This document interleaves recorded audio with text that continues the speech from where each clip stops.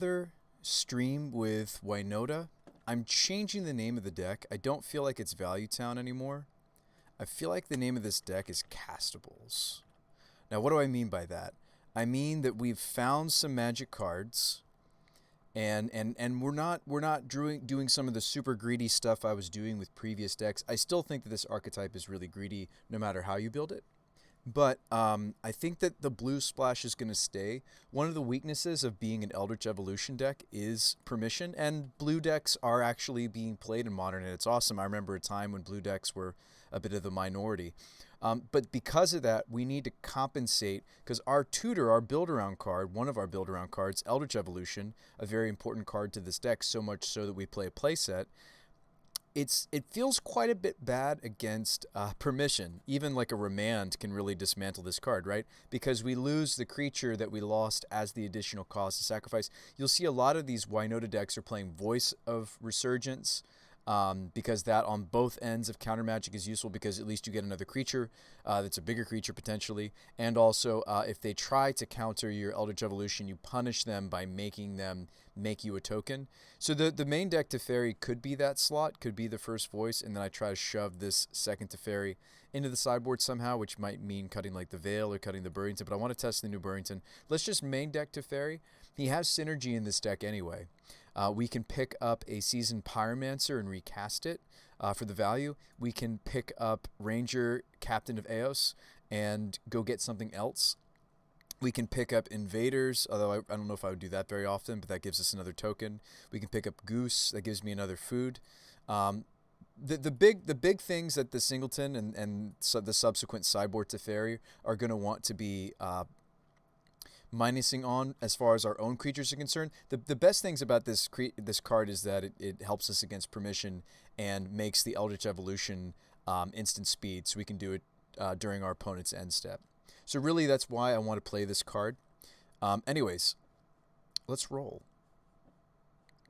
I do want to warm up, so let's do a little bit of tournament practice.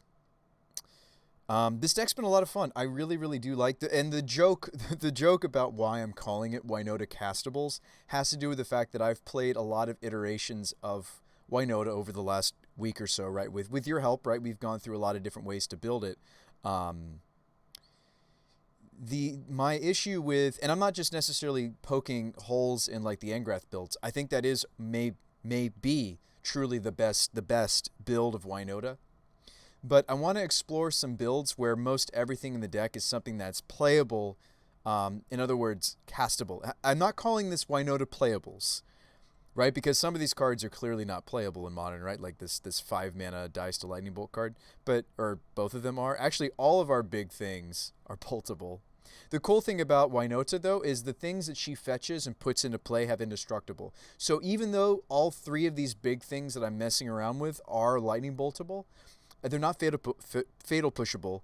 They're going to be indestructible. So we do get to play with them. If there's a lightning bolt looming that hasn't aimed at something else, there's so many other targets for bolt. You know, like this is boltable too. These are boltable. Like a lot of our important like finisher humans, the anthems, the double strike, the flying, the anthem, the go wide, the untap my lands, pseudo vigilance, let me play out the rest of my hand cards. Like all these. This package of 6, the reason I want to try this finisher, because this 6 could be anything. This could be the Marauders and a bolt or two, right? This could be Agents of Treachery. This could be this package of 6, Arthur believes needs to be, hey, what's up, Jade? You're here way before. Yeah, I put a thing in the Discord. So I put a notification on Twitter, and I put a notification on Discord. Was that helpful for you? I'll do that I'll do that extra step if that's helpful for you and others to come in at the beginning. But anyway, I actually think that there's something to this because, yes, these are unassuming. They're not nearly as strong as the other cards I just cited, right? The Aura Touched Mage that gets like Colossification, you just kill them, right? Or Angrath's Marauders usually ends up in a kill as long as not too many of our creatures get blocked. I want to play this deck where everything that we top deck, except for maybe like our 5 drops and our 6 drop, where it's like, okay, Bruce By, if you're trying to make a deck that like most everything is castable and you're happy to draw it at different stages in the game, This isn't really it, right? Well, the Angrath's Marauders, though, needs... I think Angrath's is the best package because the other piece of the combo is a modern playable card, which is Lightning Bolt. Like, that's usually a 7 to 8 card package of Angraths and Lightning Bolts. You always check your Discord notifications? Ah, okay. Gotcha. But I will say, I think this package is slightly lighter, right? Instead of 7, we have a 6 and 2 5s and a 4. And then instead of Lightning Bolts, I'm playing Historian, which I do think Historian gives the deck a lot of output potential. Also, the fact that Ranger Captain is a 3-power creature is not inconsequential. We were playing the new flyer that came out. I've cut it, but we were playing it. I think that's really, really going to shine in a Death and Taxes shell. It already is. There's Death and Taxes players playing it. Oh, we have opponents. Let's do it. I was waiting for some people to play in the tournament practice room. Let's warm up, and I'll show you what this deck is kind of doing, some of its weaknesses. We'll see if we like the... so this hand is tempting to keep. The problem is I would have to keep it on the back of naming bird. By the way, that's another reason why we're on the 7 of birds, is if we do have to name Cavern on bird, we don't. It's not the end of the world. But I think this hand would crumple because I have a basic and one of my utility lands when I have 2 evolutions and a seasoned. So we're gonna look for a hand that's castable, right? So instead of having 2 Marauders or Agents of Treachery, whatever you want to call it, in hand, I get to keep the Blade Historian, which is castable, and I'm going to put the Maja back. And if you're wondering why we're on a 2 of Blade Historian, I found that for this version of the deck, that was like the most important Anthem creature. It was helping us both with our damage output and our ability to break through board states. That is one, no offense to Marauders, that is one weakness of Marauders. I've just named for you folks. You also tried to snipe me last night, but it wouldn't let me join your game. Aw. I'm sorry, Jade. I forgot to switch the interface. I also feel like this could be smaller, and I want it to be smaller.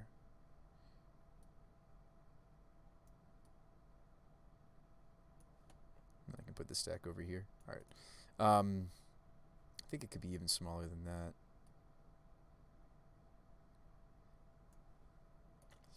So we're getting duressed in the modern playroom. You know, this means that they're probably on 8 rack. I might even be able to find another place for this entirely. I feel like it gets to the point where it's just too tiny, though. We'll have them stand on top of Karn for the moment. I'll find a place for it. Hey, what's up, Arthur? I'm sorry that I was working earlier. I missed getting to see the list. Tell me about it. We could name human here.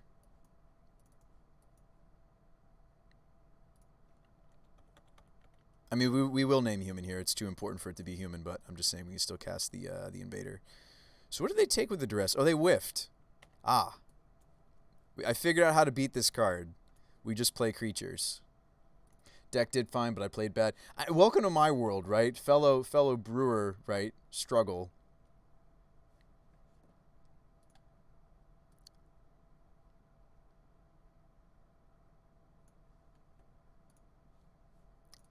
Right? Welcome to my world. Well, Arthur is a fellow brewer. Wow, is this a permissive spell? Am I going to get to resolve this ranger right through their remand or whatever it is they're holding up? Sweet. We need white, so let's go basic here. Let's see if the Ranger Captain of Eos is the super sweetness. So I don't think I go search up the Thopter here because I don't have an avenue. By the way, the Thopter is the newest tech for the Ranger. I actually, instead of playing Ballista, I'm going to play Walker because I think the fact that it can go wide is going to be better for us overall. And if I get Plains, I'm not cutting off of Blade Historian because we have a red source here. Because I think we might just be on the beatdown playing this game. Because that's the other thing about the Winota deck is you need a certain density of humans and non-humans. You don't always get there with finding all the pieces. This is an excellent match. If they are some form of control, this is an excellent match for the Hangerback Walker. So I'm going to go grab that. And I feel like we'll tutor for this often. So, I mean, maybe we'll find that we do want one other big thing that Ranger can get besides Hangerback. Like we may want to do that. It's too bad that this isn't naming construct, right? Swing. Why don't you just run a Singleton Dried Arbor? We could, but I can't play it immediately. So the reason that I want it, that's true. What you just said is true, right? Ranger finds Arbor Maybe that'll be better than running a Thopter. I feel like Thopter's evasion and the fact that it doesn't count as my land drop might make the Thopter. But you're right though. What's Ranger for? Ranger's for the silence. Actually, Ranger is part of this package. Actually, of let me show you how this looks, Arthur. We've gone through some changes that you might be excited to see. So humans package. Oh, I don't want to leave my opponent waiting too long. But essentially, where we've headed with the deck is really fascinating. Okay, we just shock this in and just slam. I mean, if they have a removal spell, so be it. I don't think they do. They're just sitting there doing nothing. This is going to double up the. If this lives, this doubles up, and instead of dealing 5 damage, I'm dealing 10 damage here. Like, isn't this sweeter than... I'm not saying this is better than, like, the Aura Touch Mage. I'm not saying this is better than... In this context, this is way better than a lot of other big 6-drops we've been trying. So I have really liked this package of Winota Castables. Not going to sit here and say that it's better. We got there. They had a duress that whiffed, so we kind of just got there. I feel like they might actually be a permissive deck. Let's play Veil. So they're black-blue control that had a bad draw? Like, what's going on over there? We can cut the Thopter against control. This is more for when we want the speed. We're going to almost certainly be searching a Panger Backwalker, even if I can't cast it the turn. Like, you saw that last turn I could have gone for Thopter. I didn't because I have Dryad, Valakuts, and Winota. I'm running Dryad in my Ranger list, but it's because of Dryad, Valakut. Yeah. So the Rangers are here for the silence. The Rangers are here for the fact that it's a human that gets a non-human, which is a similar role that the Seasoned Pyromancer. This has been sweet. I think this was your suggestion, Arthur, wasn't it? The Rangers, just play Ranger. And then I went with it, and I've liked it already. Like it really shores up a major weakness of our deck. This is one of the cards that really gives strength to the Heliod deck. The silence side of this card is not inconsequential. We probably don't need to fly over them. They're not going to have a lot of blockers, so we shouldn't need Archetype. I do like Prophet. We shouldn't need Herons either. It didn't look like they were any sort of an aggressive deck, so we'll cut these two. But we're going to keep the Blades. I'm going to keep Prophets. I'm going to try to keep Maja, but we may not have room for Maja. Magus of the Moon didn't seem great. Look, my opponent's mana base looked rather budget. It's not me throwing shade at the opponent. I'm just telling it like it is. I'm just saying it looked like it was relatively budget-ish. I guess I don't have room for Maja. I'd rather try out Prophet against like a controlling deck than Maja. So we're trimming our finisher really down, right? So now we're just like value attempt to beat down. And I probably even cut the Apparition. They didn't show me any permanents, and I would hate for like if I see a permanent off of I don't know how I'm going to see their hand though. I'm not running anything that lets me see their hand anymore, but I mean we can try to predict with Medley Mage. I don't know. We name the card that beats us. We name like Damnation or something. It wasn't my suggestion. Might have been. Oh, okay. Well, it was a great suggestion nonetheless. Because check this out. So our list has really blossomed. Check this out. So I'm going to put all my non-humans. Then I'm going to put my flex. So flex evolution can be a human or non-human, or gets us a human that's also a non-human. Pyromancer and Ranger are both humans that are also non-humans. Teferi can have his own pile. These are humans. Sorry, this is a non-human. These are all humans. And so the deck piles like... Let me grab these. The deck is actually looking really even now. Look at this. So we're still slightly skewed. More non... And Teferi's not part of any of these piles. And maybe shouldn't be in the main deck. But we're just really bad against certain types of counter magic. So... Most counter magic. So I really like how the deck's piling because these are all like building up to the combo, and then these are our finishers, right? This hand seems maybe great. I've switched over to Wooded Bastion since I added the Rangers because you'll notice that my green white count has finally surpassed my red count. So I did like this is also a white. And then these are also from the sideboard whites, as is the Auric Champion. So we're definitely a white green deck now. So the greediest deck now in the deck is Pyromancer. It didn't used to be. Oh, they're playing fairies. So I don't hate some of my sideboard decisions against fairies. Thopter blocks that. It's a lot of lands. Oh boy. Oh boy.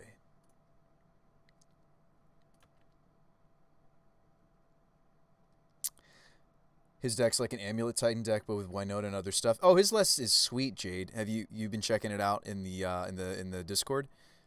His list is actually really cool. It's like yeah, it's like no, it's more like a flicker deck. It's got it's a Yorion build. Or are you talking about your other deck? Which deck were you referring to, Arthur? I might be confused. He's got a Winota deck he was working on, but he's also got a the um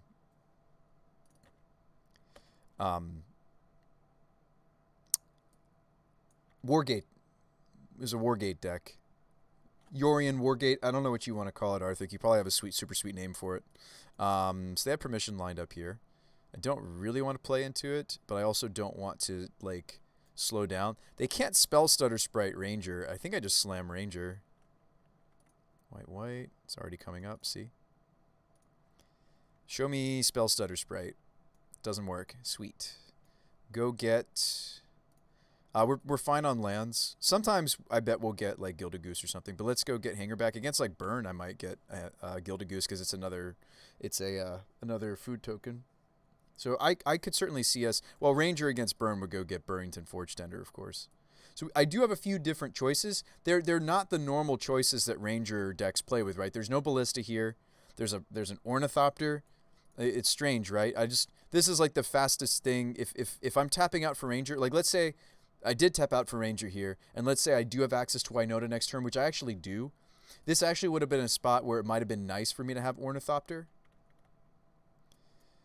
I'm still not playing into Spell Stutter Sprite with my evolution. Are they just doing nothing over there? They're probably Vendilion clicking me, right? Probably getting clicked right here. Show me draw step Vendilion click. No. So do we want to get 2 for 1? Or do we want to just set... I think we just want to set up a more clean go for it, where I can sacrifice the Ranger for the silence effect and we get the Pyromancer. I could even just play Hangerback Walker here if I want to be more mana efficient. Pyromancer, though, could draw us into another 1-drop bird. It just depends on what you want to do here. I am going to go for Hangerback Walker on 2. No. I'm going to go for Nest Invader, see if they counter it, and then I'm going to get the Walker out too, right? That seems foolish. Like, I think I'm actually just supposed to play Pyromancer, folks. And now I'm kicking myself that I already fetched.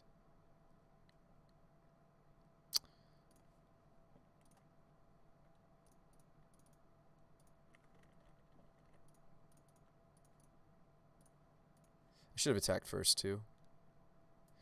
Yeah, I think I'm supposed to attack first here. Okay, they didn't have it. I'm assuming they're sitting on Spell Stutter Sprite. So let's dump the Invader.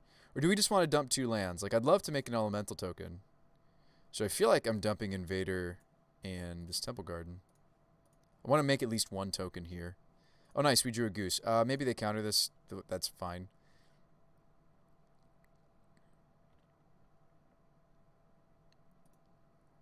If they do have a Vendilion click, which they're planning to do in the end step, they might even do it here to block the Rangers so that their other permission works. I think I'll take the risk of getting in my 3 damage.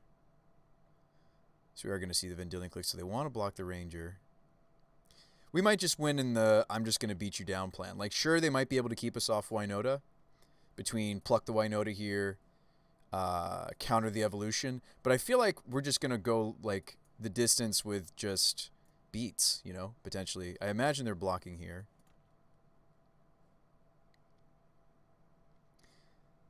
I'm glad we're playing against something that people are messing around with. I wasn't sure when we played them round 1 where they just had Swamp Duress and then didn't do anything. I still feel like that should probably... Well, maybe they have real reasons why they were main decking a Duress, but I feel like that should probably be a Thoughtseize for the flexibility. Another Vendilion click? Okay. I feel like that's how we maybe win the Fairies matchup, and maybe just a lot of blue matchups game 1. Seize Claim, okay. Do we need more blue mana? What's going on? We win the match. I think they meant to target my land. So card for card, I'm happy. I see what you're saying, Arthur, that the Dryad Arbor could be a consideration for this list due to Ranger. We could be really greedy, and I can add a land or cut a land to give us access to the... So my problem with Dryad Arbor, I do like Dryad Arbor in lists like ours. If we played Dried Arbor, I would cut the Mesas, and I would play Arbor, and then I would play, because our Triomes are fetchable by all of my different fetches here, and then I would play another Wooded Foothills. I was just running that to be able to grab the plains more often or easily. So, because we are, at the end of the day, a Magus of the Moon deck. But we could play the first Arbor. It is fetchable with Ranger, and it almost lets Ranger give me a land drop, right? No, I'm not suggesting it. You're running it because of the synergy. No, but I might want it here because it gives Ranger Captain 90. Like, if I miss a land drop, which is possible in this 22 land deck, if I miss a land drop, the best thing I can grab might be Arbor. You're talking about Dryad? Oh, not Dryad, Arbor?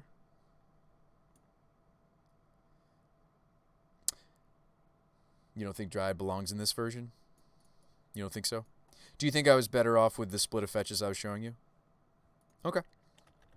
And Arid Mesa does fetch both of my Triomes. It does, because Ketria has red, and Raugrin has both. So I was originally running this split. So you appreciate the Ornithopter idea, right? You don't think I need Ranger Knight Captain to give me the mode of grab me a land? It's too cute. Okay. So one more time, let's pile it just so you guys can see what I mean. And I do like putting the Eldritches. Maybe I shouldn't, though. Let's put the Teferis and the Eldritch in a different pile. So we've got this humans pile. We've got humans that also serve as, and they're playables, or castables. Some of what's in this deck is a playable. We've got a bunch of humans, right? We've got a bunch of non-humans. And that's the deck. This is it right here. So this 8 kind of fall into both categories of, yes, it's a human, but it's also going to get me a non-human. Yes, it's a human, but this is going to create 2 non-humans. So we're looking at a split of 14, 8, 11. If I cut the Teferi, and I don't think I would cut the second Teferi. I would put it in the sideboard and maybe actually just get rid of Veil of Summer. I don't know how much I even love the Singleton Veil of Summer. Teferi Time Raveler has lots of little intricate synergies. We could put this in the sideboard, cut something from the sideboard, or move something from the sideboard to the main, just to increase one of these 2 piles. Why don't you play Bomat? You wish it had haste. You want me to play something like a carrier? So that would give me a relevant 0, a relevant 1, and a relevant 2 or higher for the Ranger. I was also looking into the one that has protection for multicolored, but I actually like the idea of Courier. I hadn't thought about Courier, Arthur. That's a neat little idea. The haste is relevant in this deck. It is. The haste is actually very relevant in our deck. It gives us another trigger that we would otherwise. I've thought that a few times. One of the reasons why a lot of these builds are Strangleroot Geists is because of the haste. Also, so the haste is very important in this deck, but also so is the synergy with evolution that it's got Undying. Just theory crafting some sort of a situation. Cast Ranger, get Bomat next upkeep. Sack Ranger, play Winota and Bomat. Cast Ranger, get Bomat. Next upkeep, Sack Ranger. But if I'm playing Winota and Bomat, Arthur, that means, well, unless you're, am I casting, if I'm casting the Bomat with the colorless mana of like the Nest Invader, the Eldrazi spawn, yes. Like, in other words, the play you just gave me was a 3 mana play into a 5 mana play, which is possible, right? Because I might have spent the mana that turn on something else. Wouldn't that just be a 4 mana play into a 5 mana play potentially, though? Or couldn't that just be a 4 mana play into a 4 mana play where it's... then it could be any 1-drop. But no, I think this actually is a really cool idea. Sometimes our deck, even with all of the seasoned Pyromancers, does get bogged down. And, I mean, an unanswered Courier is a draw engine of sorts. It really is. Obviously, it has to swing through, but it has to not be blocked, but just draw a card. We could try it. What did I cut? Oh, I moved the Teferi to the sideboard. So let's play 2 Teferis in the board. Here, help me with the board a little bit. Arthur or Jade or anybody else in the chat. If there's something that just sticks out to you as like, oh, we could change that. Timely has a lot of synergy. I'd rather give up the Veil of Summer before I give up a Timely. I do feel like the Two of Teferi is very nice for us, especially since I can turn 2 Teferi since we're a Birds deck. I do want to play Burrington. Maybe it's the Medley Mage that we cut. I like Selfless also for kind of that control-ish kind of a matchup. Have bad brain fog. Oh, are you just getting over COVID? I'm sorry to hear that, friend. I'm glad. I mean, I'm glad that it sounds like you're. Are you over it? Are you still having it? Oh, you just got it yesterday. Oh man, that's awful, friend. Well, hey, get some rest, and I hope you feel better soon. That's scary. That is scary, friend. Sorry, I don't want to. Yeah, I don't want to just move on to the next topic then. I'm really, my heart goes out to you, Arthur. That's tough on me because now we've exchanged, our in real life names too now on the Discord. So it's like, Jade says you're the second person I've ever talked with to get it. I think we might cut Veil. Sorry to switch back to this topic, Arthur. I hope you just do your thing. I hope you get better soon, friend.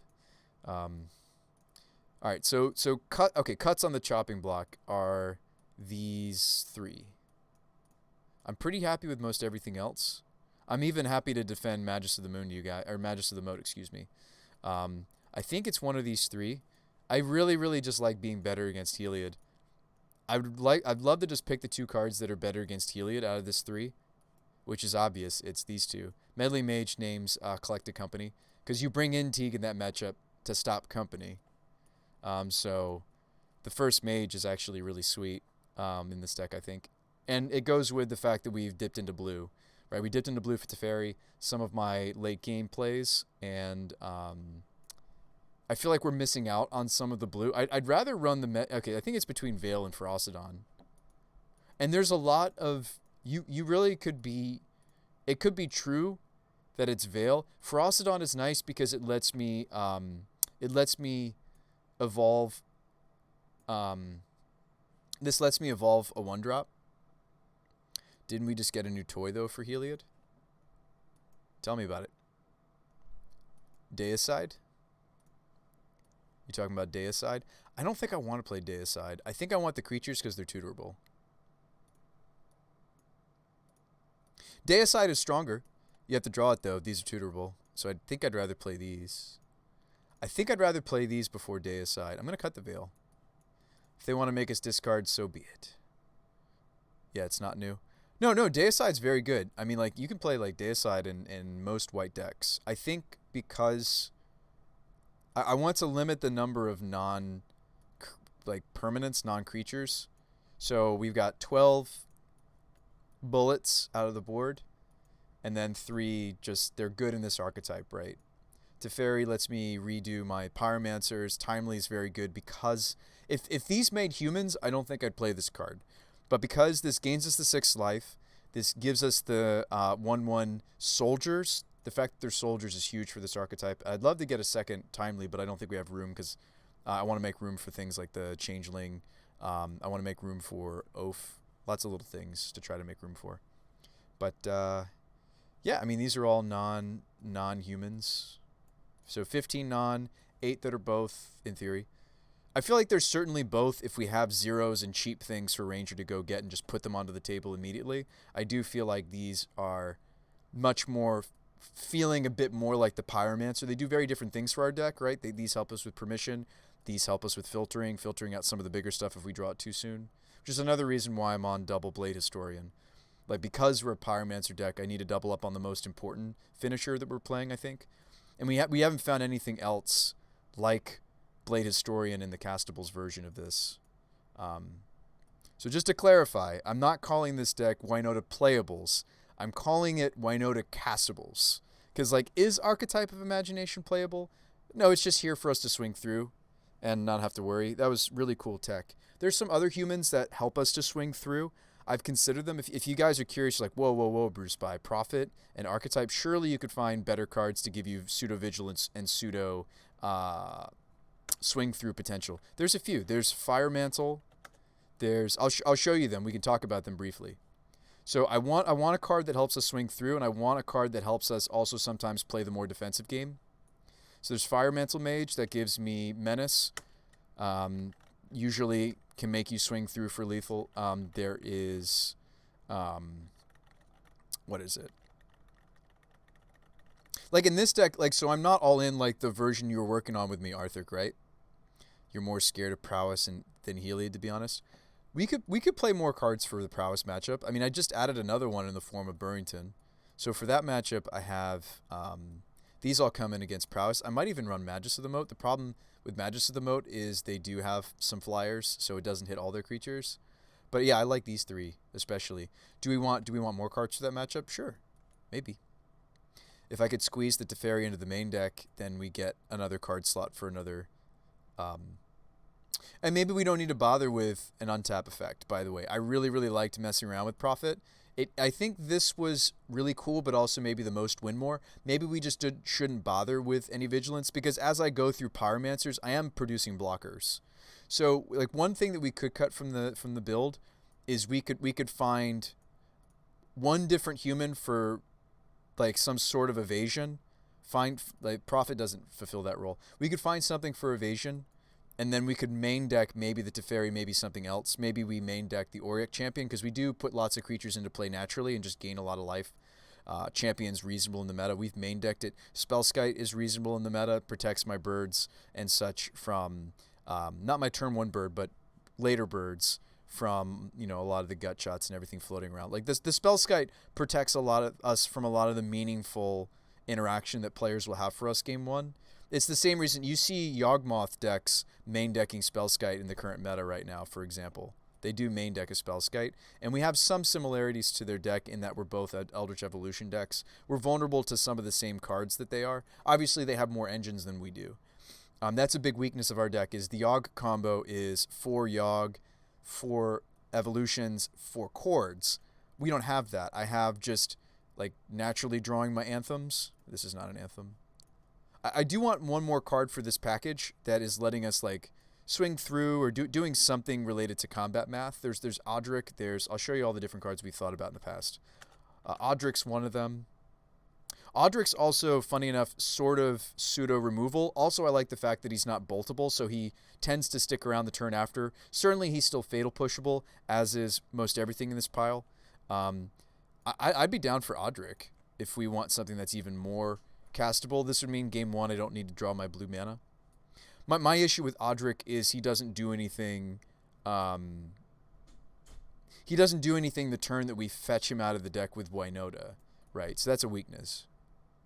Whereas like Fire Mantle Mage, I could evolve into Fire Mantle. I could do all sorts of things with Fire Mantle. This is more hard castable, way more hard castable than Archetype. Archetype sticks around. It's just like straight up we have flying. I would stop running Magus of the Moat if we no longer had Archetype, because you put those two together and it's basically like build your own moat. So I mean, I'd like to keep this in the deck. Maybe all we need to do is cut the Prophet and just stick with these 5. The ability to swing through, a bunch of life gain, a bunch of damage output, and going wide. It also could be Maja is the cut. And you just play 3rd Blade Historian. They start to have a lot of diminishing returns once you go to the 3rd copy, because, you know, even the 2nd copy doesn't do anything. You know, this effect is essentially legendary, right? The Blade Historians are essentially legendary. There's like a flanking human. I mean, I've looked into some weird stuff. There's a human that gives flanking, so if our opponents try to block, and it's more persistent than what Fire Mantle does. Fire Mantle is like it happens one time for us. Hang on, let's put the cards we're thinking about in a pile. I do think Maja does a lot of important things for our deck, though, so we might go back to playing this. Namely, I have a bunch of creatures that don't have attack power naturally. That was part of the reason why we felt like we wanted to play an effect, maybe not Maja, but something similar to Maja. And the reason is a lot of our creatures are relatively low power. The highest power creatures are the Winota. Now, we're always trying to have a Winota, and she's going to, you know, with the Blade Historian unblocked, she's 8 damage, right? Rangers are 6. right? So these some of these threats that are like 1 and 2 power, or producing 0 power, like these are all either 0 power or producing 0 power. They gain no benefit from one of our most important pieces. So I think we do need to have some form of anthem. I would make a strong argument that we need some form of an anthem effect. So I mean, the main deck, Rangers and Spellskite, all 5 of these are going to protect us. Our little combo synergy from removal, and then the let's see, and then we can just sideboard into the Teferis. They're grindy. We can like rebuy value off of Seasoned and Ranger, kind of draw cards that way. Well, we do draw literal cards when we bounce our own creatures. We also draw a card. I think these are the 3 that maybe need to get cut. And then now I have room for another sideboard card. Yeah, let's keep running the archetype, I think, for now. Let's bring all this down. 7. That looks good. Now we're only playing 2 expensive creatures. I do think that it was neat in theory, the ability to untap everybody and like get to reuse my mana and play out any other cards I have, but I feel like we've probably already spent our hand at that point anyway.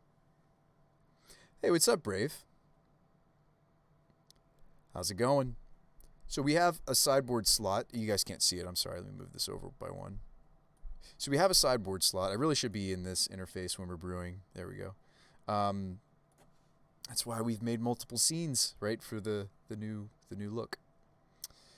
Mr. Captain Ranger himself. Yeah, how's the new deck working out, Brave? That was fun to help you work on that. I'm sure you've made it your own at this point, but it was really cool for me and Brandon to sit down with you and just give you some things to think about. Do we just play Second Timely? It's so good in our archetype. I feel like we just do. What do you think, folks? Because the thing I've been naming over and over again, the things that I'm most vulnerable to are prowess. I'm not so vulnerable to Heliod anymore, thanks to these extra pieces. And we have these to bring in for company. I think you're right, Arthur, that it is prowess. Let's add 1 more card for prowess. Let's just play another Timely. Let's just play another Timely because it sets us up really well for Winota because it potentially gives me 3 non-humans.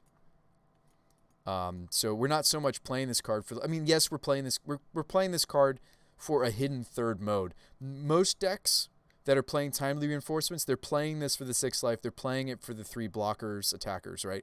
I'm playing this card because it's a combo piece, right? I'm playing this card because this is gain me 6 life, make me 3 blockers, but they're 3 blockers that are going to trigger my build around card. What do you think? We're going to die to the prowess flyers. Okay.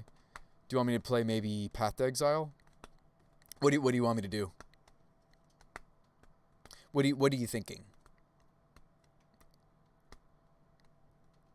Do we need like a flyer that has protection from red? They exist, by the way. Flying protection from red. There's a couple. I can't. My brain's mush. So I will help you in that regard. So there are a couple of obscure cards that are flying pro red. Cerulean's funny. Cerulean's actually hilariously flexible. And, I mean, it doesn't see play, but maybe now's the time for us to dust off some old tech. It's reminiscent of, I used to play stuff like this in Pauper even. 2-1 flyer, pro red, not in modern. Let's set our filter to modern legal since we're playing modern today. Yeah, we just play a Cerulean Drake. If you really, really want us to be better against the red decks, specifically better against the red flyers, namely... Now, Cerulean Drake's not going to help me against the blue flyer. This only helps me against the 2-drop flyer. The 2-drop flyer is on and off. Popular. It's actually the Grixis control that plays it. Let's do a little exploring in the metagame before we... like, anytime you're thinking about sideboard cards, you really... Not only should we be thinking about the main deck, but we should be thinking about the sideboard. So, let's see here. So Blitz is playing... They do play Sprite Dragon. So this would work against everything that's not Entity. And Entity is a bit of a combo card. Like, they do need to... Like, their deck is designed to do it for cheap. For the 3 mana cost, right? between the Metamorphose, the Gut Shots, the Lava Darts, like the deck in the Mutagenics, the deck is designed to resolve this for the cheaper cost consistently. But at least Drake would block, and then Drake could even trade itself with a Lightning Bolt that's aimed at our face. Why not just play Settle the Wreckage? Do they play Permission or not? Not really. They probably don't bring it in against us. I feel like what they're bringing in against our deck is Vapor Snags and Abrades, because the Vapor Snags will put the Winota back into our hand. They're bringing in Kozilek's Return, 1 or 2 Abrades, certainly the Vapor Snags, right? So they're at least bringing in this 4, if not this 6. They're probably not bringing in their Spell Pierces against us, right? So yeah, we could do like a Settle the Wreckage. I like Settle the Wreckage in decks like ours where we get to enjoy the one-sided sweeper effects. This doesn't exile our creatures. We're not going to target ourselves, and opponents aren't bringing in obscure sideboard cards like Leyline against us, Leyline of Sanctity. So usually this is a pretty guaranteed one-sided board sweep. Why not just play Settle? Yeah, I like Settle. Will we play 2? Is it just that good in the meta right now, or do we want to split if Timely Settle? I really, really want to continue to test Timely because of its synergy with our deck. Because the 3 soldier tokens have a lot of extra hidden text for us, right? We're actually curving out to 6, so that's one reason to switch over to this interface. But then the chat box covers it. There we go.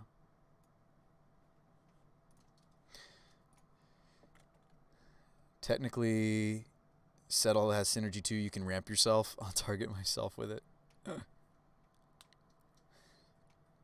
Attack, target myself, ramp up to archetype. I don't think it really has. We haven't been live that long, Brave. I don't know if I would use it for ramp. It's only going to ramp me a maximum of twice since I'm a little greedy in this build and only playing 2 basics, right? So I don't know if we'll ever get to use it for that other hidden mode that people don't think about for Settle the Wreckage. It's probably almost always, like 99% of the time, going to be aimed at the opponent. What if you really need red for Winota? Settle the Wreckage is not going to give me red. I only have Forest and Plains. We could add the first mountain to this build. I'm not currently running one.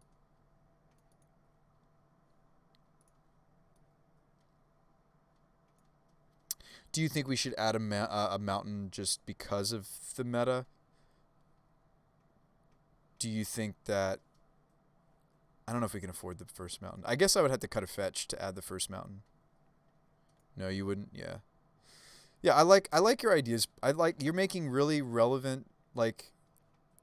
You're making a really relevant case for Settle the Wreckage. So let me grab this.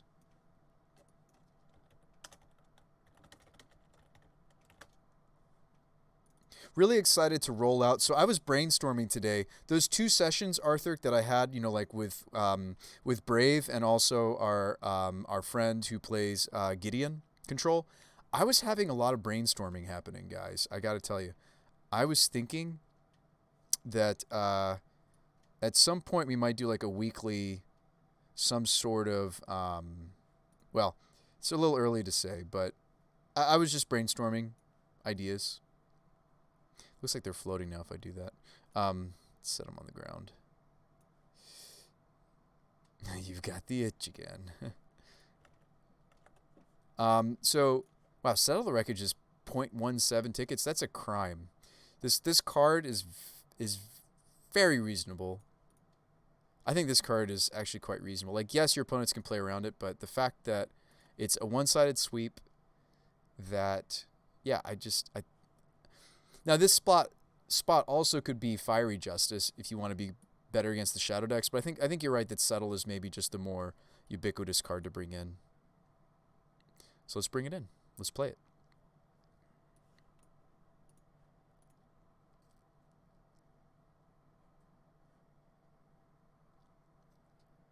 And I think we get pulled apart a bit by decks like Jund anyway. Like, even if I ran a playset... I mean, okay, if I play the playset of Veils, maybe we don't have as tough of a time against Jund. But it's not just their discard that can really pull us apart and basically just, okay, let me grab the evolutions, let me grab the Winotas before those happen. Okay, cool. And then I have to top deck them, which we do against them. That's how we win that matchup. I feel like I could really skew my sideboard to beat a couple specific matchups. I'd rather have the more flexible card. So we've got quite a few cards right here in this package of 3 that are really thinking about. And we're going to run the cuteness. We're going to run the cuteness because I really want you guys to see this, that it's actually really funny. In a similar way that I'm not trying to say that this is build your own moat. I'm not trying to say that. Well, it is actually, but I'm merely saying that underrated card in Modern.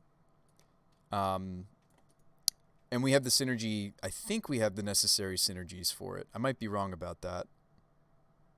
Partly because we have flyers, a lot of flyers, and so these flyers can still attack even when I bring in the Magus of the Moat, and the flyers that are attacking are pulling humans out of our deck, and the humans are hitting my opponent until we find Archetype. But even if we don't find Archetype, well, actually, this is a little weaker now that I've cut a few of the other flyers I used to run, so we might need to consider every time I bring in Magus to just play Linvala just because she flies, not because her other abilities do anything necessarily. Doing some legacy things. Where do I find info about the chat game? Oh, I forget what the command is. Do you remember, Melfina? You used to customize your character and stuff. Anyway, are you having fun with that Brave Mustache? Let's go into a league. I think it's ready.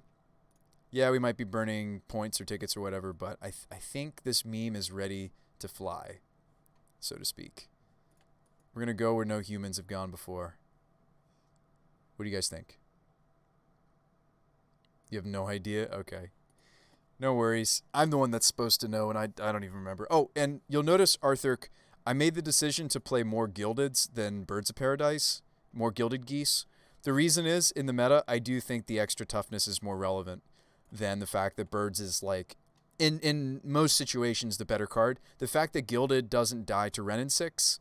unless they have 2 Renin 6, then it would die to Renin 6. A Renin 6 minus, play another Renin 6, sacrifice the first one minus. But this isn't dying to the gut shots and the lava darts that are floating around. It's not dying to the Renin 6s that are pretty popular. So I actually think we should skew in the direction of Goose. This also makes us a little bit better against Burn because we get more food tokens for that life generation.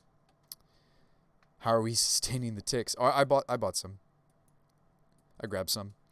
I was doing pretty well this past week though. Only the most recent memes brought me down on play points to the point where I actually had to buy a couple tickets. We were doing pretty well. But my goal isn't necessarily to quote unquote go infinite. I know that's a lot of Magic players' goals when they set out to do Modern or to do Magic Online. I mean, we should just be jamming Pauper or something where we can just play consistently good decks in the meta, and the meta's I mean, Pauper is considered a Brewers format, but I feel like Modern's more so the Wild Wild West right now than something like Pauper. So I would play something like Legacy or Pauper if I was trying to grind and build up points.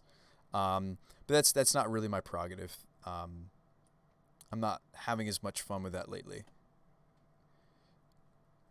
But I think you already knew that, Arthur, that was kind of my heart behind what we set out to do here. But I'll be looking on the Discord to chat with you folks about what we could be doing as far as the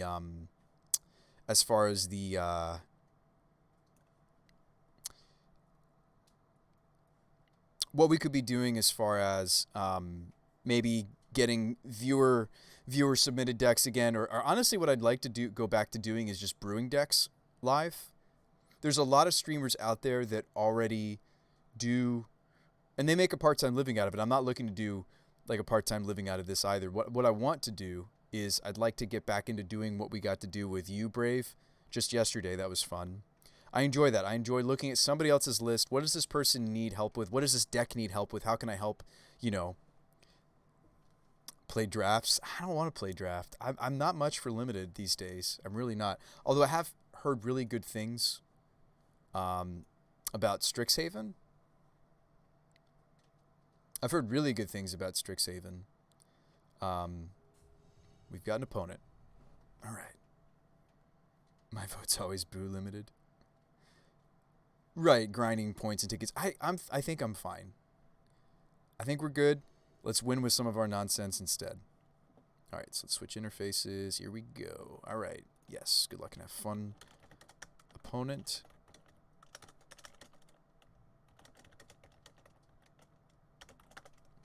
So we can't really keep this opener. It's a one-lander. Many reasons why I don't think I want to. This hand's not much better, but at least it's got Goose. We might be going to 5 here, folks. This would us be putting back the Mahjong.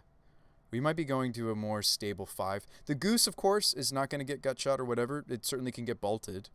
But I'm not even playing, unless I draw a land or a 2-drop, I'm not even playing anything after that turn.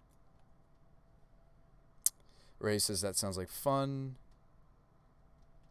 Yeah, it was great. It make for a good interactive stream. You're helping folks at the same time. Yeah, exactly. I think that could be really fun. That's kind of my niche, right?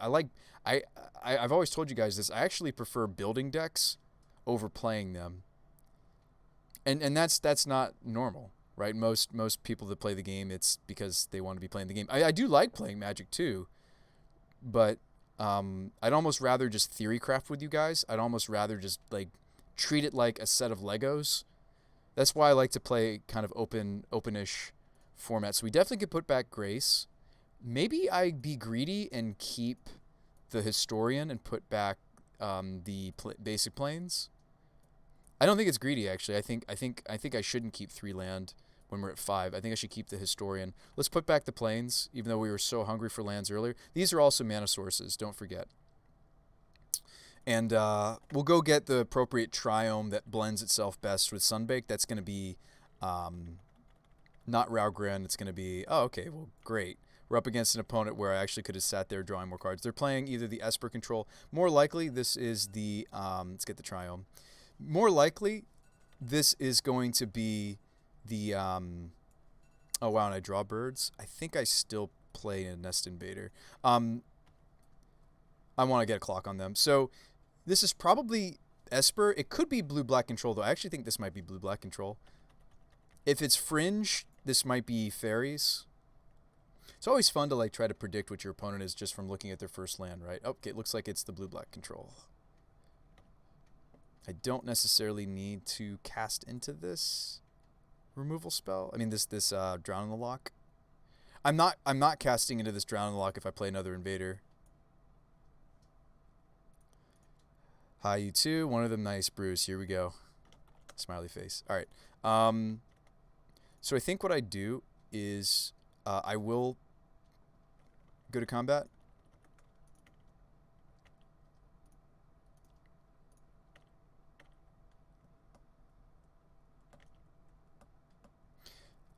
So I actually think the bird is more important than the Invader. Oh, that's not necessarily true.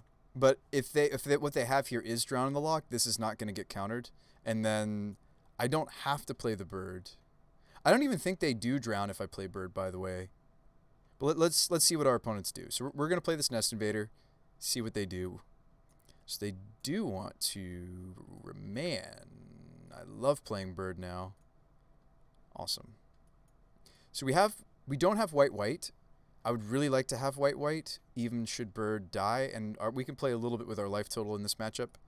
Them remanding still doesn't necessarily mean that they're not playing fairies. This actually looks a lot more like fairies than it does pure blue-black control. They don't play remand. Oh, wow, field? You could play field and fairies. I don't know, there's things about this that smell like control. I feel like if they were fairies, they might have already played a Bitter Blossom, you know? I kind of hope if they tap out for their Bitter Blossom here, because I can just slam Historian. Arthur says you'll play both. Yeah, I did get to play both. I was trying to play around the Drown in the Lock, because that's a pretty popular... I'm glad that card's finally catching on. Oh, they're going to nab my Ketria? No, they're going to nab my Sunbaked. Okay. Let's get the Plains, because of Historian. We're good on green mana. I have green mana here and here. You going to Fatal Push something? My birds, maybe? No. Wow, okay. So I'm going to get the Historian off. Granted, I don't get any... Nobody gets to attack with Historian. I'm sad that I drew this copper line a little bit. But let's get this on the table. Sure, we're not attacking with it this turn, but I think that's okay. Honestly, could be Teachings. I've not seen Teachings in Modern in a long, long, long time. Teachings Town? Is that a thing? Oh, is that what the pure blue-black deck is playing? They're playing like a Singleton Teachings or something? Damnation? They have a main deck Damnation? Main deck Damnation? Blood Chiefs. Okay. Winota. Oh. You just hear that disappointment in my voice, huh? We're not on the weird, we're not playing the strange, we're out of gas. We're not playing, well, we were playing like a Singleton Fauna Shaman in the past, so there's no reason anymore for us really to hold cards other than Pyromancer. Now we're maybe going to lose this. We kind of just, I mean, this is a mold of 5. So, you know, mold of 5 versus my opponent's 6. They did not mulligan. No, they did. So that was a mulligan of 6 versus my, I do have another basic, my friend. Well, they're tapped out, though, to play that. Now I just get to slam Winota and just win? I think our opponent was really aggressively... Now we just win the game. Probably. 4 triggers. And they're controlled, so they can't really come back from this. Ooh, we grab the Maja here and get damage off all these 0-power creatures. Yeah. Yeah. Seasoned. Oh, man. Oh, man. Here we go. Oh, man. So they have to have exactly Damnation. Or, like... And, like, even if they do... My opponent says lol. Even if they do... Oh, wow. We just killed them, actually. I'm telling you, the Maja is really deceptive. That was a kill without the help of Blade Historian. Granted, we dealt them a little damage. I think they took shock damage on the Watery. Maybe? We were going off. Like, so we dealt almost exactly lethal there. That was sweet. No, we didn't need the Blade Historian because I think we'd chipped them. Opponent says nice. Thanks. So this is a tough matchup for us, though, even though we just got to do the haha funny thing. We don't need Archetype. We don't, because we don't need to fly through. Hangerback's good. Courier could maybe stay. Ornithopter goes. Oh, that was really exciting to see us do, even against control. I like Mage and Gaddock will name Damnation. They have to resolve Damnation against us to probably... well, that's our biggest concern, is Damnations. Winota to win. Yeah, it was a nice top deck. I have no problem admitting it. I think the opponent was really aggressive, though, with their fielding, but because I had all my colors, but they didn't know what we were up to. Oh, should we leave in Magus? I think we do leave in Magus at the moon. We could cut the Apparition. I feel like there also could be an infinite combo with Maja, an enchantment that makes all creatures lands or something. Huh.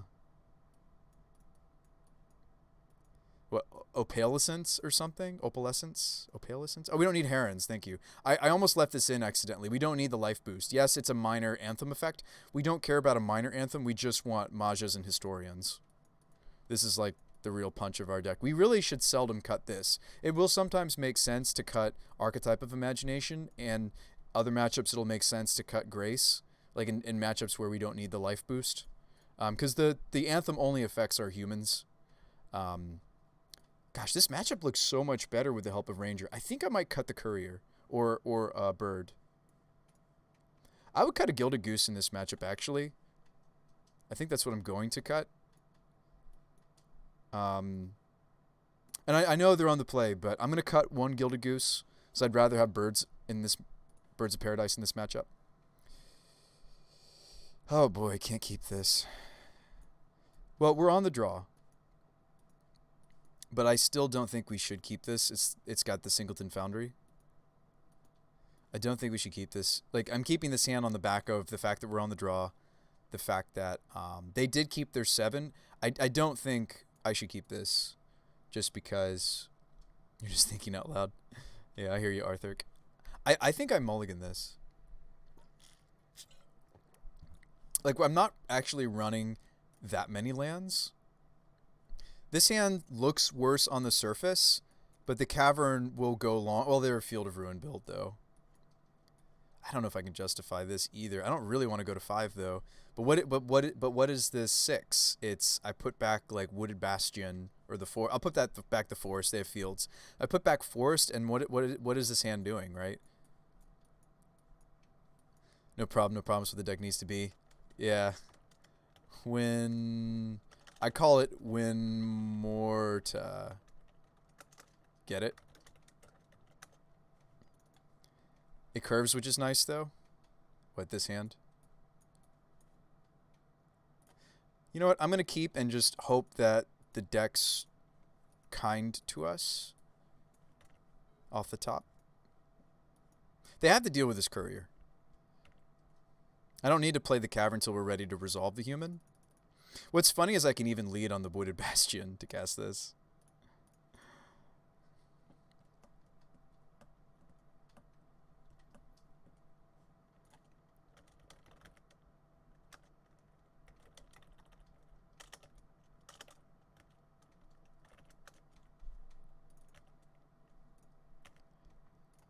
Since the deck is clearly... Okay, they get it. I'm calling... my opponent didn't get my joke. I was saying this is Winmorta. They said Winota, because the deck really wins when it wins. But I was calling it Winmorta, because the deck is certainly win more. We're doing more than we need when we win, for sure. Well, actually, that last game, it was exactly enough. I beg to differ. We put them to -1. It wasn't like I put them to -1 million. Put them to -1. I'm more interested in the Nest Invader getting countered than the Hangerback Walker. So let's go Foothills Sacred Foundry is the best thing to pair with Bastion. Other than a Triome, but it's okay to shock a little here and there. Filter. No, let's go to combat first. Because maybe I'm just, well, I shouldn't Bowmat at this point. 2 cards under the Bowmat. Maybe this card's going to be super sweet. Maybe you're really onto something, Arthur. This is Arthur's contribution. All right, let's play this Nest Invader. We're just setting ourselves up to be damnationed, right? That's what we're doing, guys. It's game 2. We took, a mulligan. We're really, really hoping they're not going to counter this Nest Invader, right? You don't counter the Nest Invader. Come on. Please, opponent, you don't counter this. Ashaya and Maja, but it doesn't work. Ashaya? Ashaya. Opponent's gonna get beat by Pauper Guards. Oh, is that played in Pauper? Is this played in Green Beatdown? I forget.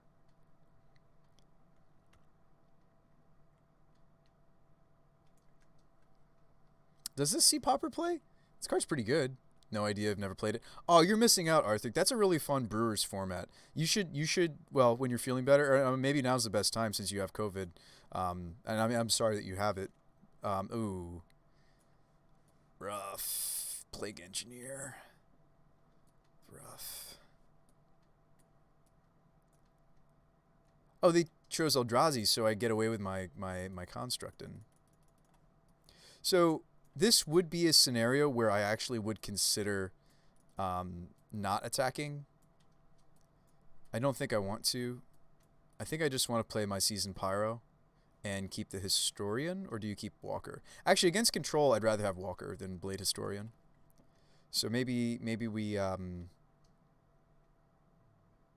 we've got like perfect colors for our deck between Foundry, Bastion, and Cavern. Like, because we can name human here. Red on the Cavern of Souls, uncounterable. Not that it's important right here. I mean, if I want both... if we want both elementals, I dump both of these, right? I think I do want to keep Hangerback Walker, though. So let's actually keep the Walker. A little greedy. Let's keep it. And here's a Winota.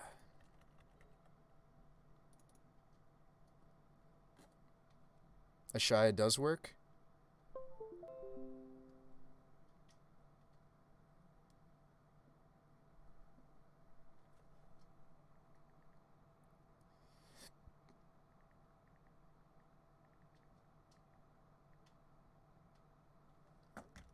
Drown my Pyro. Do we think they have a remand here? Probably. They know about the Winota.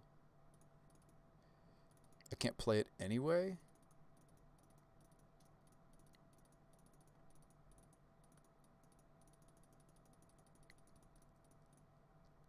Don't want to play the Nest Invader because this is naming Eldrazi. We could play the Hangerback Walker. I don't think I should, because if they play another Plague Engineer, I get 2 for 1. I think I just play the Goose. Which is awkward because I have to filter into it. Pauper does play Invader. I should have floated green-green, though, in case I did want to play both. I think we're content with this. I mean, it really stinks to not be... yeah, this could really hurt us. If they sweep or kill Courier here, I don't get the 2 cards. But I actually don't want them right now because these are some of my better cards in the matchup. Not the best cards. I'd really like to have the human that makes it so I don't get damnationed. Which they may do right here. Field my Cavern. Okay. We're okay with that.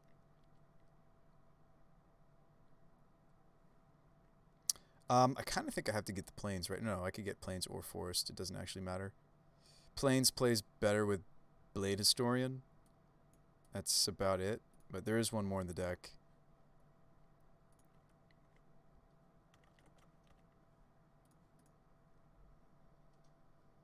Honestly, I would have played Nest, but I don't get the Eldrazi token. I mean, I guess I could play Nest Invader anyways, and just throw Caution to the Wind, because who needs Caution, right? We do need to be careful that we can get the cards that are under the Bowmat. I'm not casting Winota into this, I don't think. I want to wait for a Ranger or like a Teferi or something. I don't want to just throw this away.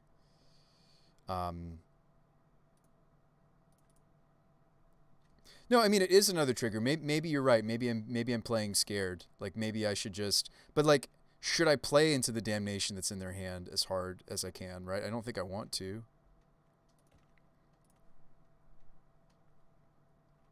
I'm kind of trying to tempt them to spend a removal spell on the Courier because I'm threatening grabbing the cards that are beneath it here. But they know my hand is still 3 cards, so... Maybe that's why I should just go for it. If I can have a board state, which I do have next turn now, because of the extra bird. I have a board state where I could threaten playing these cards out, and if they do get countered, I get to use the Courier. This should be a... Okay, Narset. We don't care so much about Narset. Narset's here to help them dig to their damnation if they haven't found it yet. See what they reveal to us. Maybe they'll show us the counterspell.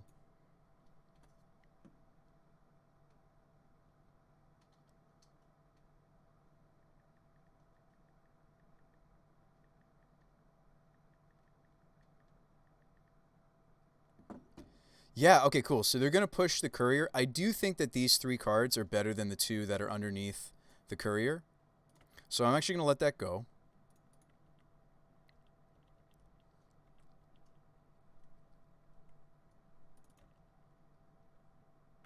And if they sweep, they clear the Engineer for us. Alright, so do we just go for it here?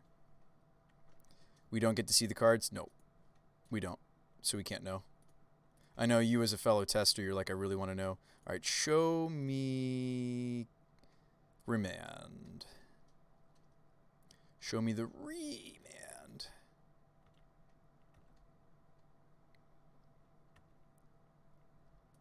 Next time we fetch, we can look. I'll take a screenshot, and you or somebody in the chat can, because I don't want to kill my clock. I'm 3 minutes behind my opponent. I'll take a screenshot, and if somebody is curious enough, they can try to figure out what cards are under the Bowmat. You'd have to also keep in mind what's in my graveyard. Whoever wants to do that. I don't want to do that. You know me, I like to go deep in testing. That is a depth that I don't really want to go. I mean, I guess it is relevant for our deck because there's a couple of cards that, you know, since we're kind of a tutor deck, right? So I think I do just slam the Winota again. Just force them to have another... what do they show me on the... okay. Show me... Remember, we don't have the Cavern. Show me maybe hard counter this time. I do wish we had like a flyer or something. Maybe I should have been brave earlier and played out the Hangerback.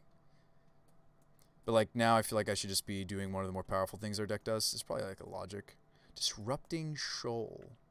You got it.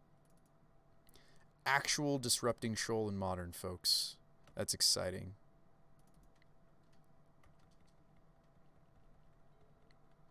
We need to be careful about the Narset. I don't want a Pyromancer until this is off the table. A lot of basics. We got us a game. Yes, we do. All right, so another land might be good. I don't think I want to evolution yet. I could just go for it. Opponent has 3 cards though. Feel like we could maybe bait some more counter spells out of them with the hangerback potentially. I could X is 3.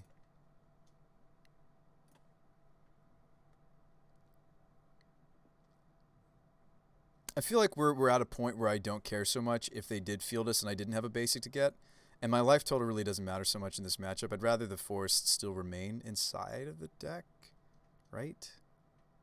Stomping Ground, just so I have red even if they did sweep us.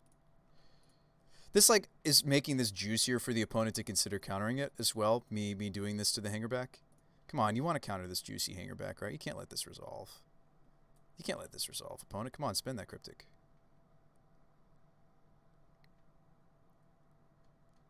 I mean, maybe I should just go for the evolution simply because another remand. Maybe I should go for it simply because I'm spending the evolution on, like, I'm spending it on a 1/1. So maybe it's like no biggie to give this up to potentially get there.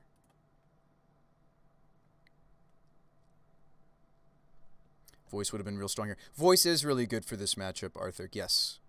Voices, even just 1 or 2 copies of Voice. Whoa, they're going after Gilded. Do you have like a give everything -1/-1? Is this like that one cycling black spell that's give all your opponent's creatures -1/-1? Ooh, this might be another Plague. What? What are they doing drowning that? That was strange. Gust? Okay. Doesn't matter where I put it because it's a token.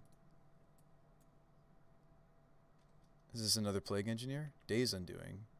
It's a combo. They have the Narset.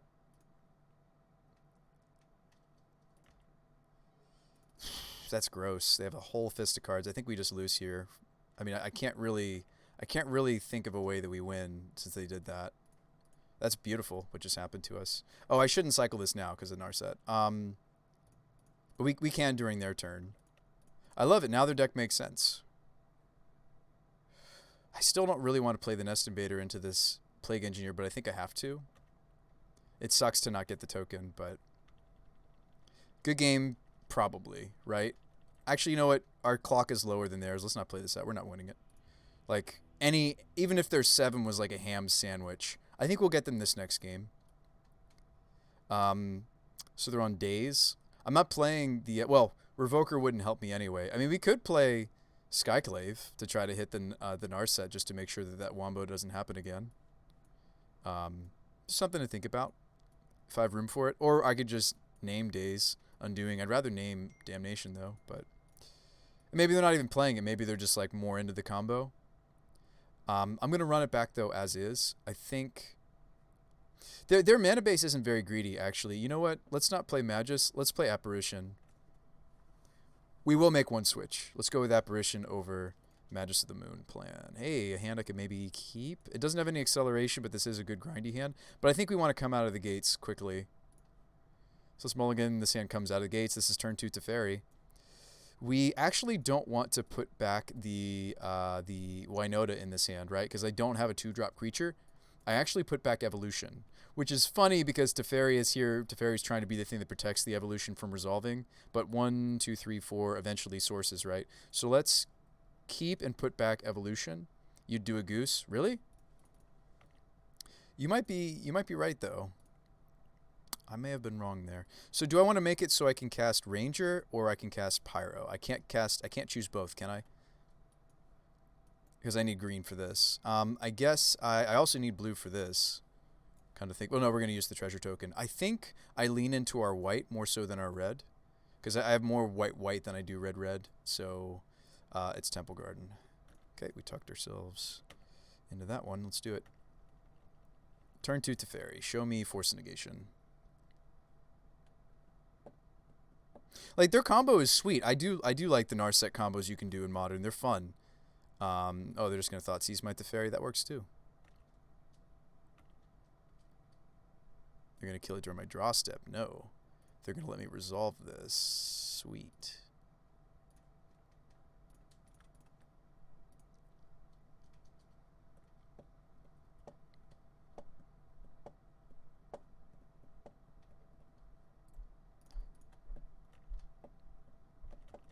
So we're cutting off a big axis of the way that our opponent's deck interacts with us by doing this.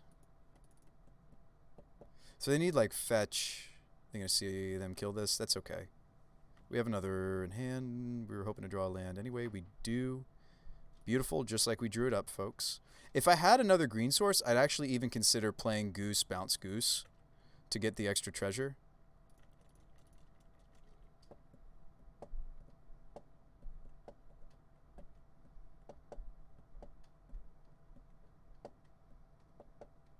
Teferi is such a bonkers card.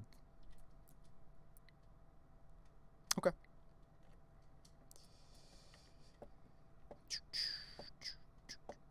So this is like where it would be sweet to have, what is it? This is a spot where it would be nice to have like Dried Arbor or something.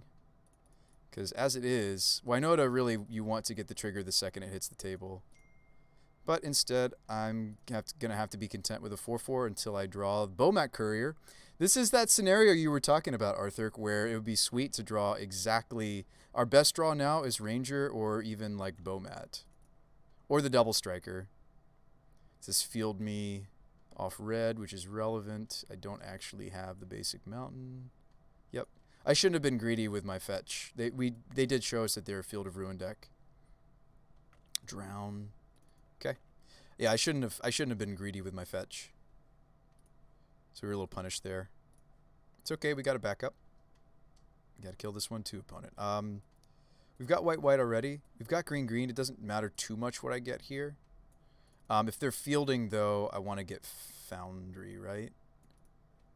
I think. Here's another one. We already plussed the Teferi. I do need to find something that's worth bouncing. Really badly. It's Modern. There should be things to bounce. This thing hits like most things in the format. Come on. Damnation. Blood Chiefs. Oof. Alright. Best card to draw here. Wow. The Bomat Courier suggestion. Holy cow. You can also bounce your food to draw a card. Oh, I could have. I didn't think about doing that. Best draw. You can also just bounce nothing to draw a card. Thanks, Nick, for suggesting that. I think I was starting to make a bit of a brain punt there. Not just a brain punt. That was a punt. I think I should take the card draw over another Ranger. I think that's pretty clear. Stinks that I'm not making anything, but I just... Oh, wow. We just draw 2 lands. I could silence them so they can't sweep me during their upkeep. I could pop the Ranger. I think that's worth.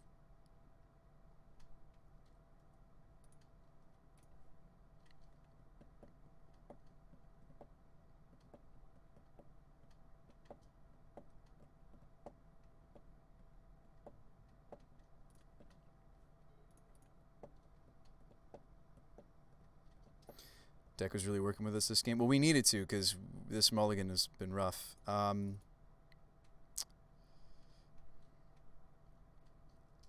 Maybe I want to play out this Mesa and Thin before my Winota triggers if they happen.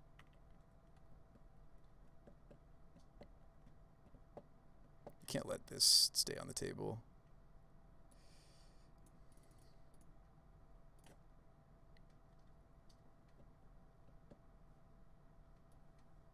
So I could pop Courier and get the Winota back on the table. Second main, which plays around some counter spells. Really hurts to do that, life total wise. And I still don't have a blue source for a couple of cards still left in my deck, right? It's too bad this isn't that. I think I actually go for that. It does mean that I... well, here's the thing as well to think about. I actually could just play the Hangerback Walker for 2, hold open Bomat Courier mana.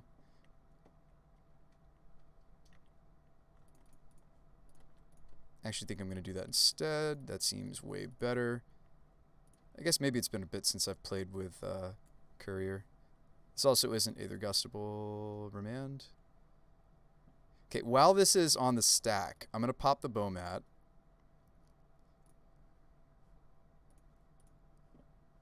Get the Winota and another Yep. I don't know if we're going to win this, folks. I mean, their combo's pretty janky. They haven't resolved... We haven't let them resolve the Narset yet. They haven't been able to, but... That was a cool little interaction, wasn't it, Arthur? I saw it. It took me a second. I was like, oh, wait. That does what I want it to do. Another Winota combat. Do we like setting up shop? Which would be like Invader Walker.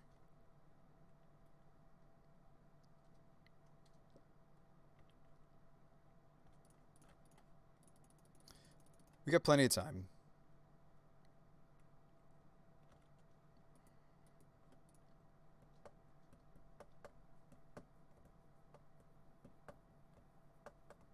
Ooh, okay, they have their combo.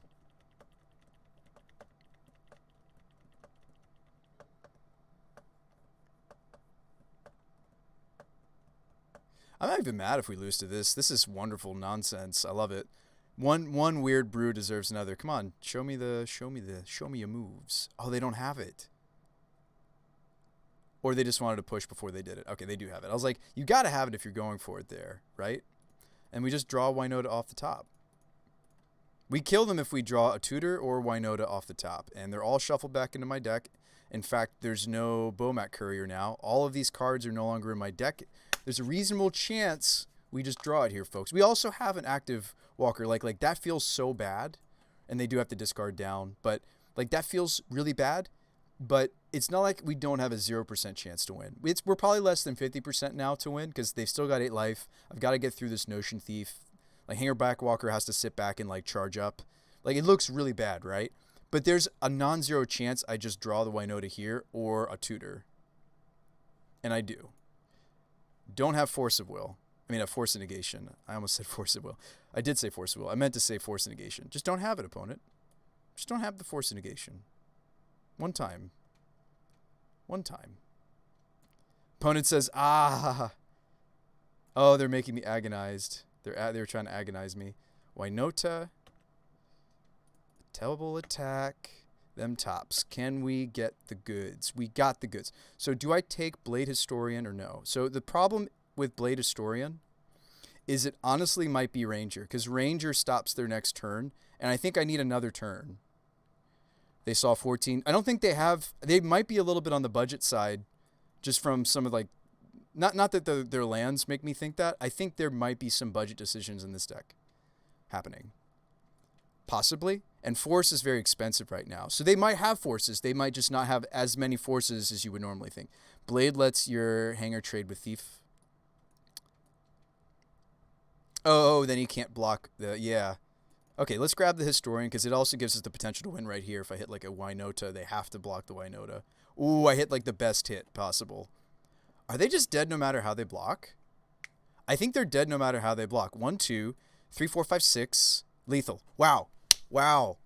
I think they're dead no matter how they block. Their best block is the Blade Historian, but I have lethal. We hit the best 2 cards exactly. Wow. Guys, we're getting there with Winota Castables. Opponent says good game.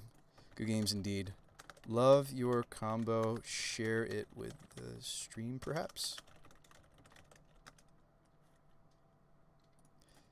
It's a super cool combo. I mean that.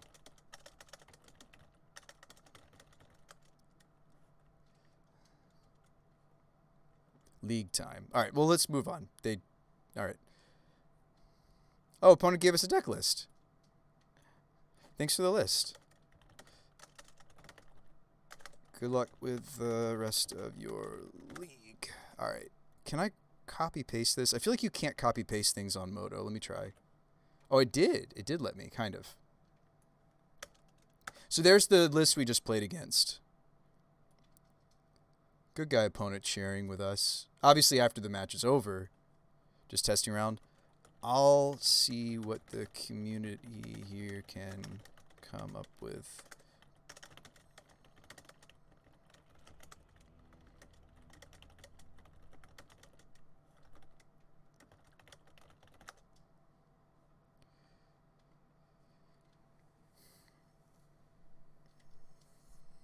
Sure thing.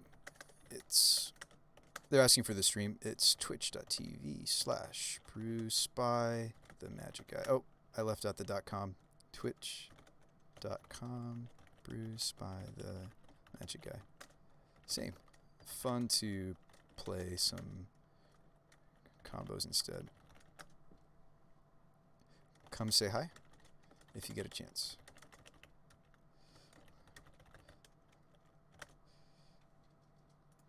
Just saying, just talk with our opponent for a bit. All right. So we did manage to get a 2-1 against a deck that we really don't interact with very much, right?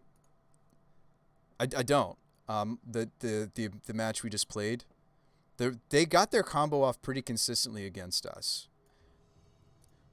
And that is a super spicy combo. One of the weaknesses of it is I almost wish it had like zombie. What is it? What is that card? Zombie. I know you might laugh at this suggestion, but I'm going to suggest it anyway. I wish that deck had a way to dump all the cards because sometimes you draw way more than 7. I wish it was playing something even though this sounds really bad, just hear me out. I wish it had something like Zombie Infestation like a singleton or two of. And the reason being is then you could make like an army of zombies before you have to discard down, and then you kill them the next turn with it. Like, that's how I would brew that deck. Maybe. Oh yeah, Gaia Reach Sanitarium would be sweet too. Well, if they pop in, we can brew around with that deck with them.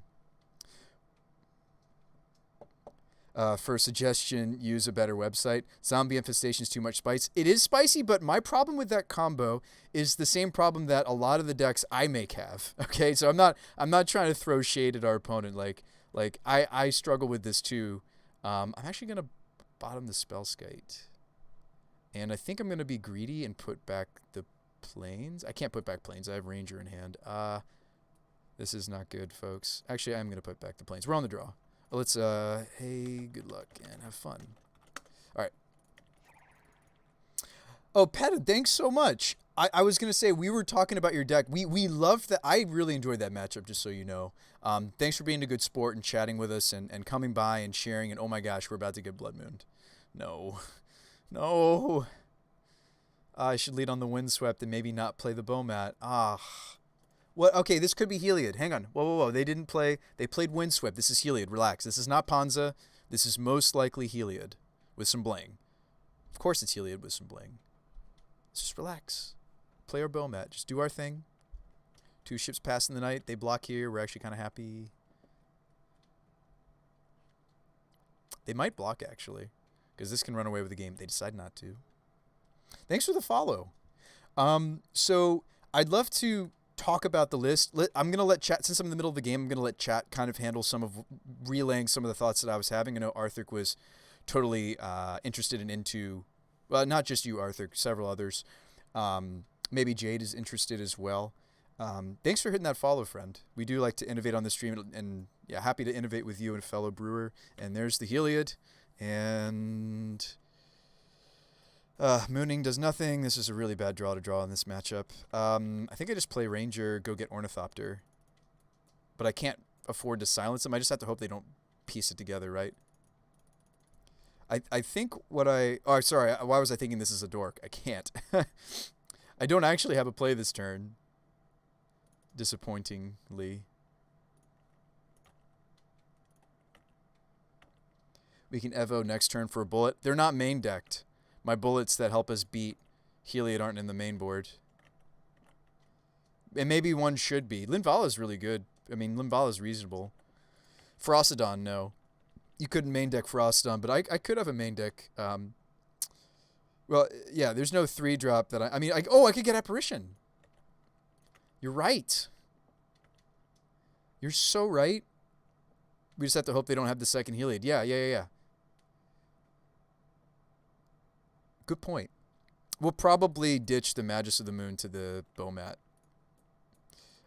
Let's go get a Triome. Show me company in response. I feel like I would if... Like, we look like something really weird, strange now with the addition of these artifact creatures. Copperline pairs better with Raugrin. Triome? Yeah. Well, I do need green, but I have green here with a basic. Let's get the Raugrin. I haven't fetched this. I'm wondering if this is the wrong Triome, because I haven't been fetching it as much as the Ketria. But I like that this gives me an extra red and white source simultaneously. Those are really important sources to us, because we have doubles and doubles.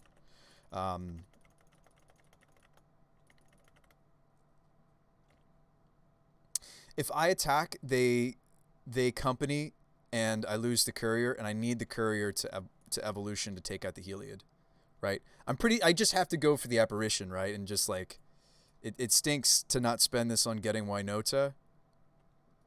No attacks. Yeah, because they could like make the mana with Arbor, then block, then yeah. So I think we're also going to lose the cards that are under this courier, but I think you're right. I think since we're up against Heliod, maybe our best hope is to apparition a piece of the combo. And we have a lot of game post board against their archetype. We do.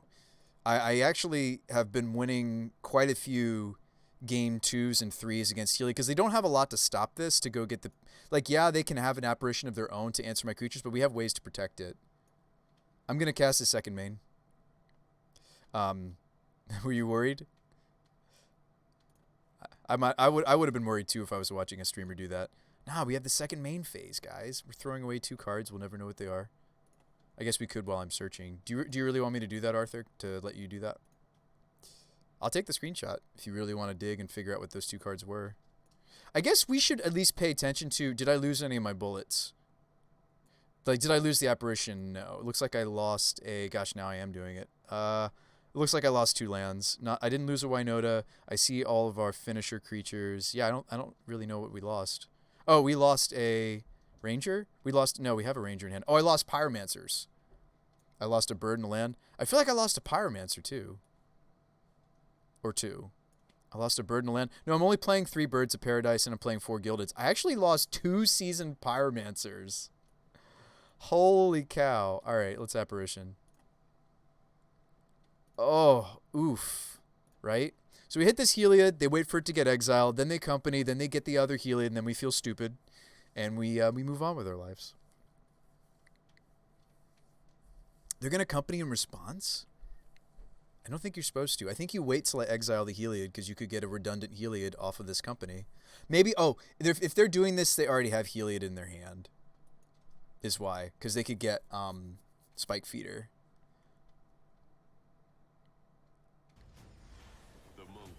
Whoa! Whoa! Petatorlol, thanks for the Prime subscription, friend.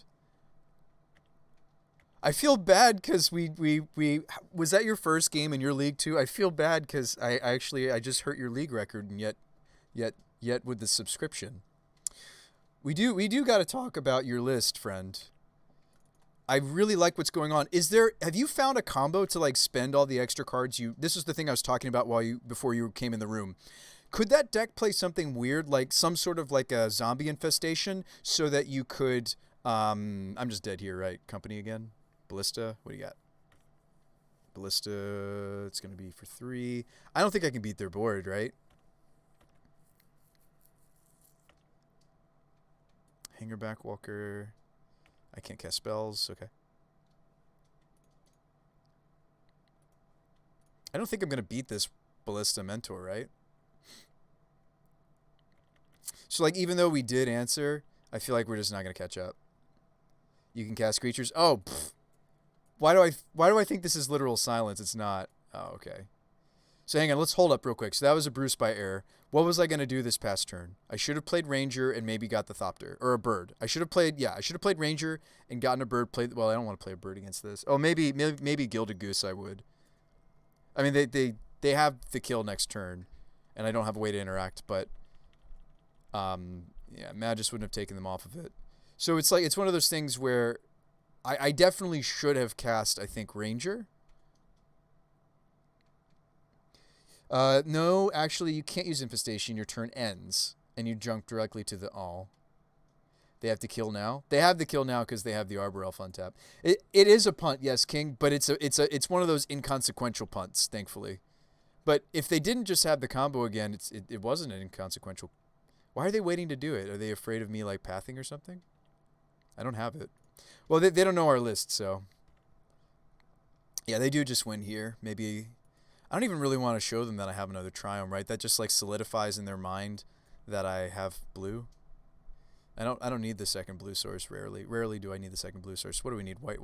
A white source? You can get Temple Garden. Yeah, that was the point. I mean, like, yeah, there's Magus in my hand. Maybe I should still get the basic planes, but even if you had double path, you'd win. Even if I had path, he could ballista. I think because of the mentor, right? Show me the damage. Doing the things. They know what they're doing. Sideboard. All right, so how do we win this matchup? It's 2 bullets that come in, and then ways to stop company. We do have quite a few pieces for this matchup. I know it looked bad, and I made some mistakes. Masked Vandal comes in too, hits Heliod. Thopter could maybe stay because we're racing. We do actually like being able to fly over them. I might keep Archetype. I shouldn't need the life boost from Heron's Grace Champion. It's not like they're hyper aggressive. I mean, they are. Their combo is aggressive. But if they're not doing their deck is all or nothing. They're more like us in the fact that they chip shot or they go all the way. Magus of the Moon comes out in this matchup. I like that we're finally starting to figure out which pieces are important. We could do greedy things like cut the double Historian. A lot of the way I'm winning this matchup is getting one of my hate pieces. So I actually might cut a Historian and maybe even the Archetype. I might not have room also for Maja. Blade Historian, I think, is still the strongest Anthem piece. Obviously, it's a lot better with Maja, just again because we have several low power / 0 power creatures. But I think if I was to cut some of that package, I would keep Historian. You could play Glyph Weaver, but it doesn't actually protect. Like, their removal is going to be exile based. Most of all of their removal is going to be exile based. It's going to be things like Path. They also play a bunch of Apparitions because Apparition is a nuts hit off of Collected Company. So I think that's all the things we bring in. Is there anything I'm forgetting, guys, or did I cut too many of our finishers? What do you think? So much hate is needed versus Heliod. Yeah. So I'm playing. How many hits do we have against them? We want to see Eldritch or one of these. I have 6, 7, 8 things I really want to see. Like I'm trying to draw up a plan of the cards that are reasonably interactive. So we want to see this 10 against Heliod, right? I want to see either an evolution, or I just want to raw draw ideally one of these 2. We're happy if we see this 4. So I do have about 10 cards for this matchup. I don't think that's unreasonable. We actually, a reasonable amount of the time, we do take this game, but it's maybe not a hand like this. Actually, okay. It looks a little slow, but it's got the evolution. We should keep it because this is going to result in a Linvala. I wish we could protect the Linvala. I might even be able to like use Ranger to try to protect Linvala. Hand looks great. Turn 3 kill. But none of the hate pieces except for Meddling Mage I get off of Winota. You think I should just go for just smash? We might. This hand's awkward because I don't have green though. I do have Ranger Captain, and I could go get a bird. This is so awkward. I didn't think about the implications of the sun, the canyon. I actually don't want to thin our deck, right? I don't want to fetch. I want to delay this fetch, right? I think I'll still play the fetch, but I might want to delay this fetch just so that we're not thinning our deck because we need another green source. Right, 3 draw steps. We don't need to crack this willy-nilly. Actually, maybe I shouldn't have played it out first. Maybe I should have played Cavern or Sunbaked. If I played Sunbaked or Cavern, we had the flexibility not to crack this next turn because I do need to deploy the invader. Okay, so we drew Foundry. Yeah, the Ranger's very good, but this is an instance where it's like, oh, Bruce By. Oh, boy. I need, like, the filter land or something. I mean, all right. It's not good, but we play on.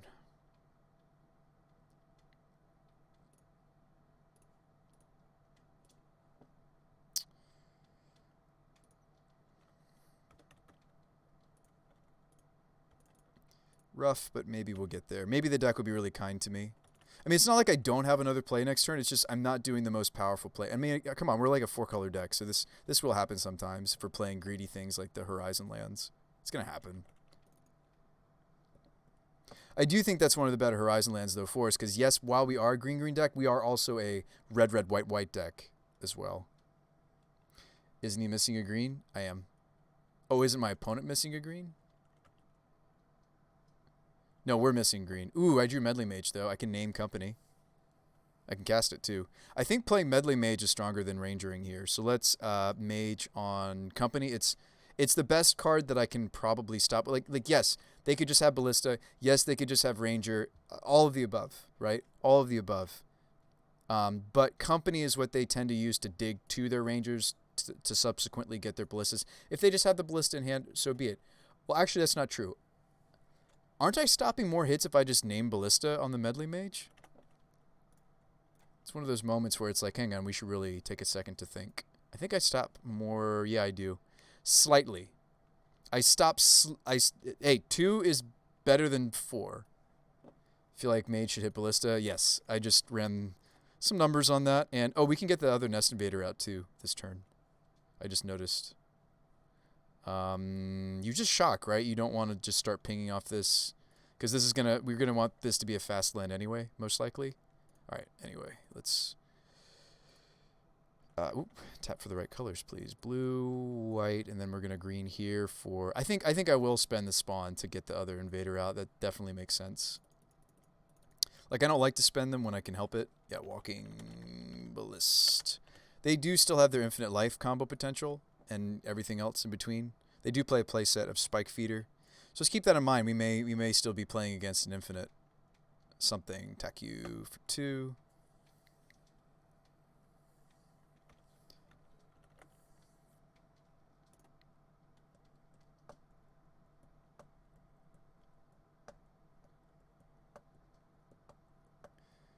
All right, so show me the company. Show me the Skyclave. Okay, so Skyclave, the Medley Mage.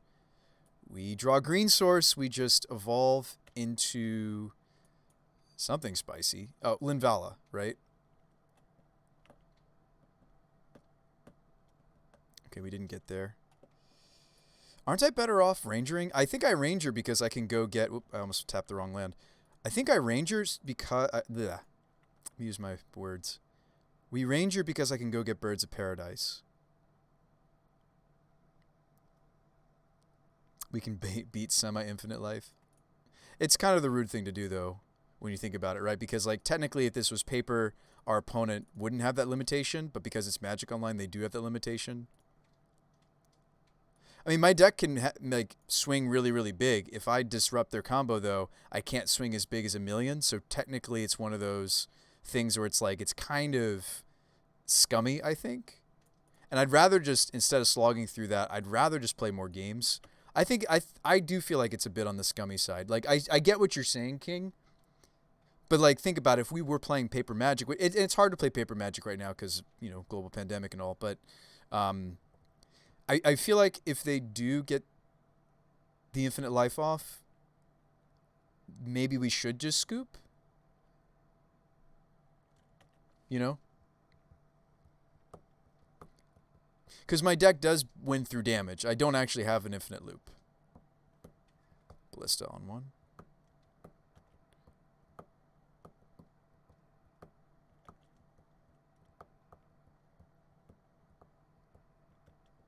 So they don't have the kill here. If I can remove Ballista or heal it, I have 1 turn to do it. I'm surprised they didn't shoot birds. They don't know that my limitation was potentially the green mana. I mean, we know that. Opponent didn't know that. And actually, we're going to maybe get him here. So that was our limiting factor, was my green mana. All right, so let's see. So we're gonna Evo the Invader. We have to just get Linvala, right? Like, I still have to beat some, like, what's going on their table, but the Ballista, they can't do things with Heliod. Like, the best thing to get right here is absolutely Linvala. No question. I mean, unless you're suggesting we try to just get a lot of value off of a Winota. I think we should spend a turn or two setting up for a nice big juicy Winota. Let's get the, well, yeah. There's few things, if anything, I could draw that would force them with 4 blockers to have to block, and I cut a lot of my anthems. Is a Winota? Just get Linvala.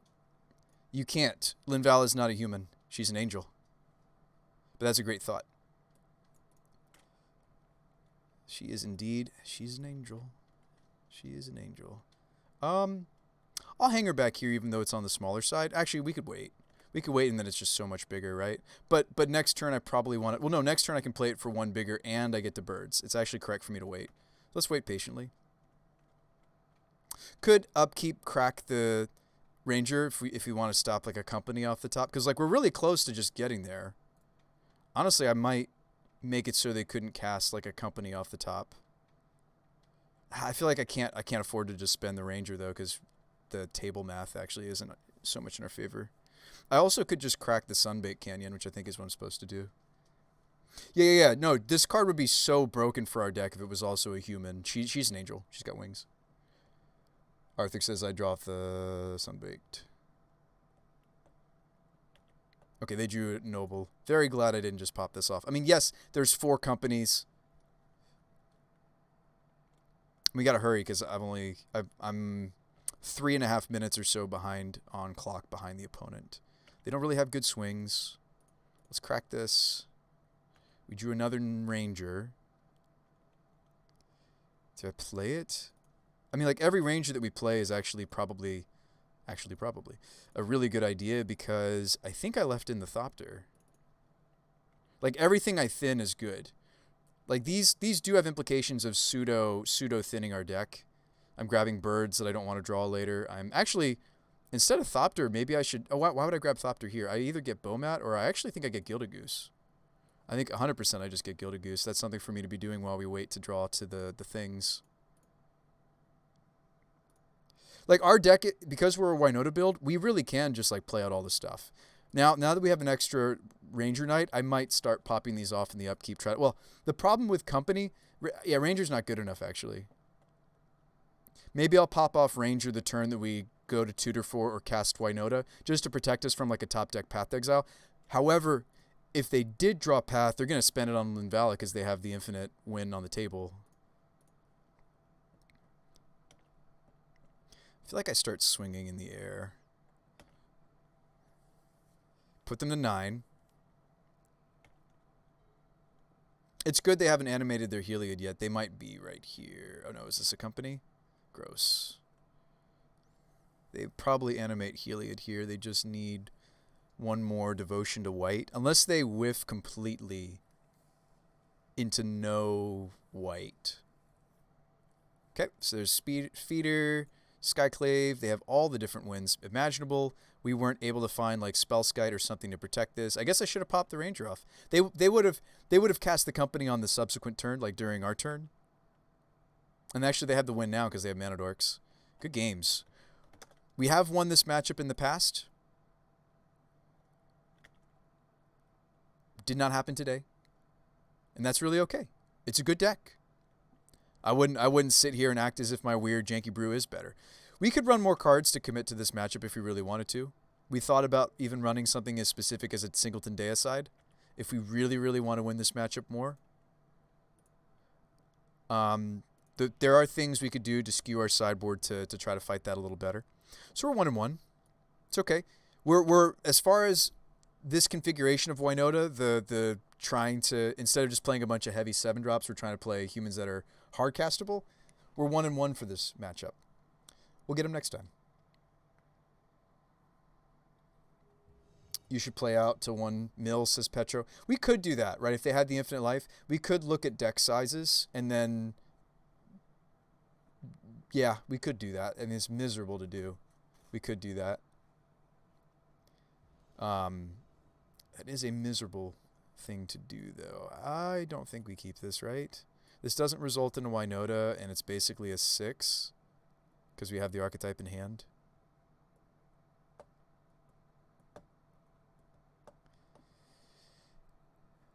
All right. Oh, hey. Good luck and have fun. We win one more game in this league. I have enough points to run it back and maybe do a user-submitted deck list. I've been considering, if you guys just got here, it's a bit of an announcement. I was considering maybe doing one or so user-submitted deck lists a week, or doing something where it's a user-submitted. Oh, wow, they mulliganed to 5. They're probably like Dredge then, right? Oh, did I accidentally keep? Shoot, I meant to hit mulligan. Oh, no. Oh, that's not good. I mean, at least this is a playable 7. I didn't mean to keep. I meant to mulligan this to a 6 easily. Oh, no. Oh, no.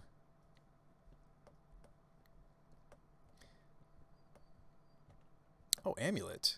A terrible time for me not to have the nuts and be drawing not the right side. Ketria has green, if you're wondering. Nest Invader, go. Please, deck, give us one of our pieces. We can cycle the Sunbaked.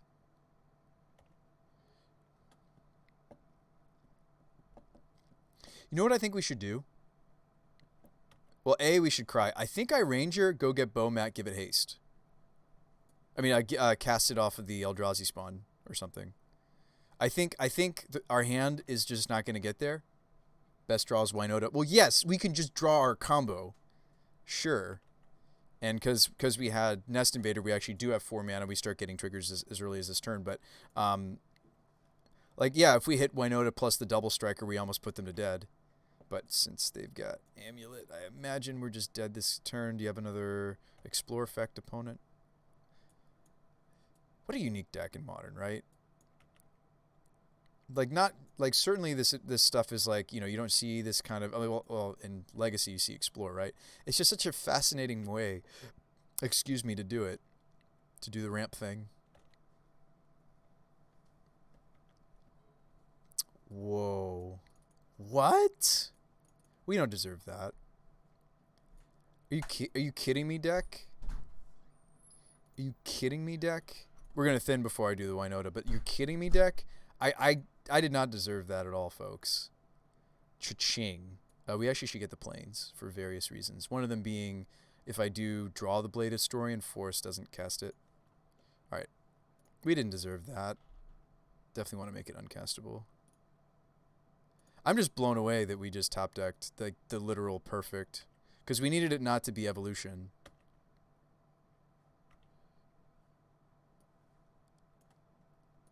So here's an interesting decision to make.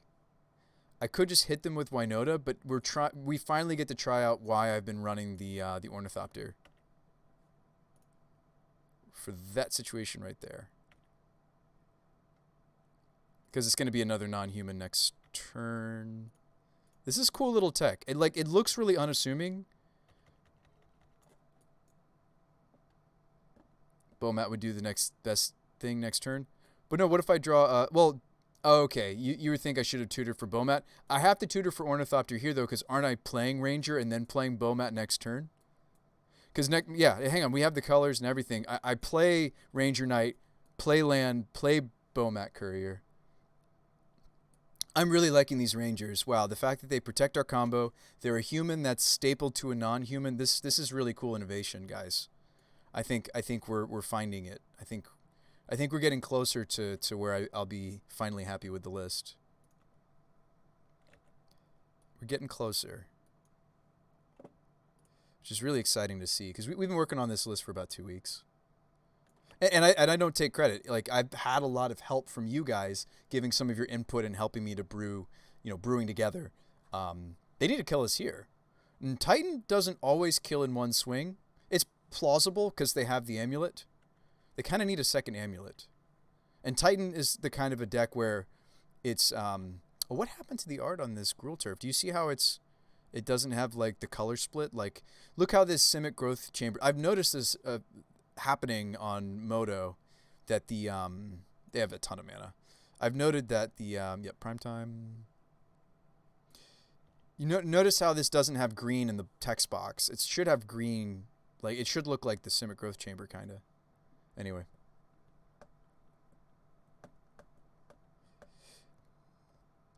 We can't die here. We're so close. I know, and we have like the nuts. Like I actually think this might be, and this is bold to say, this Ranger edition. I'm not saying our finisher is the best thing that you could be doing.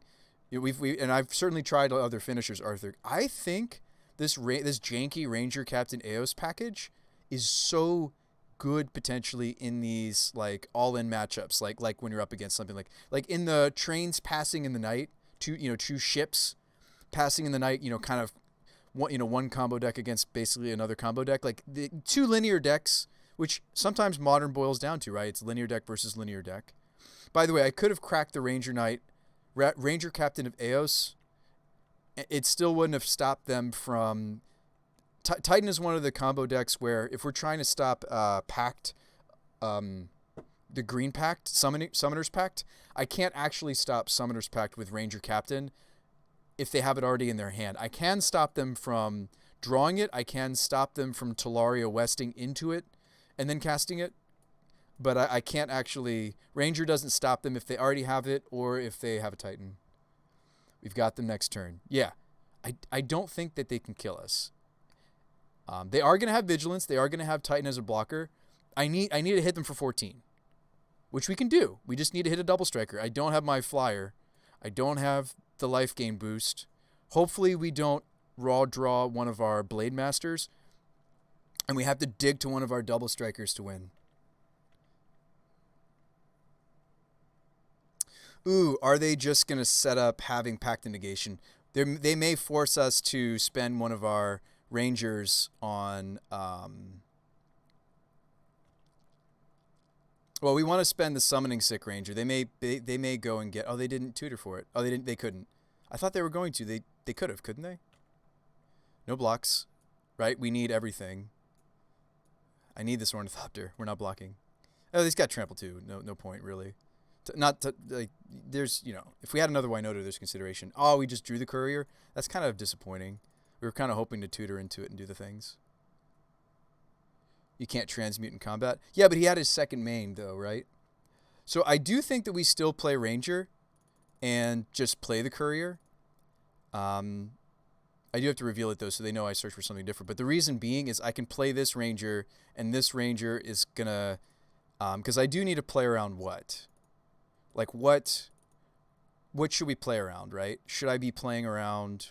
I think I should play around Pact and Negation on the... Well, that's kind of inconsequential. It's Hangerback, right? Not Goose. Do I need to crack this to make sure that this Bomat doesn't get countered? Like, would they force a negation? Maybe. Right? Heron might have been interesting. What, play Heron? Yeah, Heron might have been better than just another trigger, right? Because it would have been the lifelink. Yeah, that's true. Maybe I should have just flashed this in. What's cool about this card is I can wait till I've already gotten the Winota triggers and then flash the... yeah, so we're trading... Yeah, I think I should have gone with Heron's Grace, actually, now that you do the math. Now that I'm thinking about the math. Don't want to exile anything. Seasoned Peasy. Lemon Squeezy. That adds 2 power, so we'll do it. Although we might mill over... I'm actually going to do that. I shouldn't have maybe tutored up the Hangerback. Another Peasy. Or I can just get Magus of the Moon.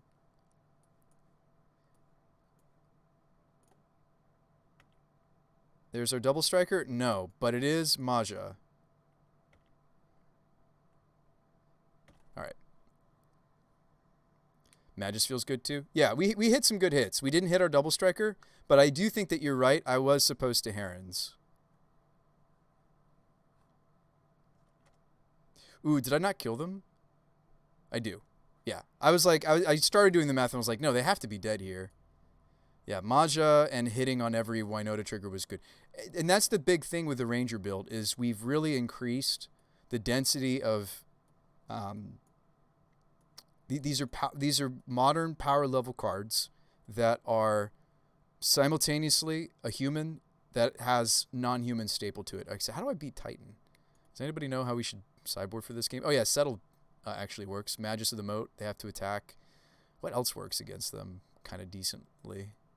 They are an engineered explosives deck. They play 3 copies in their full 75, right? Well, let's just look at a build. Pretty sure it's 3 explosives total. So there's 1 main, 2 in the side that come in and they're tutor targets. We should also think about the dismembers. They play 3 dismembers. Those are really the things that I care most about. The 3 dismembers, and I care about the engineered explosives. So let's try to beat those 2 cards, right? Masked Vandal also could take out an amulet. It's a little slow to do so. But, okay, let's cut the apparition. Because technically this is faster. This is also a human since it's a changeling. So we can hit it off of Winota. What do I cut? I don't think I actually need the flying. Walker's kind of too slow for this matchup. We're going to be getting Bomat almost always. Or the Thopter, maybe. Davies brought it back after the Summer Bloom ban. Yeah. Oath is going to stop, although it shuts off my own Spellskite, and we kind of want the Spellskite because of Dismember, but we also need to turn off, I mean, we do care about engineered explosives, kind of. So our deck has a lot of different sizes. We have everything from 0s to, and I have multiple 0s, not just the Thopter, right? The Nest Invaders are making 0s. So we have a lot of different CMCs, but a lot of what I'm making that they could clear out very mana efficiently with an explosives is my 0s. I might want the Collector Oath. Just for that reason. We could cut 1 Historian. I think that's a little ambitious. Oh, wait. If I'm running Magus of the Moat, I have to play Archetype. Hang on. We need to do kind of a switch here. Cut Magia and a Blade Historian, maybe? No. We need all our power. What's like the grindier thing? Oh, Heron's Grace gets cut. That's what gets cut first. And then I think I have to consider cutting Magia or a Blade Historian. It's a sideboard game. It might be a little bit slower. I'm actually just going to go to the Singleton Historian. Oh, wait, I should be running, not Teague, I should be running Meddling Mage. I can just name Titan. I mean, I know they have Cavern of Souls, but let's cut the Magia. So let's run Magus Archetype Blade. And let's run Meddling Mage. I can name Titan, I can name Pact. What do you name, actually? I might actually keep this. It does, we do need to draw some gas. But I can already evolution into a couple of relevant things. This hand, turn 2 is the Magus of the Moon, actually.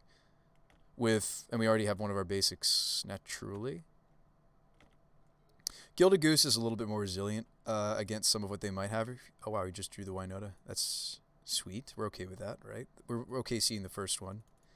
Now, I'll play birds. Well, it's a matter of which creature do you want to sacrifice. I'd actually rather sacrifice Gilded Goose, I think, than the bird. Because I'm pretty sure I'm just going to moon them, right? Hand looks good. Yeah, we just moon them. And this is a match where we just go for the moon. If they have the Dismember, they have the Dismember. I didn't draw the Spellskite. You think naming Titan would be good? All right. So we Goose. We evolve the Goose. Try to get them. Like, yes, okay, they have potentially 3 copies of Dismember. Right? They have engineered explosives too. Like there's ways they can get rid of it. Well, they won't be able to get rid of Magus of the Moon with explosives. They need specifically their Dismembers. I don't think we just moon. Go for turn 3 Winota. Well, if I was going to go for turn 3 Winota, I shouldn't have Gilded Goosed. Are you sure? Well, let's see what their next turn is. If we've got a better linear kill, then yeah, maybe we don't slow down. But I could still Winota the turn after, even if I do Magus. Or no, it would be turn 2 turns after. You're right. So this just sets me back a mana. Yeah, I should have led Birds of Paradise. Why did I lead Gilded? Anyway, opponent is going online to look up what we're playing.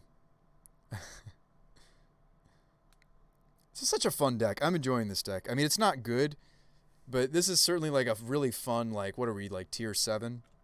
Next turn's Bird Pass.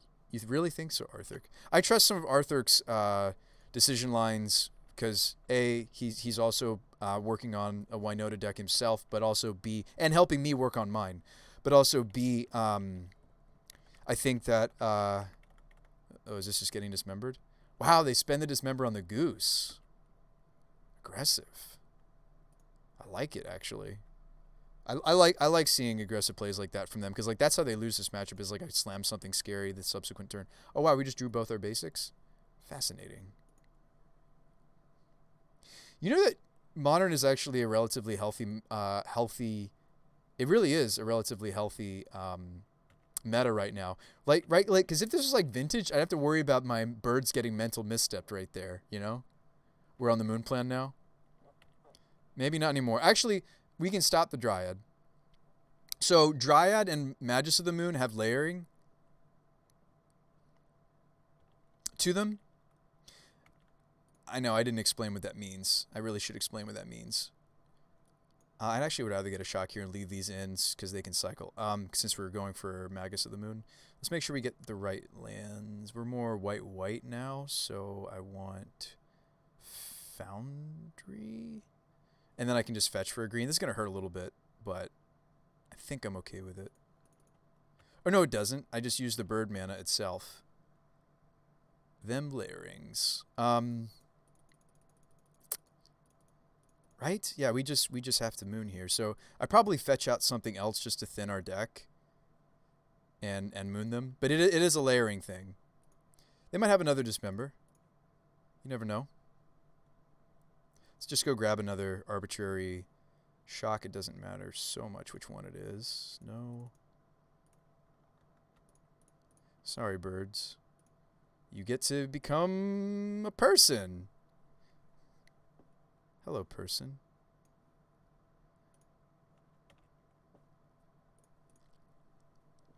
So if they draw a basic forest or they already have it in their hand, they can play like another Dryad, even if they don't draw the second dismember. One dismember down, they play 3. They do get the you may play additional lands stuff. And too bad this doesn't help us with Winota. I actually don't want to play Magus of the Moat. Well, A, I can't. First of all, the most important thing to note is A, I can't cast this. So therefore, I don't. All right, our 4/4 is better than their 2/4. This is another dismember. You got to take out the Magus, though. Yes. All right, now I kind of wish I could play the Magus of the Moat. So they had the second dismember. Opponent's at 12, but we may just lose right here. Their deck is designed to do that. 2 Valakut triggers. We got to get rid of this Dryad. Oh boy, we're in trouble. I don't have a lot of ways to get rid of it post-board, do I? I think I cut my Apparition too. And we're not running the Fiend Hunter anymore. I think we just lost. It's okay, we won game 1. There's another game to be played. They're going to beat us down with this Slayer Stronghold. I think that's a good game. I can't imagine I love it. I love it. They're going to hit us with the Grazer. It's so cool that Grazer isn't a defender. I even consider this for some Winota builds. If I was on a Yorion build, I'd actually maybe consider this card. All right, we drew Nest Invader. I can play Magus of the Moat. Well, Magus of the Moat might protect us for a turn. I think it's unwise to play it. I think I just play the Nest Invader and fetch out our other shock.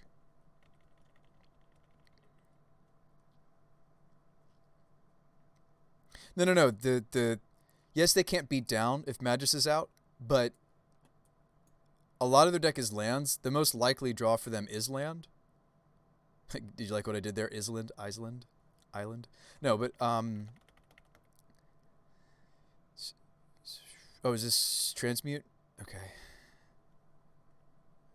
Explosives on 2s. No, they'll explosives for 0 actually here. So they're just trying to jam. They're just trying to jam.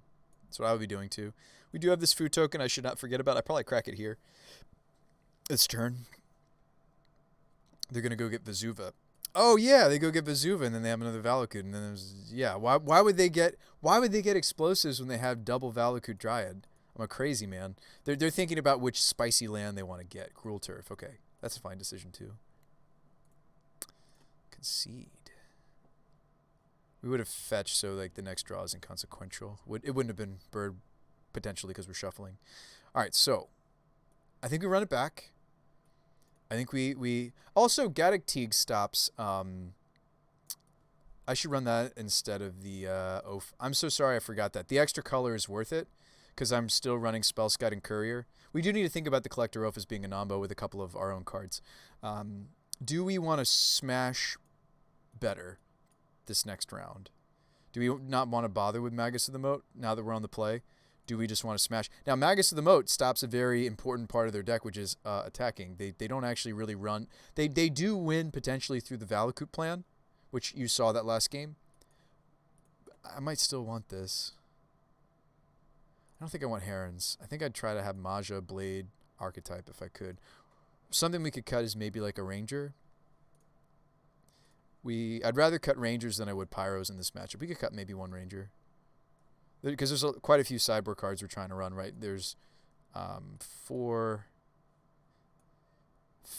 I have 6 sideboard cards right now. So I think it's feasible that we could cut a... I don't think we should ever fully cut the Blade Historians, by the way. I think that's a mistake. I've done that in the past. I think we run it like this. There's like a couple cards in their deck that Linvala turns off. Oaf also turns off their Engineered Explosives, but let's not have the non-bows. This hand doesn't have an Accelerant. Let's try for a 6 that does. It's got a Courier. This hand curves nice. This hand beats Dismember. That's what we lost to last time. Is this like the weird universe where I actually discard this Pyromancer? Turn 1 Courier, turn 2 Skite. Land, Winota. All right, Arthur. Hey, feel better. We should be mindful of Arthur. Arthur, I want to see you back in this chat, so get some rest. I don't know what else you're supposed to do when you have COVID. Fluids. I haven't had it myself. I have like one friend I know that got it, and he said he was just like really sore. But yeah, we do definitely hope that you feel better sooner than later. Get some rest, my friend. Yeah, just hope good things for you. Want to see you back here, or just living. Like mostly, yeah. Definitely get well soon. All right. I'm going to keep this, and I might actually let go of the Pyro. No, we don't let go of Pyro, right? We dump a land. Oh, man. Pyro has to be better than... I feel like it might be keep Pyro, Spellskite, Winota. Dump the Courier. This is a target for our... We've got plenty of time on the clock. We have more time than our opponent technically right now. I'll let them know I'm thinking. This is actually a pretty tough decision. Because the Bowmat might be what I want to be doing. Now, they have a lot of things that just block this. They have Grazer, too. Lapse of Certainty? Whew. Just got lapsed. Mana Tithe. Ooh, that's the one that feels real bad when you get Mana Tithed. Oh, man. I'm going to let go of the Courier. We did it. We made the sensible decision, folks. I did it. We might want to get a basic forest. The problem is I kept the Pyromancer, so I can't really get basic forest. I kind of need to get a tri-land here that complements the garden. I'm kind of glad I didn't keep the Bowmat now. What complements garden? It's the Ketria? Ketria gives me green for evolution, which is a better draw than... Or I could take white for mage and settle. I'm going to go for Ketria here. I feel like we're fetching the Ketria pretty often lately. But it really just depended on what other land I had. Wow, double Pyro. Okay. Let's actually shock here to Skite. This next season hopefully sets us up really juicy, gives us that 4th land drop. Yeah, the turn 4 Winota isn't all the greatest, but we may get to, well, they may just get us here because they have Amulet, Tribe Scout. And I didn't have interaction for the Scout.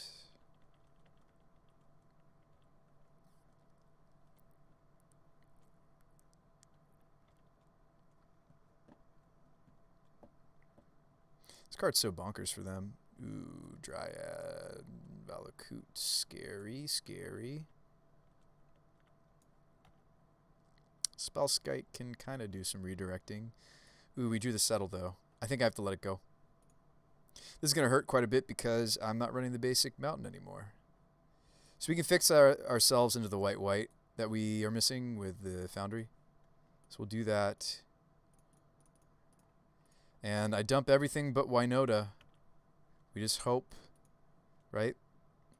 The problem is they have, like, if they have all the lands that they need to get the Dryad going, I'm just, like, really in trouble. Winota seems powerful. It seems powerful, it is, but this deck is certainly, like, operates at very two different speeds. And I'm saying that lovingly. I've really enjoyed working on this deck raise for a week or two, week and a half. Ooh, they get to name Valakut here. Yeah. Oh no, Simic Chamber. Yeah, Simic Chamber's better actually, I think. Depending on what's in their hand, Simic Chamber's better because they can play Titan. Titan turns on the Valakut, and then I'm probably just dead, right?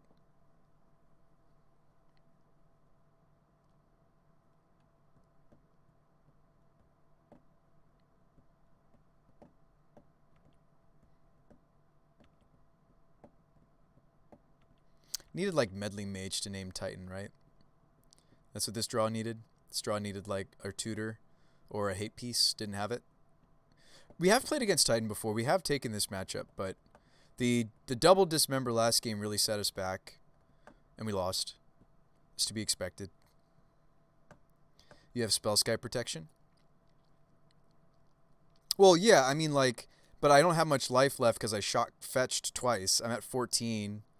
I can use Spellskite's little trick to reduce some of this damage, right? Because I can redirect all of the Valakut triggers to the Spellskite, but it's too many of them. I mean, I can demonstrate to my opponent that I know how that works, and to you guys for that matter. But, like, I don't have enough life total. This is exactly 7 triggers. These just going face. I mean, yeah, we can, but I just don't have enough life total. It's too many triggers. But yes, you would. It's good to talk about this and show you guys how that would work. You would and could Spellskite all the different triggers, but it's not good enough.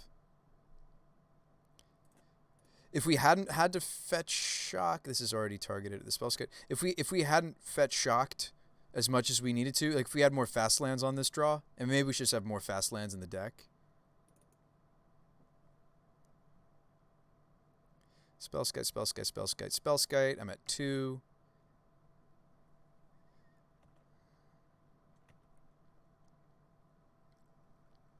I didn't math it. We actually do live through the Valakuts, but we're going to die to the Titan. Because they can, yep, give it do the things, yada, yada. All right, let's see what we maybe, if it lets us, let's see what we would have maybe hit. So we were going to draw the Bastion, okay. If they didn't have Titan. So this is all under the presupposition of they didn't have Titan, we would have had to make some relevant blocks here. So let's say they didn't have Titan and we redirected whatever triggers happened to the Skite, right? So we play Bastion. Winota looks at 1, 2, 3, 4, 5, 6. We take Magus of the Moon. And it turns off the Valak. No, it doesn't. Well, yeah, it does. They just become mountains. And then another 6 from the second elemental if we didn't lose them. 1. Oh, it's not letting me draw anymore. All right. So we would have seen the Magus of the Moon. So really, we actually, instead of the 1-2, maybe that could have been a 2-1 if either the match where we got dismembered to high heaven or when we, yeah. Still an interesting matchup. It is interesting to see when we're just goldfishing against stuff. Rip Spellskite, yeah.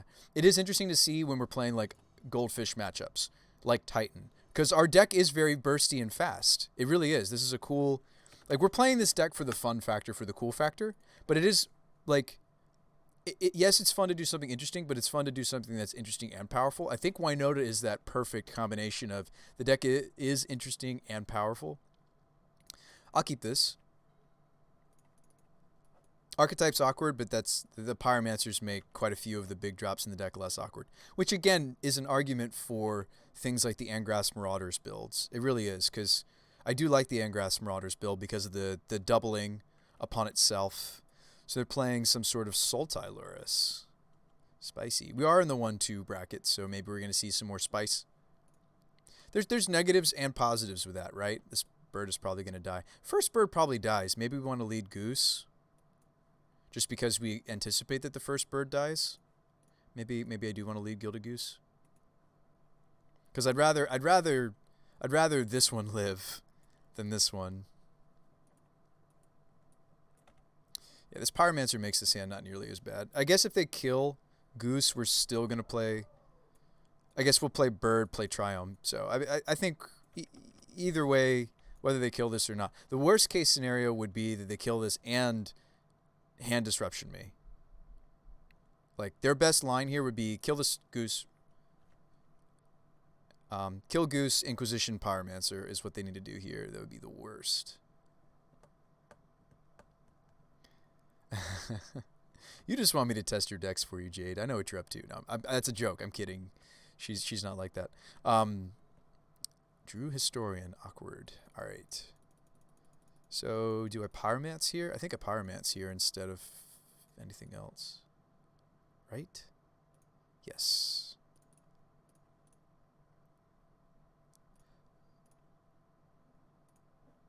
Dump these two. And again, these would be Angrass Marauders, right, in a normal situation. In a more normalized Winota build, these would be... That's what those would be? I think those are the right discards. I hope so. Wow, we just drew a bunch of land, though.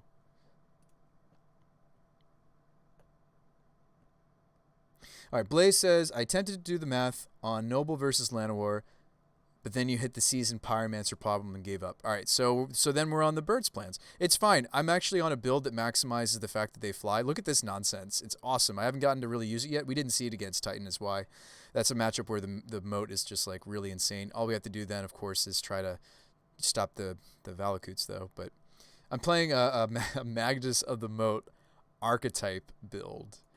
I was trying out the archetype without Magus of the Moat, and then I realized I wanted to keep the archetype. So then I started trying to find synergy pieces for it, and that was a human that came up in my testing. Really, really cool synergy, Blaze, and you give it the thumbs up. We're also down to just 4 colors, which I think is huge for the deck. We're blue for this is my Gilded Goose. No, that's fine. We don't care about the Pyromancer so much. It's done its job. And really, Pyromancer does overtime for this deck because the flashback, since we sometimes can flood out a little bit, the flashback on Season Pyromancer, not inconsequential to it's not flashback, but the exile on Season Pyromancer. All right, they're trying to set up their Drown in the Lock. Their Drown in the Lock is ready. Ranger, huh? Ranger, huh?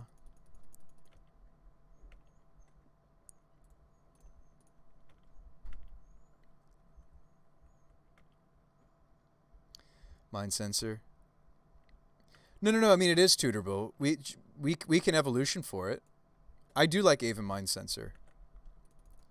What am I playing here?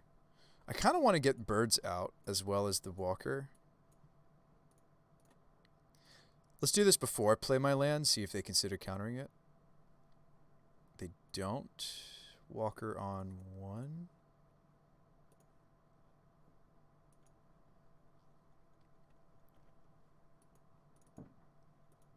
Oh, I'm terrified. Opponent has 5 cards and a Lurrus that they can go grab. Like, this is not the greatest situation. I'm hoping that they... Ooh, Sunken Hollow. Underrated type of land to have a Singleton of. Oh, they're showing us a Red Splash, by the way. Maybe it's Culligan's Command? What do you guys suppose the Red Splash is for? So, I think I actually, instead of playing Ranger into their pretty obvious counterspell, I think I just sit back on these Pyros. A thing I could also do... it's really obvious that I'm going for the Pyros instead of... I think I'm supposed to go for Pyro. 1, 2, 3, 4, 5. 1, 2, 3, 4, 5. Or I can make a food. I think I should just attack with the Walker because I don't think I should grow it. I think I should just go wide. And we're a Winota build, so of course we should go wide.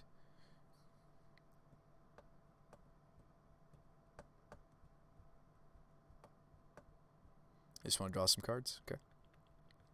There's got to be like, we haven't seen any Snowlands yet. I wonder if they're not playing Ice Fangs. I thought that we might see Ice Fang at first. I wonder if this is like a weird, sweet build of Like, what is that 4 mana enchantment? Well, if they had it, they would have played it here. They have a full grip of 7, folks. Full grip of 7 over there. I don't really want us to be cut from red. Should they kill my birds? I mean, like, I can get red here, but it'll be difficult. Seasoned. This card's great. Best card in my deck. This card holds this jank together, really. Ooh, Eldritch. So we can go off this turn because I have a silence. Wow, this card's so good for us. I mean, I maybe can go off. They might have multiple. Like, they might have... I think I should just go for it because it's just going to get worse for us. Like, if you're wondering, oh boy, Bruce By, this seems to be going downhill. Oh, it is. And it's going to go more downhill.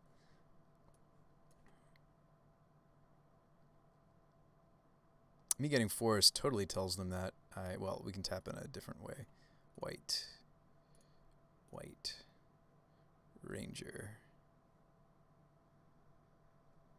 Yeah, thank you, Reclamation. Yes, and we actually want to get... We could get Thopter. I'd rather get Courier, because Thopter's not going to have haste here, and I am spending the rest of my mana to just try to go for it. Oh, what am I cracking, though? Shoot, I can't. I can't go for all the things, guys. I can't. I don't have something that's CMC2. I actually think we should just grab the Courier. I hate to say it, but we're doing this line instead. I can't. And I'm not going to attack with Walker this time. We're going to hang back on Walker. So we're either making a food or... Oh, they might be crypticking me, actually. Right there, I could have considered sacrificing Ranger when they cracked. But I'd actually rather just let them get the cryptic out of their system.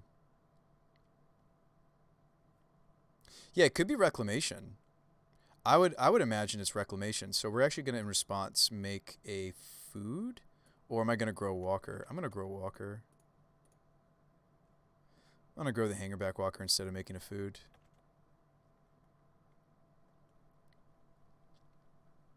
If we have something different to... Oh, wait. Actually, I could have just Blood Mooned them. What am I doing?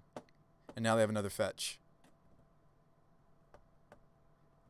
I'm sorry, folks. I think I made a punt there. I'm not sacking the Ranger because I kind of need it for the evolution.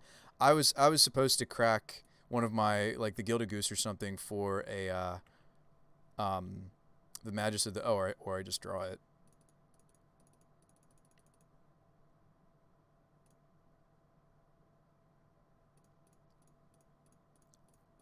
I can get them to spend their Cryptic just to tap us down again, right?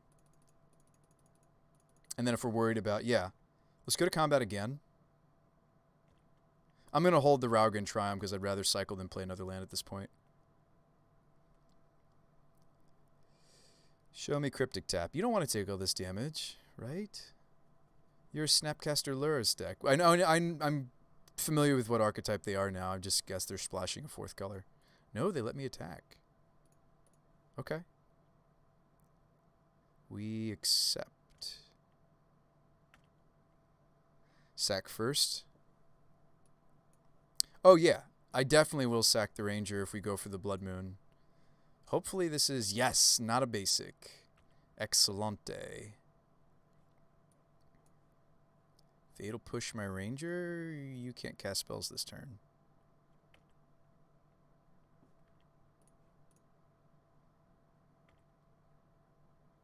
Do we do all the things then? Is this the turn that I evolve now that we had the silence? They're at 4. Like, we can do all the things we want now. Hey, what's up, Jeddah? And they've played a couple pushes already. Don't I just go for it now? I mean, like, sure, they could have, like, snap push, whatever. But, like, they won't be able to get the revolt that they need. Can't you just evolve into another Ranger? I could. Is that better? Evolve into another Ranger. So play, evolve into second Ranger. Hang on, maybe there's a line here. Instead of getting Winota, oh, they're at 4. That's true. Maybe that's overkill. Like, all the lines I'm thinking of are overkill. It's Time Walk. Yeah. So maybe you're right that I actually should go for an Eldritch line. Eldritch the Gilded Goose.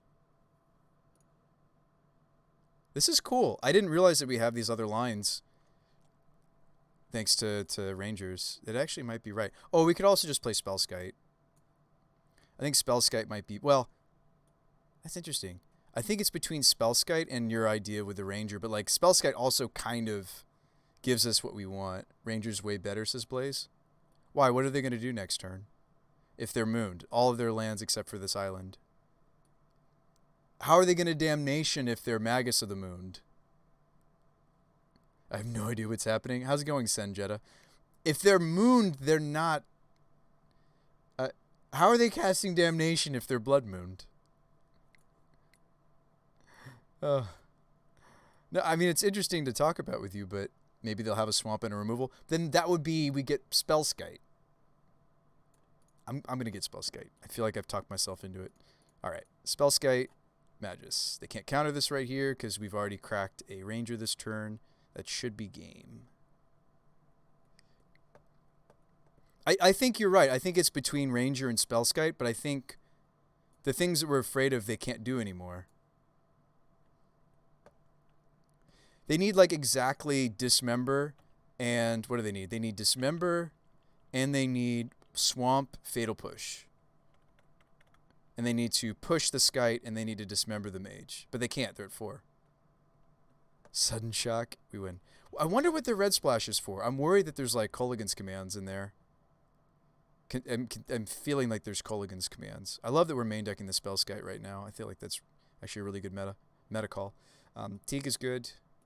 We might even play this Meddling Mage. That was sweet. I feel like since they're control, I don't need as much of the... I certainly don't need Archetype. I don't need Heron's Grace either. Like, this is to gain life. This is to fly over blockers. Let's play the Teferis, of course. That's there for this matchup. Scavenging Ooze for the Snapcasters and Lurrus. Yeah, I'm feeling good about our sideboard plan. Selfless. So this is kind of our human equivalent. We're playing this instead because we're a Winota deck. We'd like to be able to more consistently find this. Yes, Selfless Spirit is less mana. Yes, Selfless Spirit is something that I can tutor for off of like specifically Thopter. We're just a singleton Thopter. Actually, since they're control, I don't want this, right? Oh, Collector Oath turns off all their... this turns off all their Mishra's Baubles, but it also would turn off some of my creatures, so we need to be careful about that.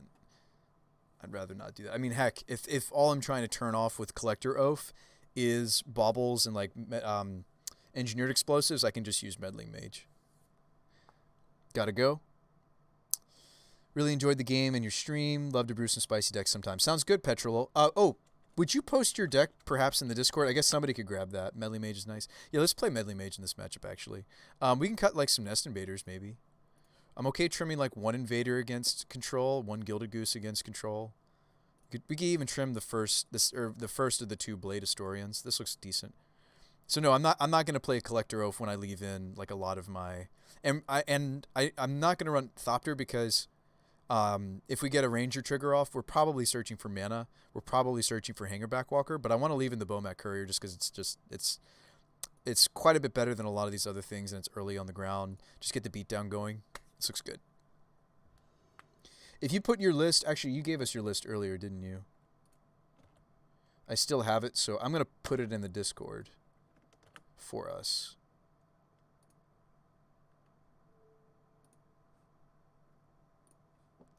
In Modern. I'll put your list in the Discord.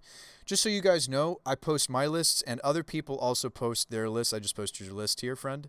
Other people are doing wonderful things. This is the Yorion Winota build that uses Or Touch Mage to grab Colossification, hit them for 23. Something like that. That's a cool build.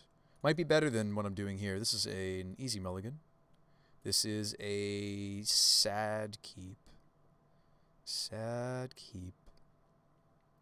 Probably put the Foundry back because we have Rogrin for red and white.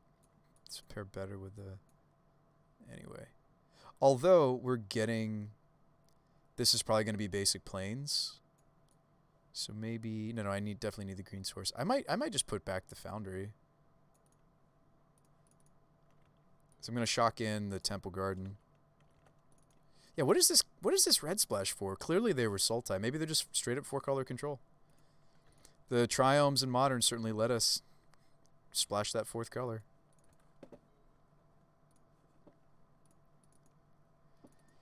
What are my thoughts on Casmina Pillow Fort?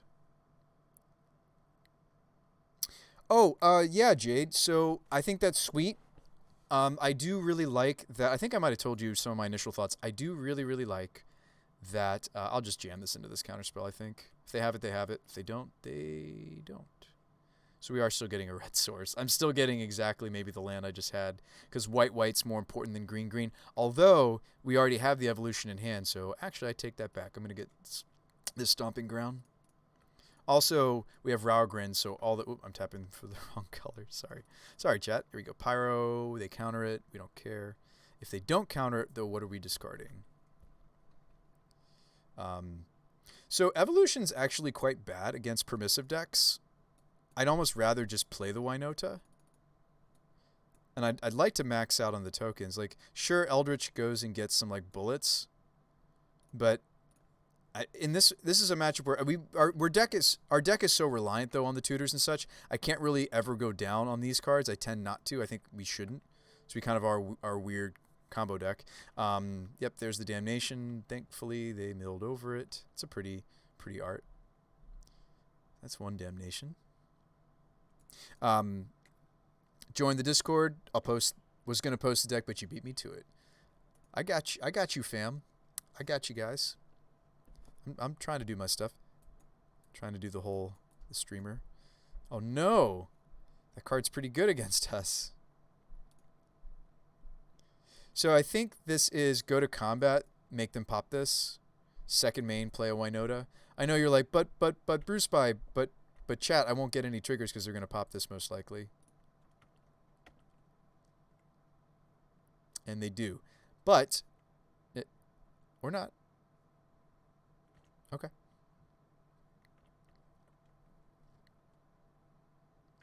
You don't have to resolve it, opponent. They're going to end step this instead. Respectable. I'm going to cycle the Raugrin Triumph during their turn. Yeah. You take out my tokens. It's okay. Expansion Explosion. Bring to light. Yes. Oh, they're missing land drops. That's great for us. So we may just win because of that. I mean, they're a control deck. They need to get to their cards. Be able to cast their cards. Ooh, it's a fairy. I'd rather get the Winota countered here, though. Show me Remand. Counter. There, that was them counting my graveyard to make sure that they're... You got to tap black on this one, buddy. They got there. They're drowning in the lock that, but we kind of predicted as such. Hit you for 2. That was the world's worst EE. But they gotta keep the board clear of. Ooh, they don't get the extra land. Do we just go for it again? No. That's our last Winota. So now I'm gonna sequence it. That's a fairy. Probably combat first. Well, is this a world where... Hang on. There's a non-zero chance they might consider hitting this invader. I'm going to invader first. Like they might have a spell snare or something. They don't. I'm just going to play the Teferi.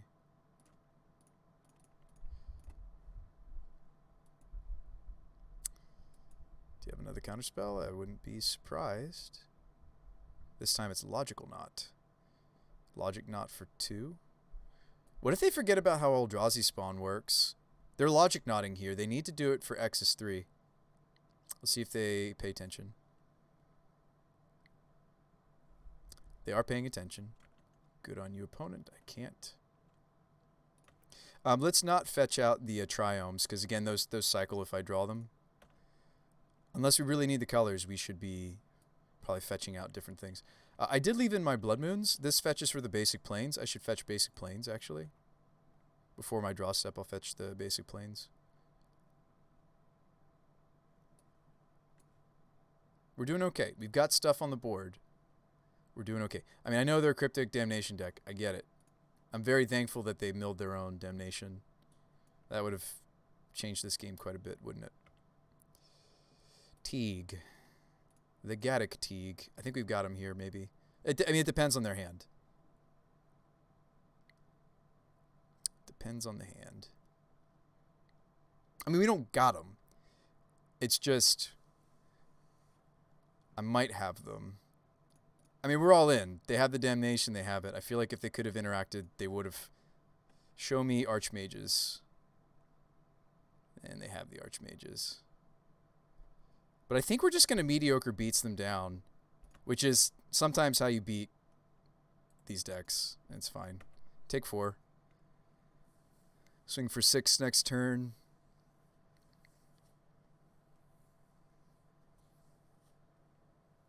Push the Teakster.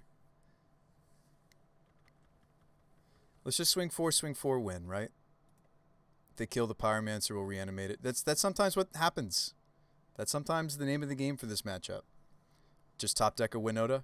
The Winota. Nah, I think it's just going to be the mediocre beats. Is the name of the game here. I mean, like, I'd love to keep top decking gas. We have been. Everything I draw. I can cast anything in the deck that I draw, even the flyer. Oh, we cut it for this matchup, yeah. We can cast everything in our list that comes off the top. Canopy, redraw. Teferi. Tapped the wrong color there on this land. Sorry. Teferi? Return my season. Value.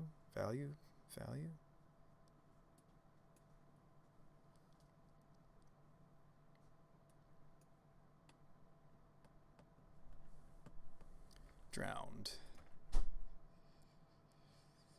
Mediocre beats. Is this going to be a Snapcaster block on the Nest Invader? Nope. Mediocre beats.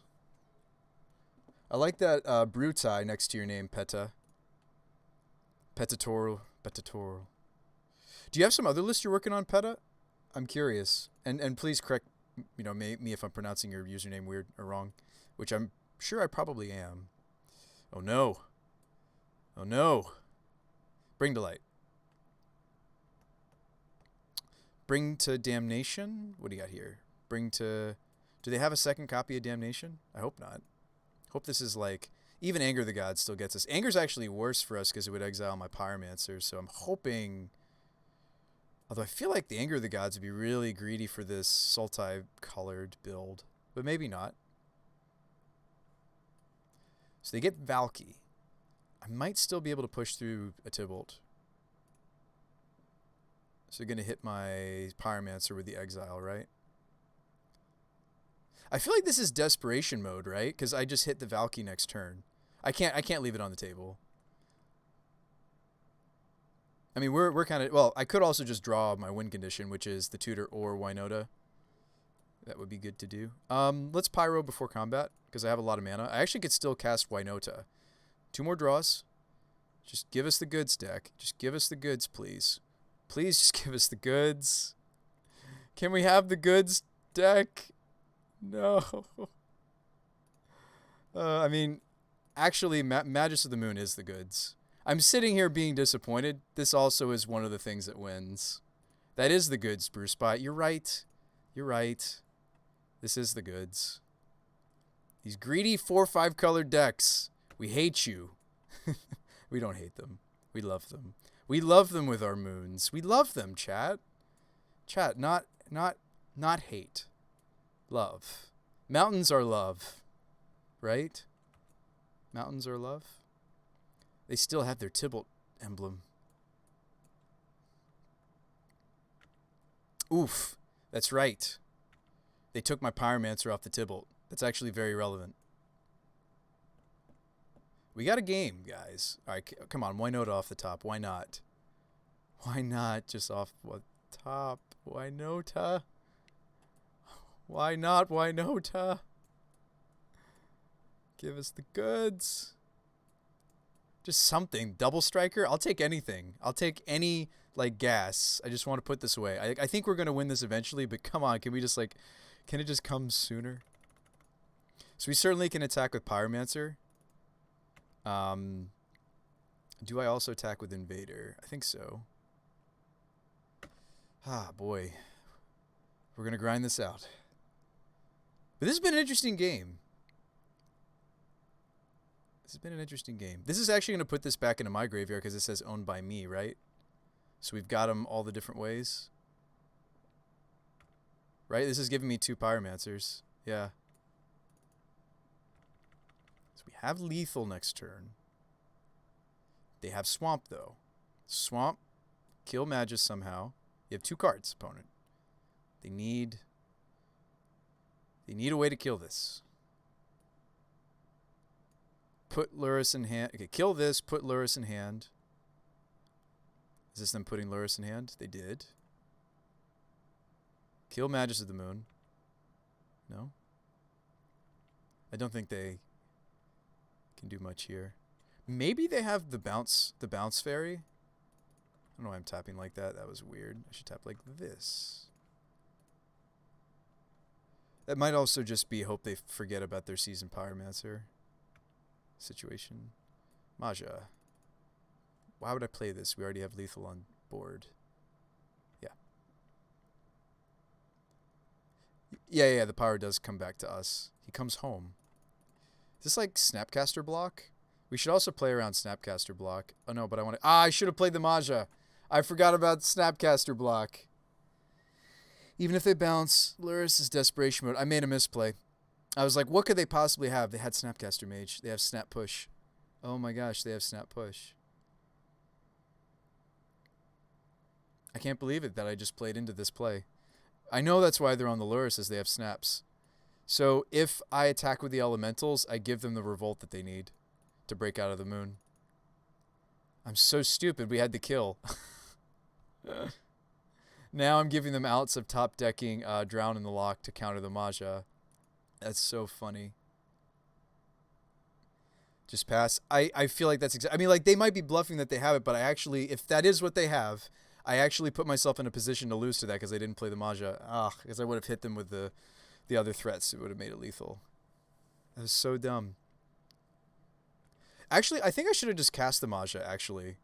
Because there's not much that's going to punish that. It's not fatal pushable. We assume that their hand is some combination of Snapcaster and some other things. If they had multiple Snapcasters, they would have already flashed one in, like, pushed, like, the birds or something.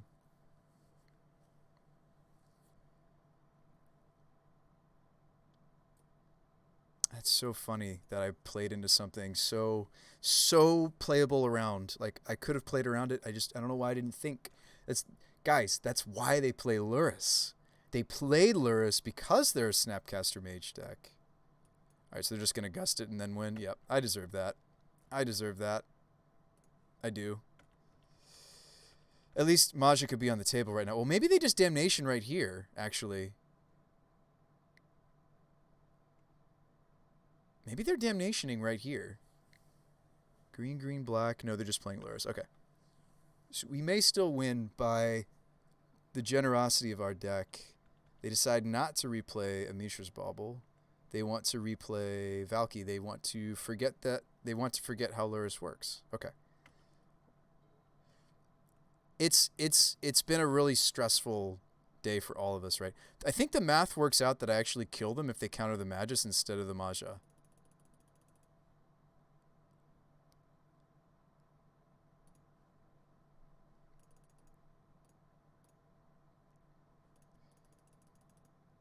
I think that's actually how this math is going to work out, right? I still can Maja like this. Whether or not Magus resolves, I can still Maja. So they counter this. Maybe.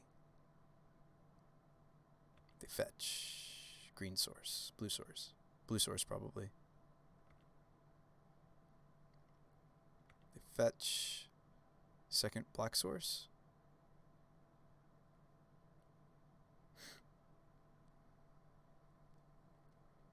Another blue source. Is there a last card? Yeah, okay, we knew it was a Snapcaster. Why am I sitting here like that? That's why that last turn went so wrong. Fatal push. Okay, we win this, I think. Well, maybe not anymore. Well, we force a block and then therefore we should win. I force a block.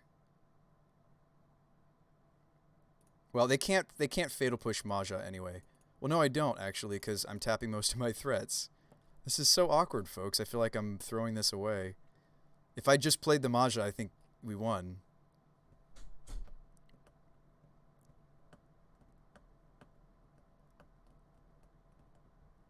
I know it looked strange that I played the land first before playing the Mahjong. I could have given up the Eldrazi spawn to get the human token. I can't really justify attacking, can I? Because he blocks here. Gains 3, but I'm dealing 4.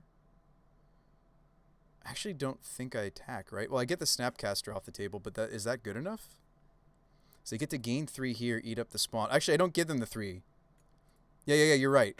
They may make a mistake. I can sacrifice the spawn. We win. We win because spawn is a really cool card. They're hoping that I don't see it. But I do. Yoink. Wow, we won the match. What a fascinating punt that I made that made a game, like, made that actually really interesting in the end. I'm not saying that that's a good thing. Don't do that. Don't make play mistakes to make a game more interesting. That game turned out to be way more interesting because of my mistake. Oh wow, we made our points. We did it. Oh man, we did the lowest tier of prize. Well, not the lowest. The lowest tier of prizing is the 4-1, right? I think they still give you like pity points. Guys, we got the half play point mark. One more win. Did they delve their EE away? I can't remember. I feel like they didn't use their Luris. Was that why? Did they not have a Mishra's Bauble? I thought they had a Mishra's Bauble in the graveyard. Maybe they delved away both the Bauble and the Engineered Explosives. Because you're right, that was very suspect, the turn that they weren't able to... Luris not getting EE. Yeah. I felt like either they forgot to Luris, or they couldn't. It was one of the two. Sorry, let me switch interfaces so you can see the whole deck. That's the whole deck, guys.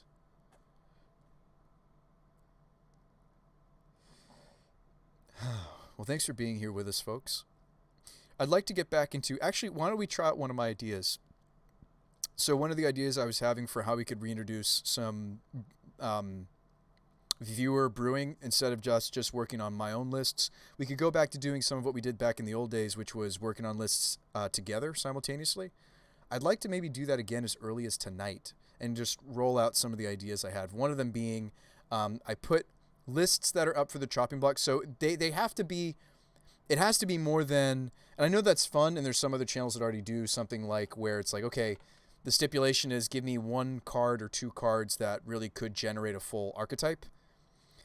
What I want to do is, instead of creating a spreadsheet and making my life stressful like I did back, like this, that would have been like in the college years where we tried to do like a deck list spreadsheet, I think what I want to do is make like a straw poll, and then we have viewers give ideas. We put those ideas into a straw poll, and then the whole room votes, even if you don't have an idea for a deck or build around, and then, or a full-blown list, and you want me to just work on your list. And then whichever wins on the voting, and you can vote for yourself, that's fine. I'm not going to check that sort of stuff.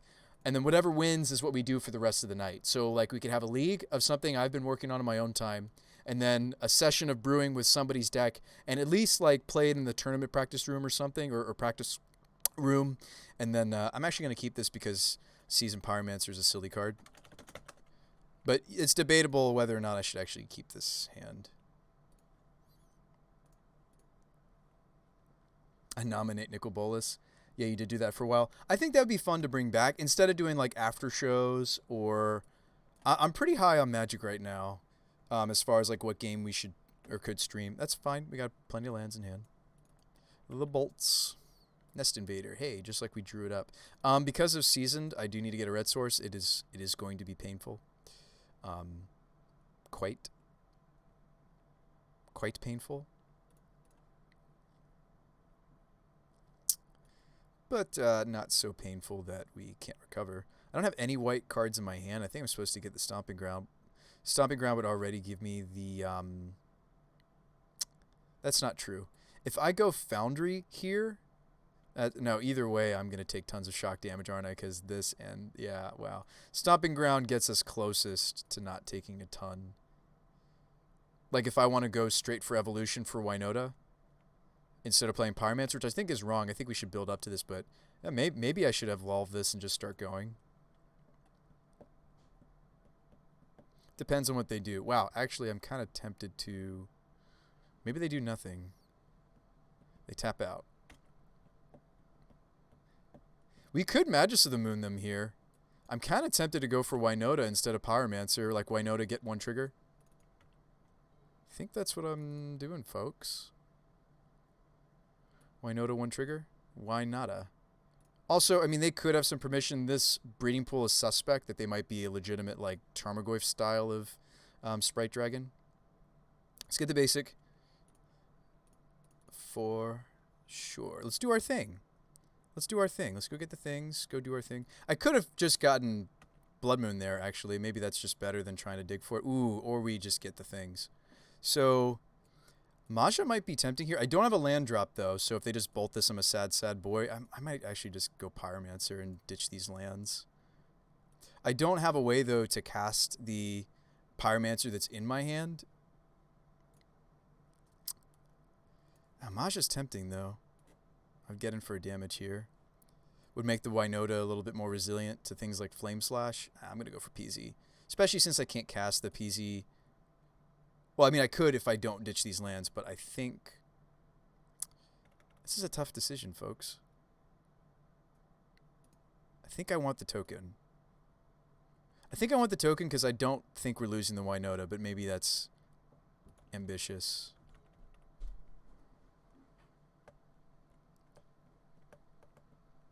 Part of why I feel like the Winota might be safe is they have 1 red source so far, but I mean, surely they have a lot of burn that goes with this, right?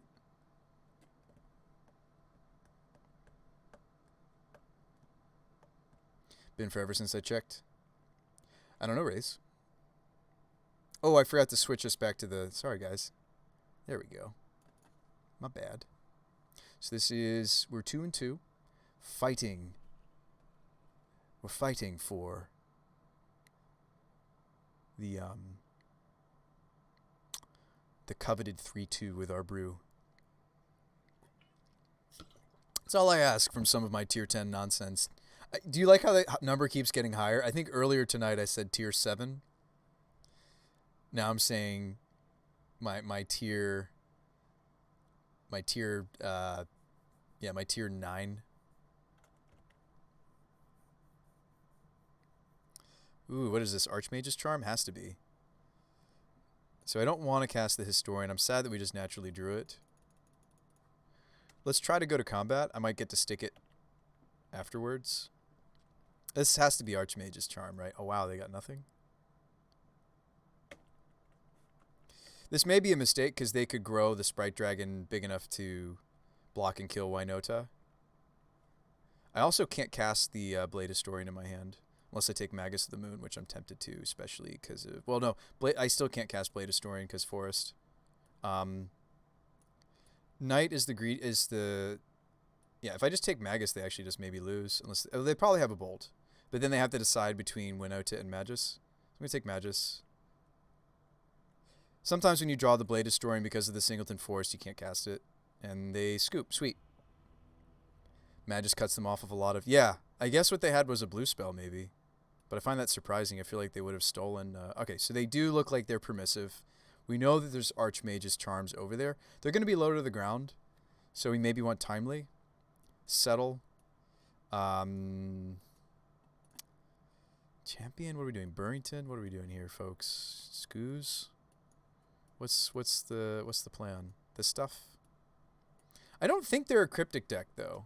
I could be very, very wrong, right? That filter is suspect for Cryptic, but I think they're one of the Archmage Charm decks, where like that's where they top out. Let's definitely play Archetype.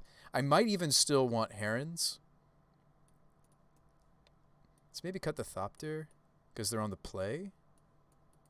I kind of want my things I'm getting off Ranger to be a little more impactful. Like, I love leaving this card in if we're up against like 2 ships, you know, passing in the night kind of a matchup, right? We consider leaving this in. So 8 cuts to make, maybe. We don't get to run all these things. We're going to make some trims here. And it's not like they're straight up burn. It looks like they're a Tarmogoyf deck, but still, against a Tarmogoyf deck, I like having all my Anthems. We might have to not play the Ooze or the... Remember, Ranger Knight Captain can always still just get a bird. We don't have to play some of these things, or like even the Walker. I feel like is a bit on the grindy side, and I know you're like, whoa, Bruce Spy. You're maybe going to cut the whole Ranger package. I might. I'm going to cut a Goose and an Invader. I'm going to cut a Ranger because now they're a lot weaker. Evolution's also a bit weaker. I mean, yes, I'm bringing in the Teferis to try to fight their counter magic, but maybe that's something we should start doing against the blue decks, is consider cutting evolutions. I'm actually going to cut Archetype too. Yes, it's nice to... Or no, let's cut Linvala, actually. Timely, we're still going to play. So let's play the Settle, the Champion, the Burrington. Oh, yeah, actually, I can find Burrington with Ranger. Let's leave in the Magus. They showed us flyers. How does this curve? 4s, 5, 6. Let's run it like this. I think we should stick to prime number tiers, says Escanta. Yeah. Oh, man, the Settle. Guys, can't lose. This hand has Pyromancer. Think about it. Guys, can't... The number of times that we win when we draw some number of Pyromancers is definitely more so than when we don't draw Pyromancers. Which definitely tells me a lot about this deck, which is, like, we're just carrying a lot of garbage, right? A lot of jank. The Winota archetype just carries, like, 4 or so pieces of garbage. They're not complete garbage. Like, we can hardcast these. These are reasonable to hardcast. Actually, the cool thing about Heron's Grace is the fact that it has flash. You can actually flash it in the middle of...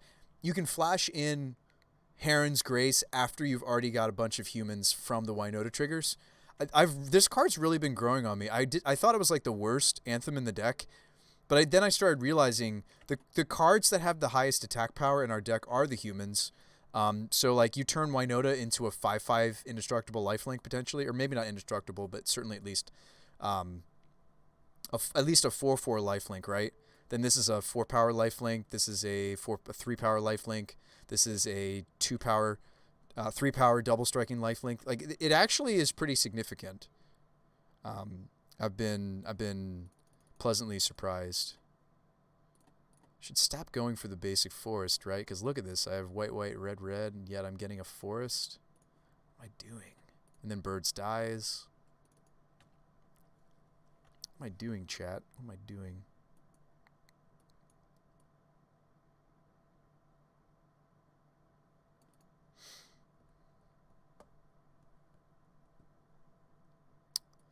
What are we gonna do?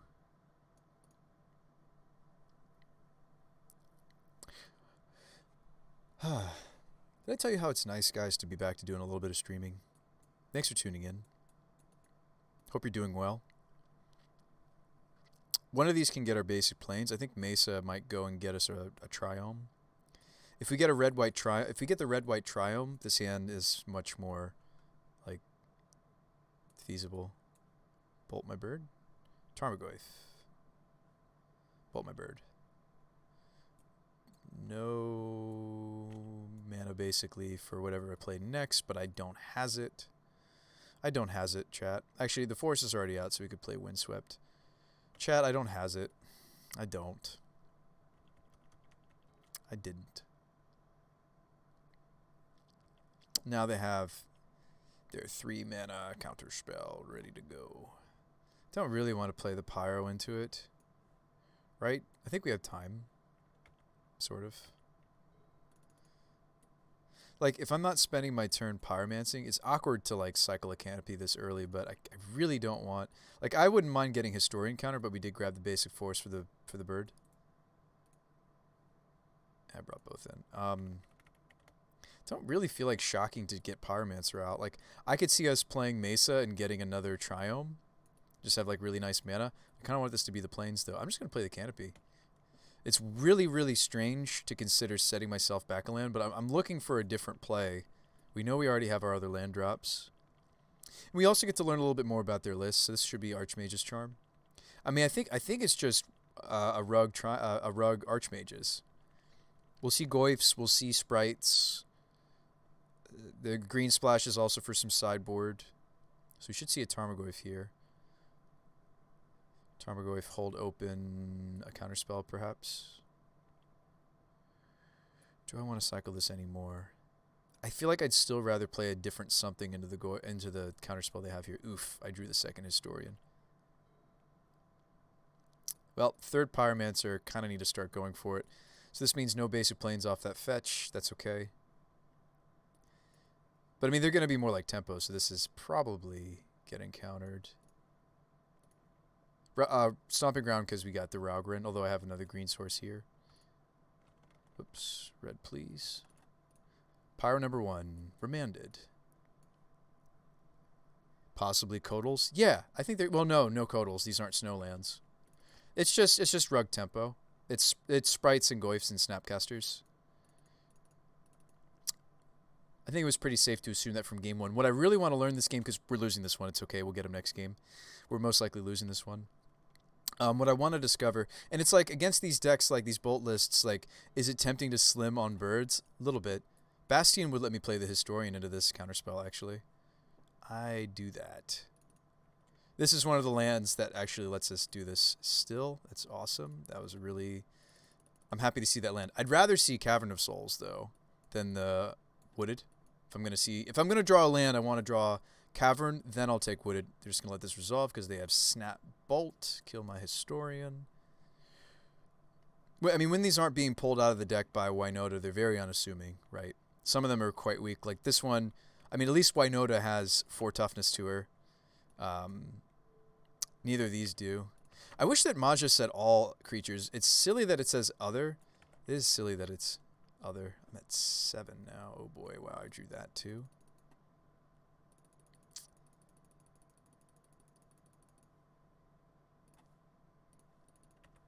Don't really want to show them the settle considering we're... Hang on, let me... it's too late, I'm already committed. But there's a possibility that... So this loses to counter and... Like playing a Pyro out here loses to counter and removal potentially. Settling them, yes, it shows them A, or I'm F6'd. Wow. Whew. Let's show it because at least... Because we probably won't draw this next game because it's a singleton, so I'd rather just like... They're playing around this next game. I can represent this next game and probably not have it. Show me Spell Pierce. Show me... They probably won't have Pierce in against me. This is probably just another Archmage's Charm. Because they're probably just playing the playset. This deck stops their curve usually at 3. And they don't play Cryptics. So I take 4. They Snap Bolt me. Next game, please. Yeah.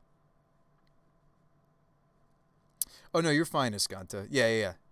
I would... Like, Codal's sweet, but Codal might not be great right now. I've seen quite a few less Codals. Oh, wow, they don't maybe have it? They don't maybe have it? You don't maybe have it? Oh, you know what? I should have tapped the Forest for this because the filter land's better than tapping Forest. Counter. Can we die now? Remand. Aether Gust. Good to see that they have Gusts. All right. Gust is really bad news for us, too. Both Remand. They have Remand and Gust. Those are the pits for my evolutions, but I can't cut them all.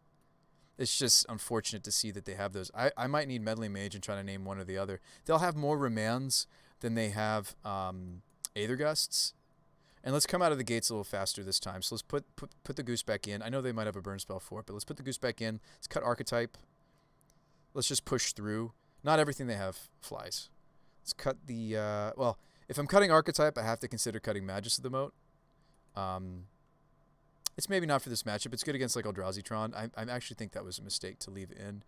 Selfless, we can use to protect some of our other pieces from burn. I might actually want this in. Scooz is good in this matchup. I thought they might be on Goifs, but I didn't run it. I actually think Rangers still not what I want so much. Well, Rangers help us against Permission, though. Slim 1 evolution. So I'd rather just draw the Winota in this matchup. The life gain's really relevant. We could cut one Historian. Leave it as a tutor. 2 cuts. Maybe Champion's Overkill. Like, since they're a Goif deck, I actually don't know if I like... I don't know if I'm in love with the Champion. Lava Dart? No. Oh, you're just talking about... Yes. Codal is weaker because of things like Dart. And Gut Shots being played too. Prowess lists, they're pretty popular. Hangerback's actually pretty good. A lot of the removal... Like, they don't have Exile removal. We should be playing the Hangerback Walker. But I am going to trim at least one Captain... Maybe not. They had a lot of permission. Maybe I'm trimming a Pyromancer. I almost never trim Pyromancers, but I think I'm going to trim an Invader and a Pyro. I'm going to stay high on the Rangers because there's some... Oops. There's some pretty relevant things I can search up.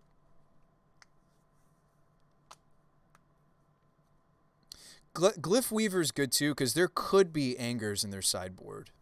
Something to think about is that that's a non-zero possibility.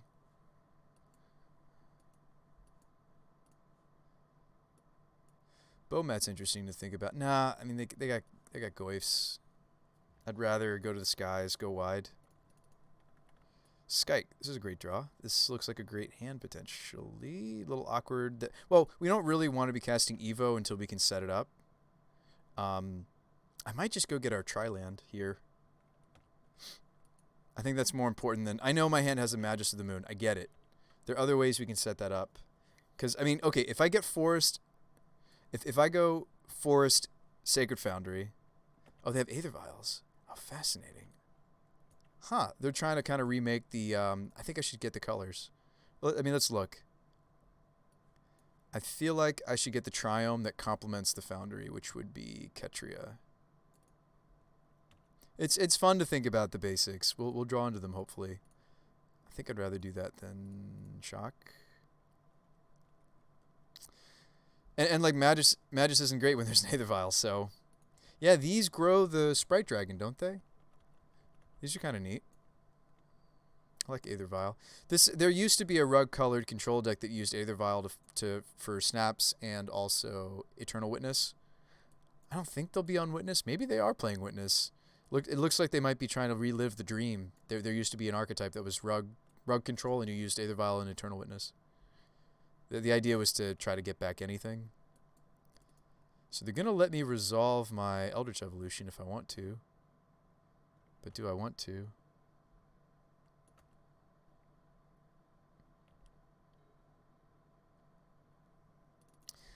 Birds. Okay, so I think unfortunately I'm just birdsing, and I know they're going to have access to Snapcaster now, but I think I'm doing this. Go. Yeah, thank you, Skante. Eternal Command.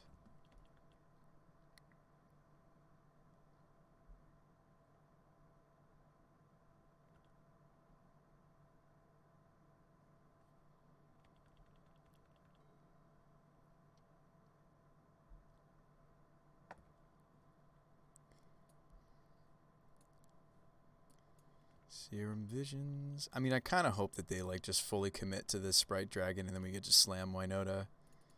We've got the Spellskite protection. The Spellskite's so important in some matchups. Like, I wonder if we should have more or just... I'm main decking it right now. I mean, the Burrington does kind of a temporary... It's a fetchable temporary Spellskite impression. Gosh, there's a lot I really like about where we've taken this list, folks. You guys have really helped me tremendously with this list. Thank you so much for the help. I think it's pretty close. Mana base still a little wonky with that.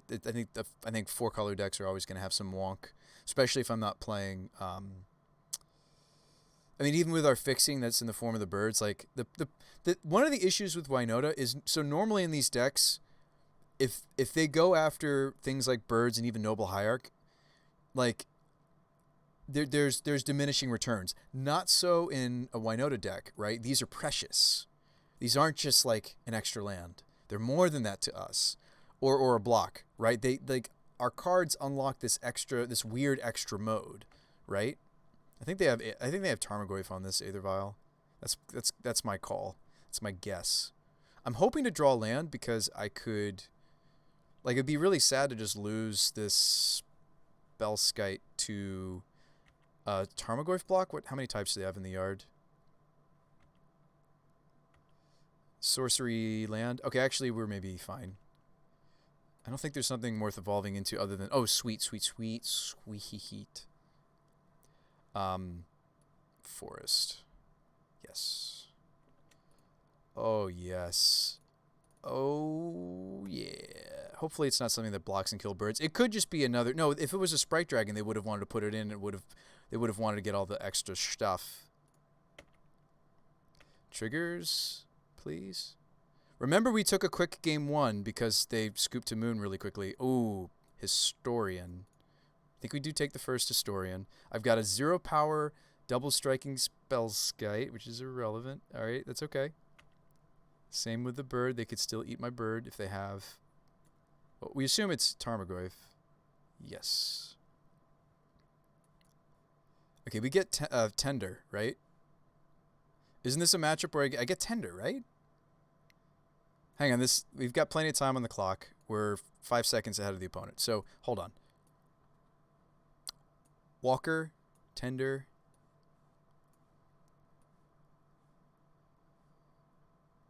I'm leaning towards Walker. I am at 12, by the way. It's not inconsequential. I think it might be Tender instead of the Walker, because I kind of next turn want to. Not that the Magus of the Moon does mess up their well, Vile's just here for Goyf, so they might even be like a Magus of the Moon deck themselves, actually, in their sideboard. Maybe it is Walker, because that would give me the flyers I need. I'm gonna take the Walker. A little thinky, a little bit of thinking. They didn't put anything in. All right, it's a race. It's a race. They go to 9. Guys, it's a race. It's a race. We're racing. This thing can get big. Maybe they're playing Tamir Battle Rage. You know? Maybe they play like a Singleton Battle Rage. That could beat us. Well, no, it can't. I could slap it onto the Spellskite. Spellskite's so good. They need to kill this first, then... I am concerned that this artifact creature package from the Ranger will sometimes like have people grab artifact hate that they wouldn't normally bring in, and then they get to kill the Spellskite. But I think that's pretty a small worry. I have only those 4, and they're pretty low to the curve, low impact cards. But Spellskite can still like be a really big to do. Opponent is thinking.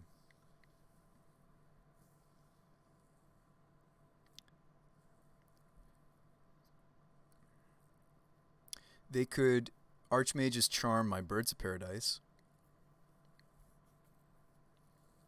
But the best time to do that would be after I've untapped. Was I supposed to sacrifice the Ranger? I thought about it, because I do care about some of their spells. So we're bolting. We're trying to go after the Blade Historian. That's 1 red source down. I think I do redirect. I know I'm at 12, but I think I'll redirect. Second bolt. So they actually should have maybe spaced these out, but I don't know if I can go to 8. But they actually should have spaced these out, and the reason being is now I can aim them both at the Spellskite since they're both on the stack at the same time. Let's just talk about it briefly. This is not me saying, oh, the opponent maybe made a misplay. That's not what I'm saying. I'm saying before I redirect this, it might be correct for me to crack the Ranger. We'll probably get enough damage to kill them next turn. It might be correct. Oh, I got the wrong thing on the Ranger, didn't I? Or did I take out the shoot? Did I take out the Bowmat? Okay, I did. Okay, it definitely was Bowmat if it was still in. So, do you guys think that I should maybe consider cracking Ranger here before I do the redirect, or is it inconsequential? Apparently that's my favorite word tonight. I think that's the 3rd time I've used it. Any thoughts, chat? I think I'm supposed to also redirect this and just hope that they can't Battle Rage or something. They can't off these colors. Castables. Yeah, you like that? I knew somebody was going to find that funny. All right.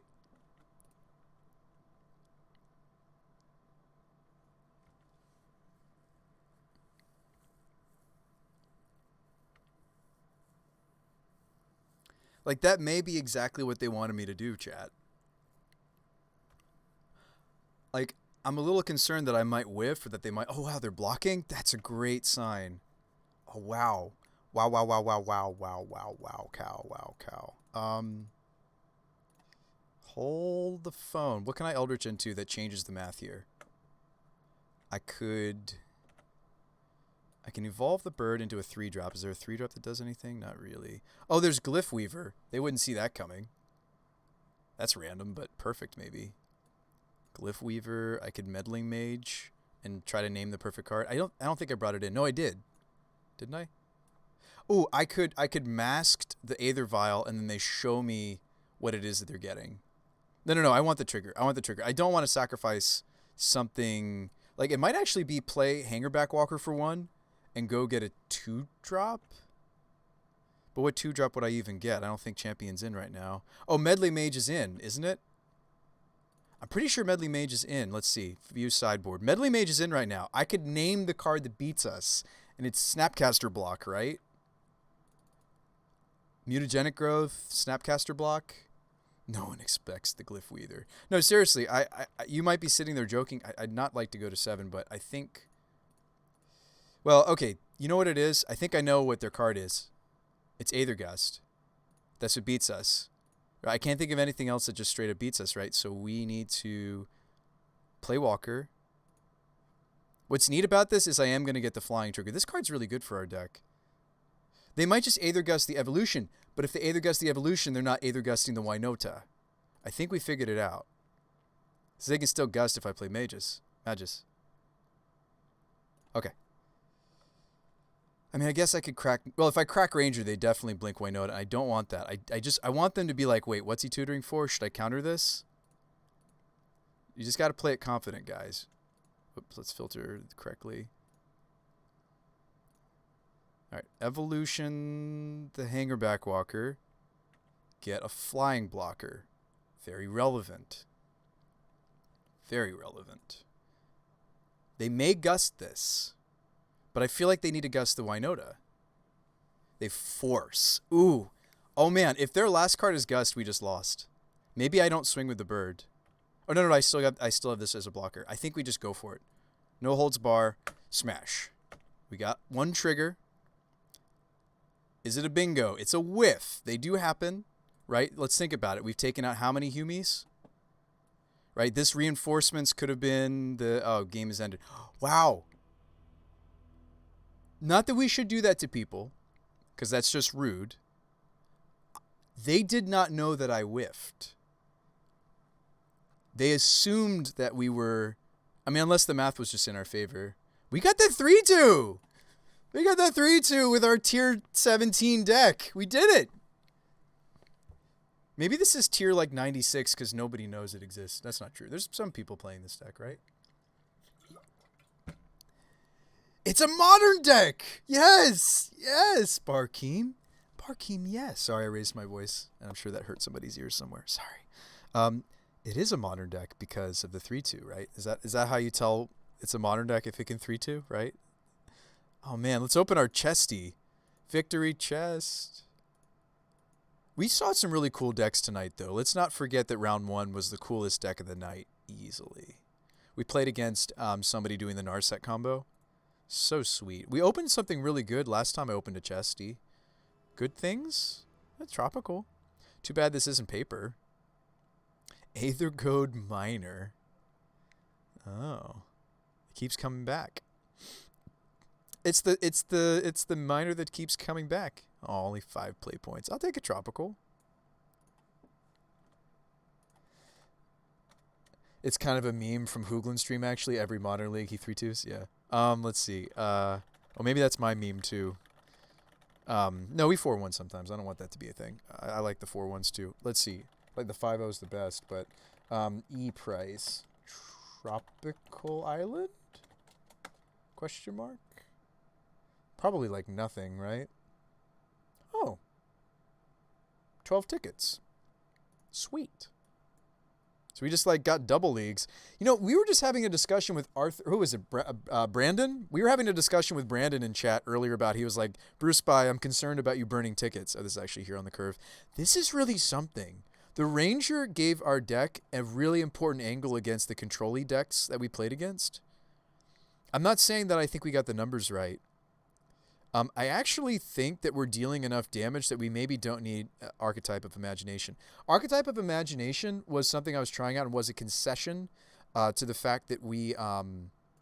So funny thing.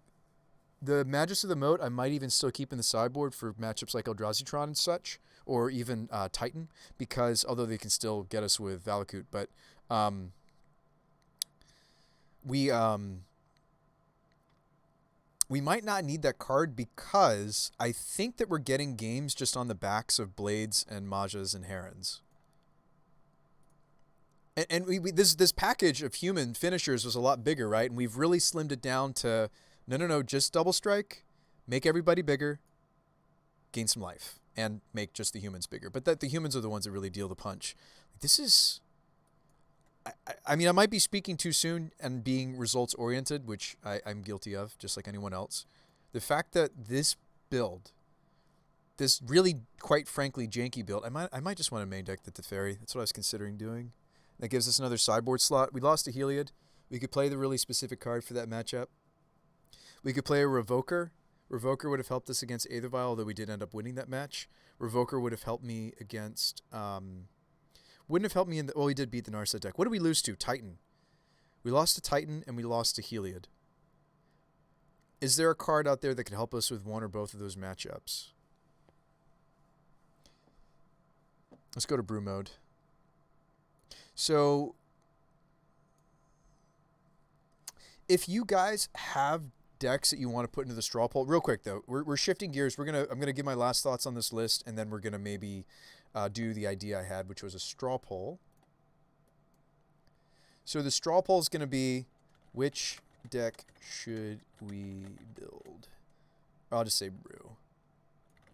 And you guys are going to supply this. So I'm going to enter a bunch of poll options. I'll give you a certain amount of time. Is 5 minutes enough? It's already 10:34, so yeah. We need to move to the next segment of tonight. Something we're trying out, something we've done in the past. I'm going to put 5 minutes on the clock. You've got 5 minutes. I'm going to put in stuff that you say, and then chat's going to vote. Give another 5 minutes for you guys to vote. And in the meantime... I'm going to figure out what this last card might be. There's like Blight Beetle. There's other ways to beat Heliod. The Medley Mage was sweet. I like this split of Medley Mage Teague because they do kind of fulfill a similar role, except I don't like the idea of like 2 Teagues because the redundancy. That is one small awesome thing about just being an evolution deck. There's no anti-synergy in our list at all for Teague, which can happen. Actually, that's not true. Settle has anti-synergy. That's not true. We have anti-synergy. Arthur was really thinking we'd like Settle the Wreckage, but now I'm not so sure. I'm changing my mind. We're going to play my pet card.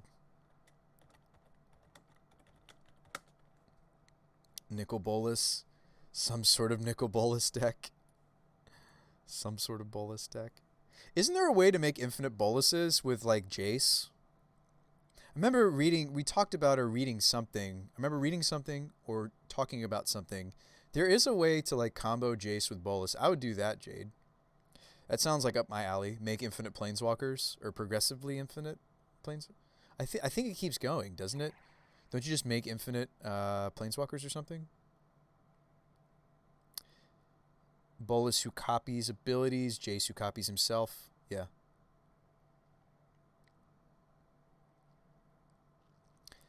I would sub to you if you play Garrick. I can't be doing things just for the money, Jade. That's not my personality. Boros Control with Lorehold Command.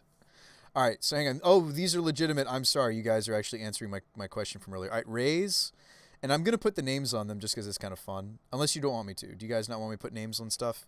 I feel like that might get the chat charged, and it's like maybe anonymity is better. All right, so Ray is giving us Boros Control. I'm just I'm just going to copy paste from chat to save me. So feel free to give it a funny name like Jade did. Nicol Bolas, something Bolas, dang it. Yeah, seriously, let's think about what we lost to. We lost to 2 creature-based decks. I really want to play Justice again. Veil of Summer doesn't help. We were doing okay against the blue decks. We really were. Between Captain and Teferi, we're doing a lot better. And I like Teferi enough, I might just main deck it. Names are fine. Okay. You don't mind? You're just teasing. Oh, no, it's an entry, Jade. It's an entry, but you have to respect how I might build it. All right, Ray, I'll put your name on there. All right, so Ray and Melfina. And it can be, it doesn't have to be a brew. It can be a pre It can be a net deck even, and I was working on a, do you guys want to see a deck I was working on? We can add some Bruce by lists too. I was working on a blue-white retreat build. Retreat gives Baneslayer and Lyra Dawnbringer vigilance. I'm not playing them in the main deck, but this is something I was working on. I need to make one more sideboard cut. But you play Dawnbringer, a split of Dawnbringer, Banesplayer, wow. Banesplayer Angel and Lyra Dawnbringer. Paired in a deck that's playing some number of Felidar retreats. Seems pretty cool. And we're also playing a bunch of, like, this deck has a deceptively high amount of fetches. You've got some number of vistas, you've got the playset of Strand, you've got some number of fields. You deceptively have a lot of ways to double trigger Felidar Retreat in this build. I just went higher on what you normally see. This is normally like 10 fetch-ish effects with like field, flooded, and then like 2 fetches. I'm just playing the playsets because of the retreats. Works well with flagstones. Yes, it does. Yes, it does, Ray, and we could like ramp into it. Oh, let's give these things a fair try. Nicol Bolas. I'm sorry, I'm not representing you guys on. You're not giving your guys decks screen time, and that's the only fair way to. I'll come back to the Winota deck later. Actually, no. I want to make sure that it has its last card, because otherwise, Moto buries my deck ideas, and then I forget about them. Last card, help us against heal. You know what? Placeholder. Deicide. Deicide does hit other things in the format besides just Heliod, but it's such a specific card. I spelled it wrong. Deicide. It's a very specific card, but it's quite good. We could also just play like a Path. Path would have helped me against the Titan matchup. I don't think how that matchup went is indicative of how that matchup really should go for us versus that deck, because we're also very linear and can race them potentially. Obviously, if we were a more bursty build of Winota and we weren't trying to play castables, if we were okay having some uncastables, it might be easier. I have thought about some number of Angraths. Let me show you why. I know you're like, whoa, Bruce By, you've sworn off that card. I never swore it off. I was just saying I didn't like the playset because I'm not playing bolts and such. I don't mind a copy or two, because the doubling that Marauders causes does work with Double Strike. So instead of trying to, so a lot of the builds are just trying to double up on Marauders, double, but you also lose the benefit of the first strike effect of the double strike. So it actually doesn't necessarily help us. It makes us deal a big chunk of damage, but it doesn't actually help us like combat ability wise. I would be down for playing 1 or even 2 copies of Marauders. I'm okay with a couple of cards being a little bit out of casting reach. So maybe I'm still refusing to play the Deicide. That would give me the first Marauders, which I feel like just kind of defeats the purpose. Also, you do kind of want them to be able to double on top of themselves. But just saying, the first one with something like a Blade Destroying would give us a similar effect as having a double. Like, in other words, the math on this plus this is it better than double Marauders? It might be better just because of the double strike effect, the getting that first strike added to the damage output. I think it ends up being a similar amount of damage, right? Because 2 Marauders is better than Blade Destroying because this is a 2-power creature, but you get what I'm trying to say. The doubling up of the damage. We could play the first Marauders.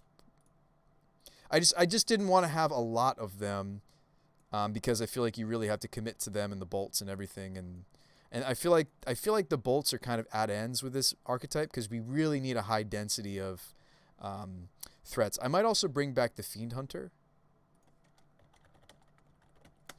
And I think I am going to cut the Thopter because the Bomat Courier was doing for us in many spots what the Ornithopter could have done, and I feel like I realized that later on in the league. Let's maybe bring back the Fiend Hunter, and maybe just maybe I'll start warming up to some number of Marauders. I'll play the first one. So this is where we'll leave off with the next version. I should have saved version 1.5, but whatever.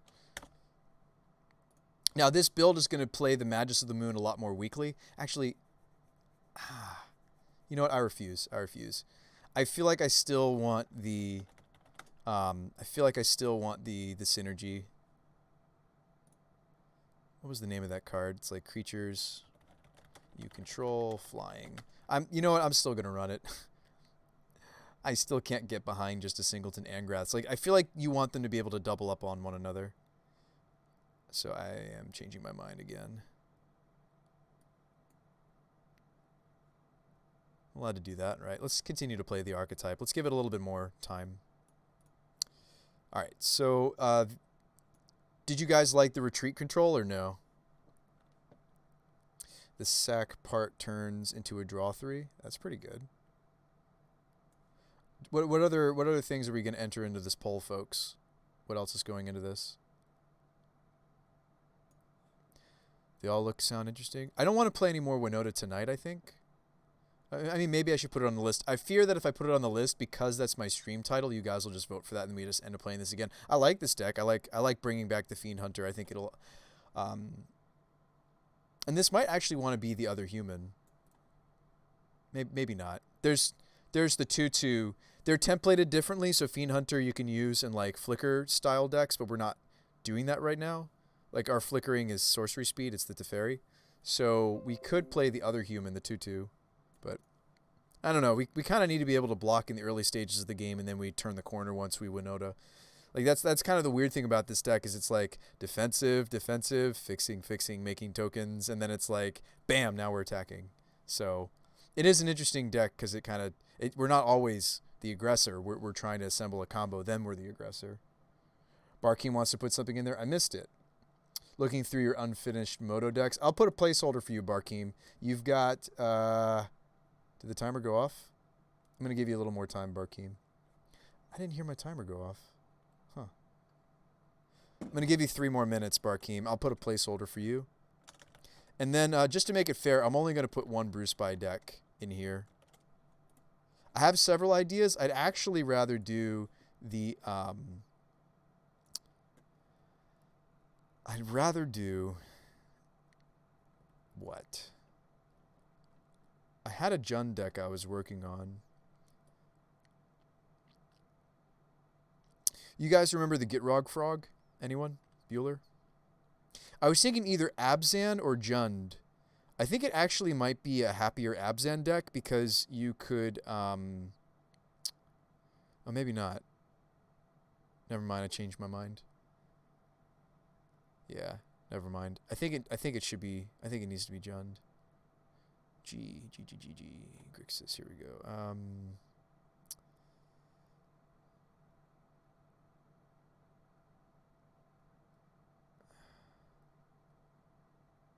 Gitrog Jund, here we go.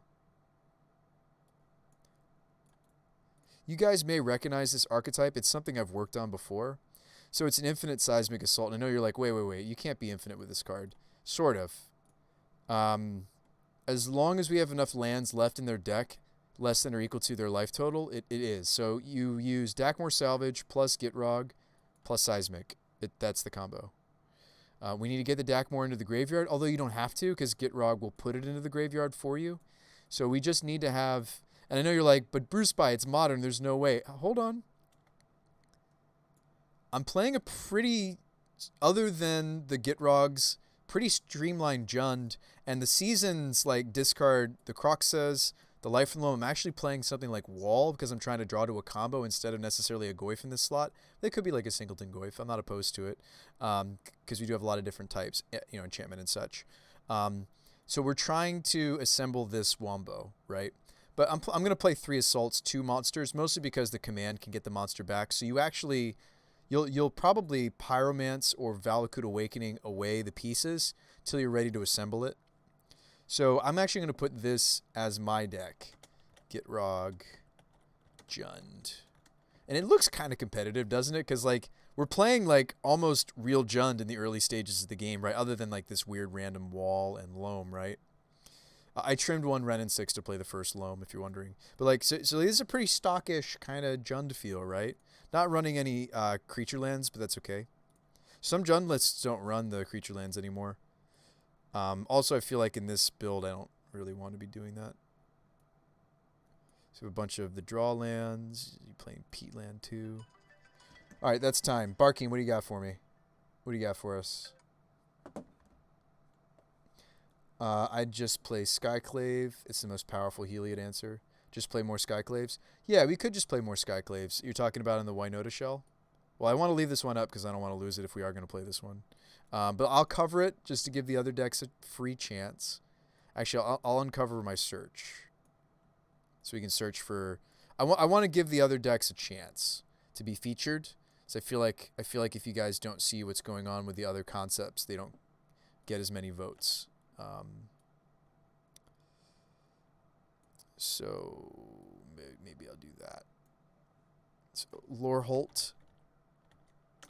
Yeah, Command is cool. I like building around powerful flexible cards.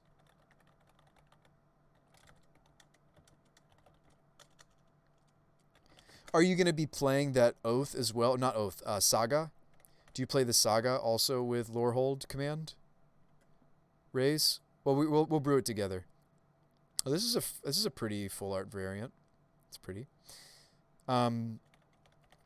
Yeah. So you make the token, you helix something, or you pop a flagstones, draw 2. Yeah, no, this seems sweet. I almost wonder if this could be like a Lotus, a different style of the... I know that like Aspiring Spike has been working on the Lotus Field archetype. I wonder if this could be a different color combination of Lotus. It's hard not to play the Archmage's Charms and Cryptics and everything, but... Yeah, this is sweet. This is actually really sweet. Nah, I don't play it in my deck, but thought about it. Got nothing, just go for it. Oh, come on, Barkeem. I'll give you another minute or two. 2 more minutes on the clock. I don't want to go without this. Did I miss any ideas either? Anyone? Bueller?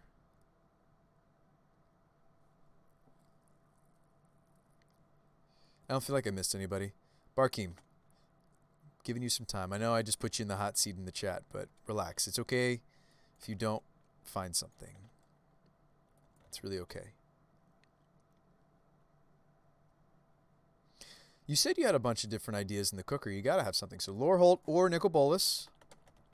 And I'm assuming you meant 5-mana Bolas, right? Naya Control. Oh, boy. Naya Control. Oh. There would probably be some sort of land destruction control then, like Ephemerate. Okay. I would probably do Rider and Ephemerate, and then... although this card could go in Ray's deck too, it's on the brain. Where is he? So maybe like Avalanche Riders and like Ephemerate or something, and then you play, what is that Saga?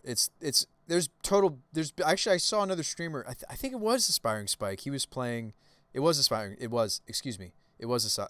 Spike. He was playing with this one, Showdown of the Scalds. It was like a Monastery Mentor Bauble list. Naya Control could be combined with Lorehold, couldn't it? Maybe. Yeah, Showdown. Actually, you could play... You know what you could do in like a Naya Control? You could play Reclamation. Because like Lorehold... the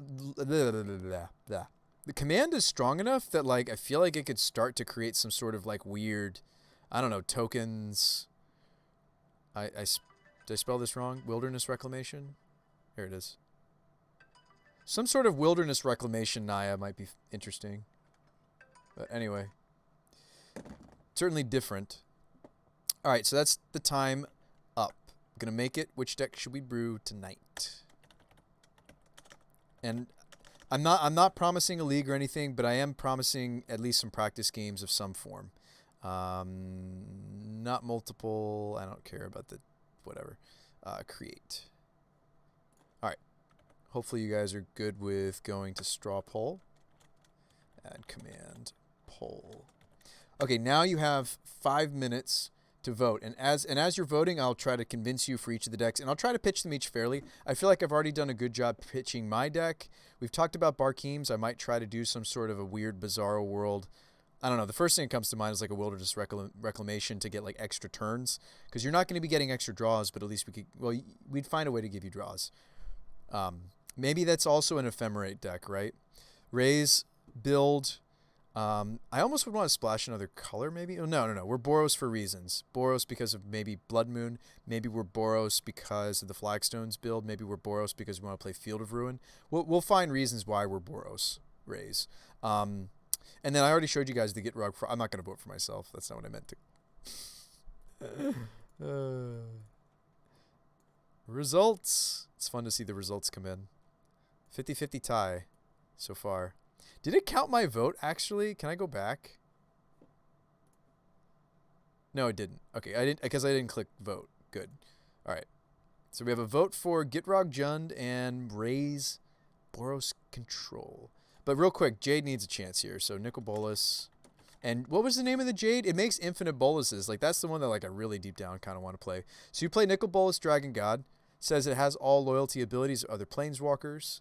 And then you play Jace. Castaway. There's going to be so many cards that come up with Jace, aren't there? Quite a few.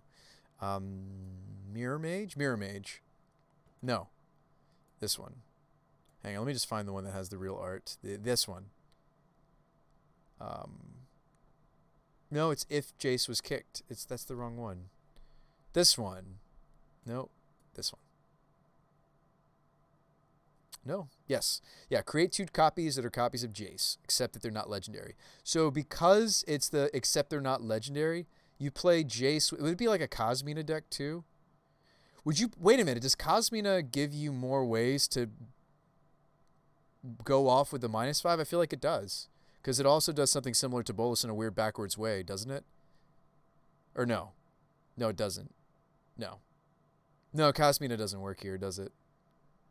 I mean, it might work in that deck because you have so many planeswalkers. Cosmina only gives her loyalty abilities. Not, yeah. So you play Jace Castaway and you play Bolas's. And maybe you just play like a Pillow Fort, like, you know, planeswalker heavy deck. So those are the ideas. You guys have 2 minutes and 26 seconds.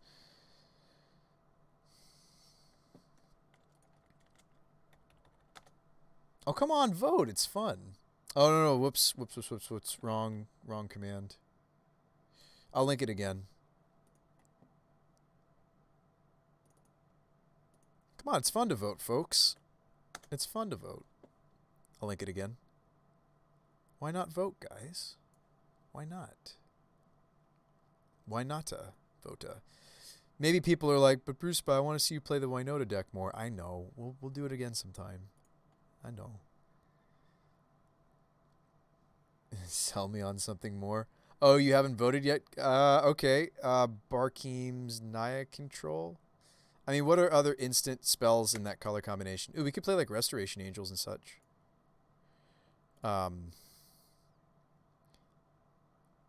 I think Resto is actually underrated. All right. Well, I'll try to dig out the... Gosh, if we do get Rug Frog, I'll have to dig for it, but it's fine. So, okay. So let's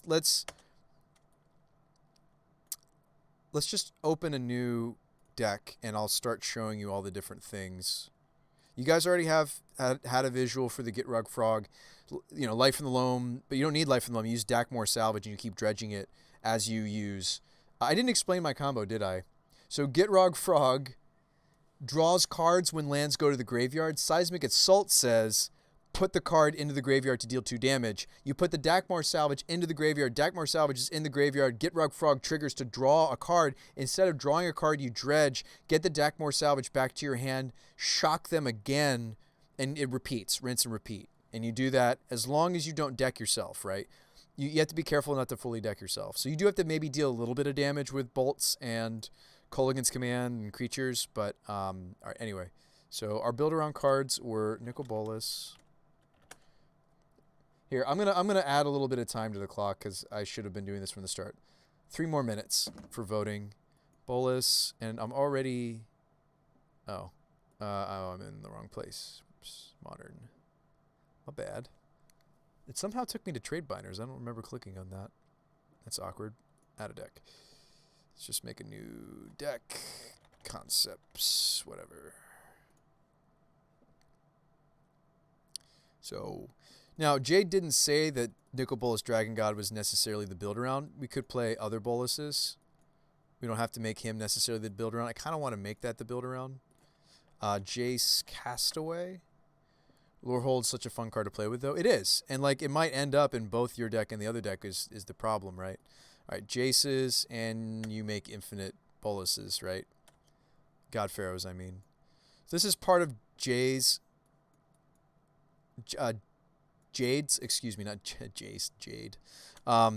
You also tend to do something, some sort of like a, you could do, although I'm bad at building them, and the person that helps me build Yorion decks, he is not feeling well. But yeah, you do like Yorion, and maybe you do Oath of Nissa.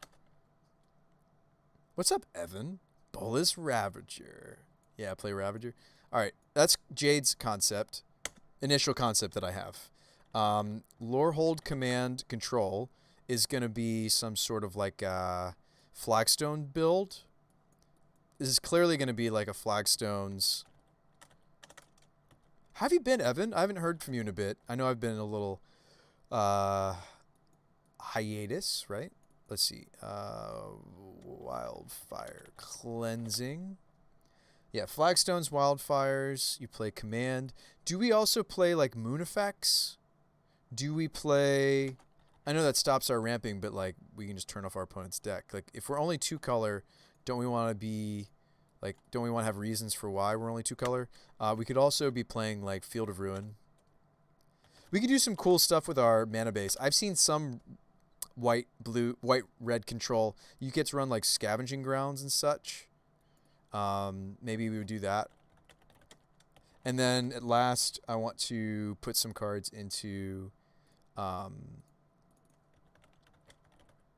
think a Flicker deck is what comes to mind for the Naya idea. Oh, not Skoos, but maybe that's in the other concept. I'm trying to put some separation between these decks. Reclamation. Ichor will be the backbone. Ichor what? So I'm almost thinking Wilderness Reclamation with your idea. Have you voted yet, Evan? You might have just missed the link. Copy. Do you want to vote? So the ideas are Gitrog, Frog, Jund that goes up. That's the timer. All right, we need a tiebreaker, guys. Looks like it's between Gitrog, Jund, and Boros Control. Need a tiebreak. Thank you for submitting ideas, though, Barkeem and Melfina. Oh, looks like Raze wins. Sweet. We did it. Okay, so this is what we're brewing. But these are cool. I'm going to stick them in the sideboard so we can miss them. These ideas. I didn't really finish fleshing out Barkeem's idea, and I feel bad. Let me tell you where my mind was. Because that's part of this activity, is you guys see like the beginnings of a deck concept. So it would have been Fiery Justices. He said straight up Naya Control. That's what I think of. Although it doesn't have synergy with Wilderness, but that's okay. Like a Restoration Angel Kiki kind of thing. I don't know. Maybe no Kikis because it doesn't have instant speed. Maybe no Fieries because not instant speed. But some sort of like a Wilderness Resto is what comes to mind. You like play Wall of Omens or whatever. Play Eternal Witness or something. I don't know. By the way, do we play Wall of Omens in this deck too? Something like this is where my mind was going. Like it's okay if the lower part of our curve lower than Wilderness and like a weird Naya mid-range thing. It's okay if the lower part of our curve is Ephemerate. Ephemerate would be in that deck too. Probably. The problem is, like, the Ephemerate decks, there's a lot of, like, really nice blue stuff you can be doing. So we need to find some real reasons why we're Naya. Fiery Justice is just one of the cards that comes to mind, like, a real reason why we would want to be in those colors. Anyway, let me move this to the side for the moment. And let's work on this deck now. Okay, so Blood Moons. Commands. Cleansings. Okay, fields, what are we trying to do? Okay, if we're playing Flagstones, we certainly need Sacreds. Probably play 3 Sacred Foundry. I love Fiery. I think that card's great. 1, 2, 3. Plains. I am going to have to give back the Winota deck to play this. I did say I'd give it a play or two, whatever we picked. Need some Plains. I want to play quite a few Plains. Doesn't really matter what art I use. I kind of like these for this deck, actually. These speak to me. But yeah, maybe like as many as 5 even. Maybe that's too many. Like, what are we doing though? We're trying to ramp to this big, silly, powerful spell? I say silly because it does a lot of different modes. What else are we doing though in the interim? Are we doing flicker things? Are we playing Kiki combo? What are we doing? All right, Clock and Disruption. You have both Stoneforge and Luris. You have counter spells. Oh, okay. You wanted to build like a Luris deck. Oh, okay. So that's what you're thinking. So not a Blood Moon deck. Gotcha. So like a Luris build. Let's see if this goes into Luris like we want it to. Okay. Clock and Disruption. Well, Lightning Bolt. Do you play Seals of Fire? I imagine you play Seal of Fire if you're going to be a where are my bolts? There we go. Seal of Fire, right? It's too bad that Seal of Cleansing isn't modern legal. Did they make it modern legal? Oh, I kind of like this art. You hardly see that one. Most people play this one or that one. I kind of like this one. I've played no more than 3. You can play both. Is Seal of Cleansing modern legal? Did they make it legal? I thought it wasn't. I know there's a green version of Seal of Cleansing. Yeah, when I search format modern, it doesn't come up. I don't think it is modern legal. We'll find a different way to do that. Pyrite Spellbomb. Ooh, Spellbomb seems sweet to me because it can cantrip. It's just more mana. Ooh, do we do a split? I like a split. Split, right? Mishra's Bob. I feel like we're playing the Saga. Like, I feel like this is already in my mind, and I hate to say it, I'm kind of building it already towards a similar outcome. Evan, did you, I voted you were the first vote, actually. Oh, you were hiding. How have you been, friend? You don't need to apologize to Gitrog. He knows he's wonderful. Oath Saga. Saga? No, 4-mana one. Are you thinking of a different one? This is just so much card advantage, whereas there have been people trying to build arounds of Showdown. I feel like that's like the draw engine we need. I've seen people do like Monastery Mentor. I don't think I want to. I think I just want this to be a crazy draw engine. We could also just play Retreat here. Oh, I love Retreat. Hang on. Can we be a Retreat deck? This card's actually so good. Can we just be a Retreat deck and have like Angels in the sideboard? It's funny. You're like, wait, Bruce By, are you just doing some of the things that you were going to be doing in your blue deck? Yes, kind of.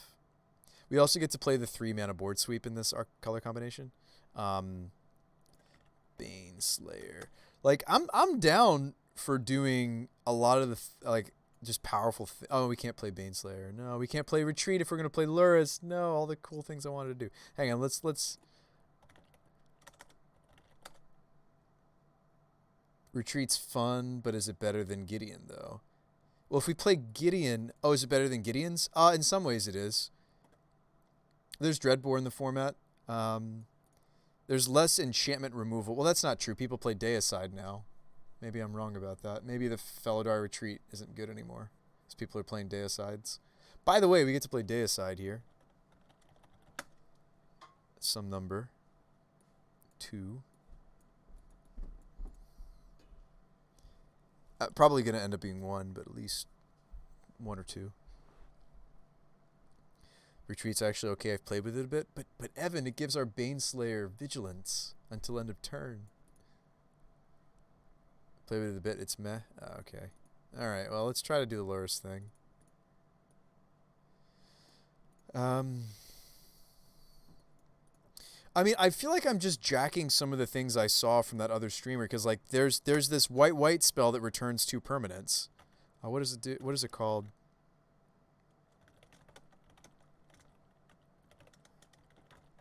That's your engine. That's your brought back. He was playing. It was like a brought back deck. It was really cool. I mean, I have no problem like crediting. I believe it was Aspiring Spike, or no, it was. I'm not. It wasn't. I believe it was him that I saw it, and I'm not sure if he came up with the original concept, but he very well might have. So I certainly don't want to steal cred. Because he wasn't running Lorehold, but maybe he should have been. Spike, yeah, it's Spike. Thank you, Evan. See, not trying to steal other people's ideas, I promise. But let's see. Brought back is sweet. You grab the bauble. Oh, it's put there this turn. Right. So he was doing like riders, wasn't he? Ooh, Mila's kind of fun. Wish we could like blink this and stuff and like set it up. Anyway, turn it into the Luca. Isn't a saga a permanent? All right, you're right. Woe is me. There's like lots of cool things we can't really play if we're gonna play Lurrus. So you were actually saying play Stoneforge. I feel like Stoneforge loses a lot of its power if we're not going to be playing. That was a different build though than what you were proposing. By the way, though, best kept secret. There is a couple pieces of equipment that actually are 2 or less, and they're actually reasonable. They are, what are they? It's the one that gives lifelink and trample. I mean, there's Basilisk Collar. There's a few different. Well, we actually might actually consider this, but I feel like if you're giving up swords, and you're giving up too much, I think, to make it a Lurrus build to consider Stoneforge. What about the Tyrite one? You said that earlier, Raze, and I missed it, didn't I? Oh, yeah, we definitely should be playing Helixes and Paths. So this one? That's a 3, though. You couldn't play this also. I mean, like, I like that this is ramping, though. So are we going off in a different direction than Lurrus? That would give us a lot of freedom. Lurrus might be really good in this deck that we just play the main deck, by the way. Like, there might be enough synergies that you just play them in the main board and you don't sacrifice being able to play 3 and like then you get Blood Moon back. Hang on.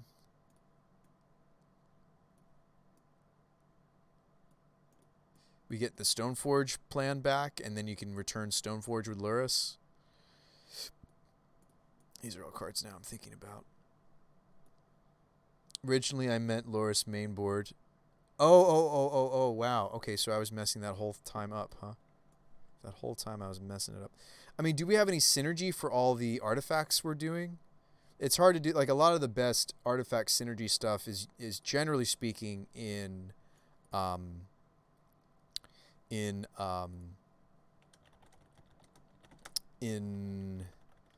blue.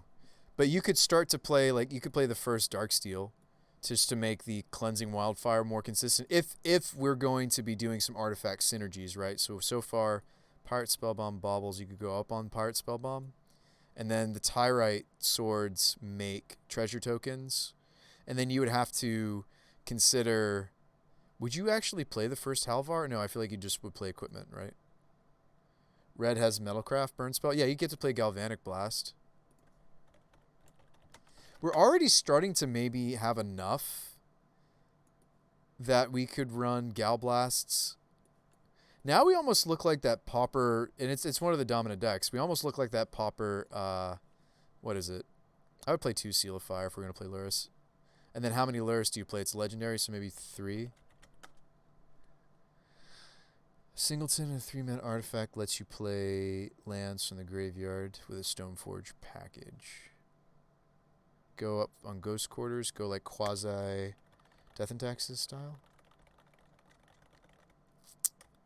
Doesn't Cleansing Wildfire just kill their land if you play Leonin? I don't want to go like Taxes, though. I feel like we're committed to the Lorehold commands. Do we have to play a playset for this stipulation? Can we get away with 3? Not that they're also legendary. I mean, if this is like, no, Bruce By, I want you to cast as many of these as possible. I respect that. We're going to do Blood Moon? I don't know. Are we main decking them? I don't feel like you can't main deck that many Blood Moons right now. Unless we have like, oh, we should be playing Valakut. Valakut Awakening? Yeah, we play some Awakenings. That card's great for us potentially. Do we even consider just playing Pyromancer? I mean, I'm trying to figure out what we should be doing.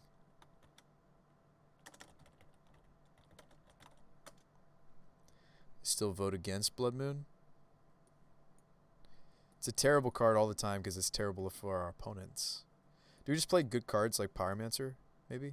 Doesn't have synergy with Lurrus, but we don't really care. I wouldn't play that many walls. I would play 3 tops, but I don't even know if I'm playing any.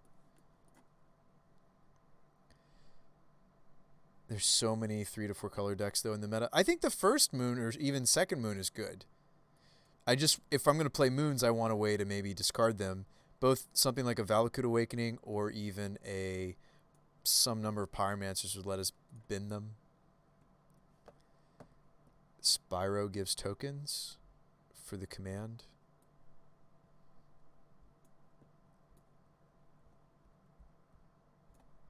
Yeah, I like the like. So we're playing this for ramp, right? Was that the idea?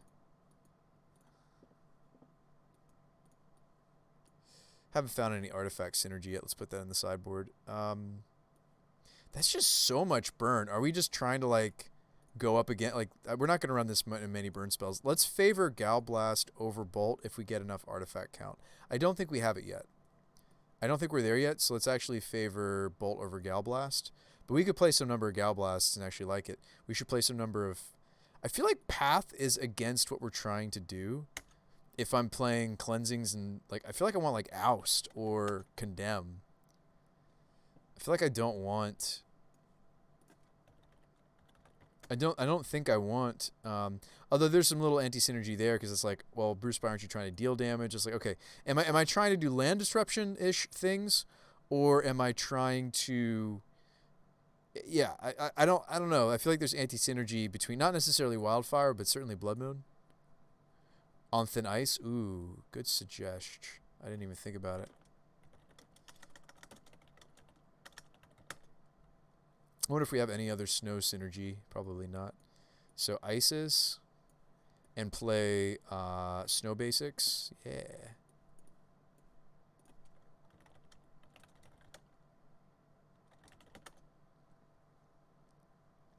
Play Stoneforge. You think I should be on the Stoneforge build?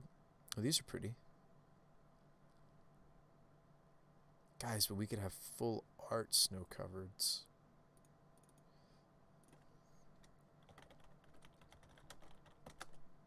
On Thin Ice can attach to any snowland. I don't know why I looked. So definitely mountains. Ooh, Spellbinder. I like Spellbinder if we're going to do like some flicker stuff. Spellbinder is actually really, really awesome with flickering effects. It might still be good here. Spellbinder. Maybe as a sideboard thing. Spellbinder's really sweet.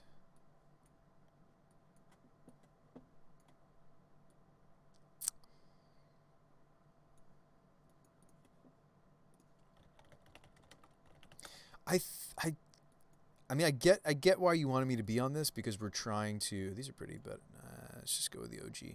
So I get that you're trying to. Okay, let's just get a nice package of equipment. Like, are we ramping and just trying to hardcast Batterskull when it comes to Tyrite Sword? I guess that's a thing that it lets you do, isn't it? You want Fire Ice right now in this meta, right? Fire Ice and do we play Feast? Do we because we're a control deck? Do we so the untap is relevant? Do we play? We probably just play these three pieces. Why don't you play Embercleave? I don't think we're going that wide, are we?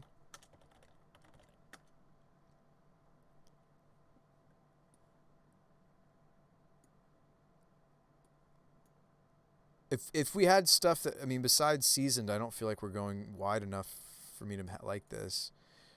You know what's good in the meta that's in our colors, though? We could main deck things like Timely Reinforcements. That's a bit of a non-bow with Helix. Maybe we play Timely over the Helix slot. This is like such a wonderful hodgepodge. You'll have the tokens, though? Yeah, we will. We will. Let's put this in our mana base.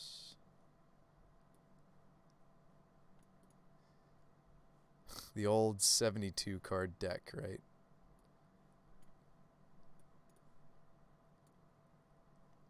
I mean, Brought Back brings back the Tyrite. That's another reason why Brought Back sweet, because you get to rebuy your oaths, sagas. I mean,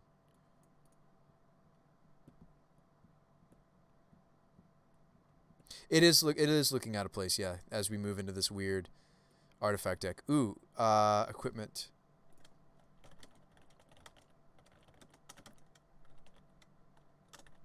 And maybe the Feast and Famine equipment goes in the sideboard.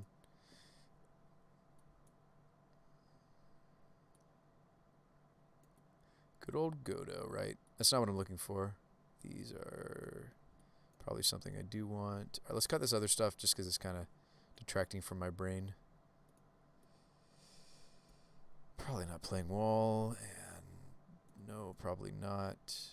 No, I want to think about that. And the extra spellbinders. Probably these are getting cut, but maybe not. Probably getting cut.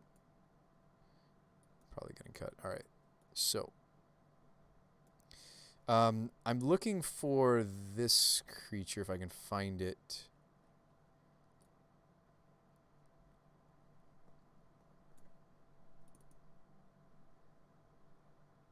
Investigator would be nice.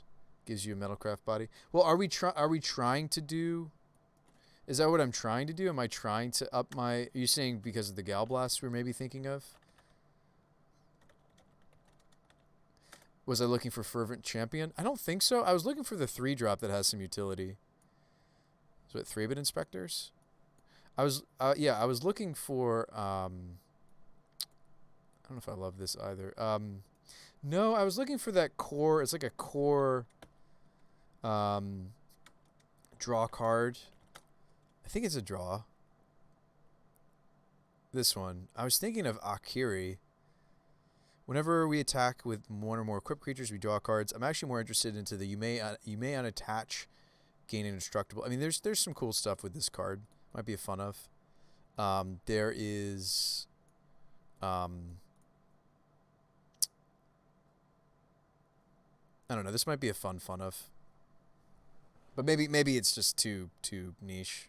It dies to bolt. Whereas we do get the value of the Lurrus immediately. This is just like maybe a meme.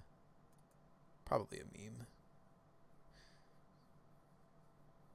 Doesn't have great synergy for Batterskull, for example. Like you just lose the germ token.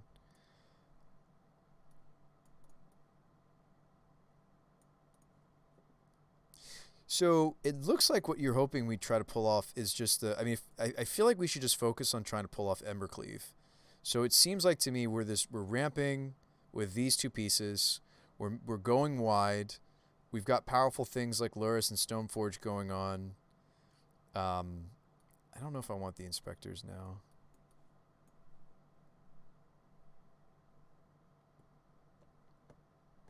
What about the living weapon?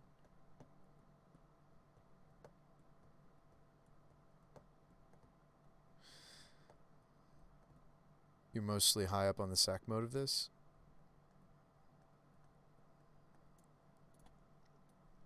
Yeah, this is a draw 2 command for our build.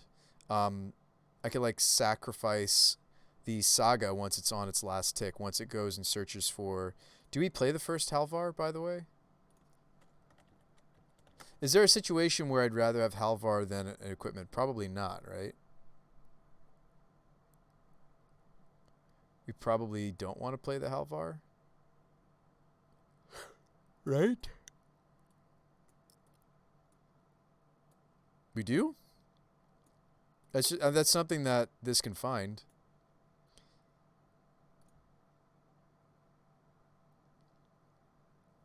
Why not? Well, I feel like we're at that point with the deck where we're just like, why not this? Why not that?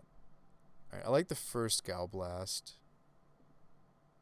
Maybe not. Maybe I still prefer the seals. Maybe we're just. I don't think we're metal crafting hard enough to play any, and that's okay. So let's move away from Inspector. That's really okay. Let's move away from that. Actually, you just think it's playing good. It's okay. I want to explore some other ideas. I actually think it's more spell bombs than it is seals. Because seal can't draw, but Pyrite can. So maybe, I mean, maybe we do a 2-2 split. I don't know. We have so many slots we need to cut. All right, let's cut some number of commands.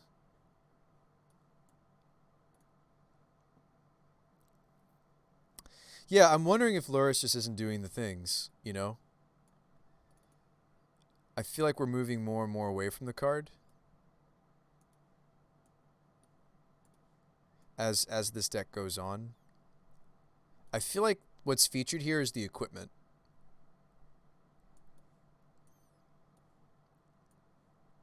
And I feel like yeah, I feel like that just there really focused the deck.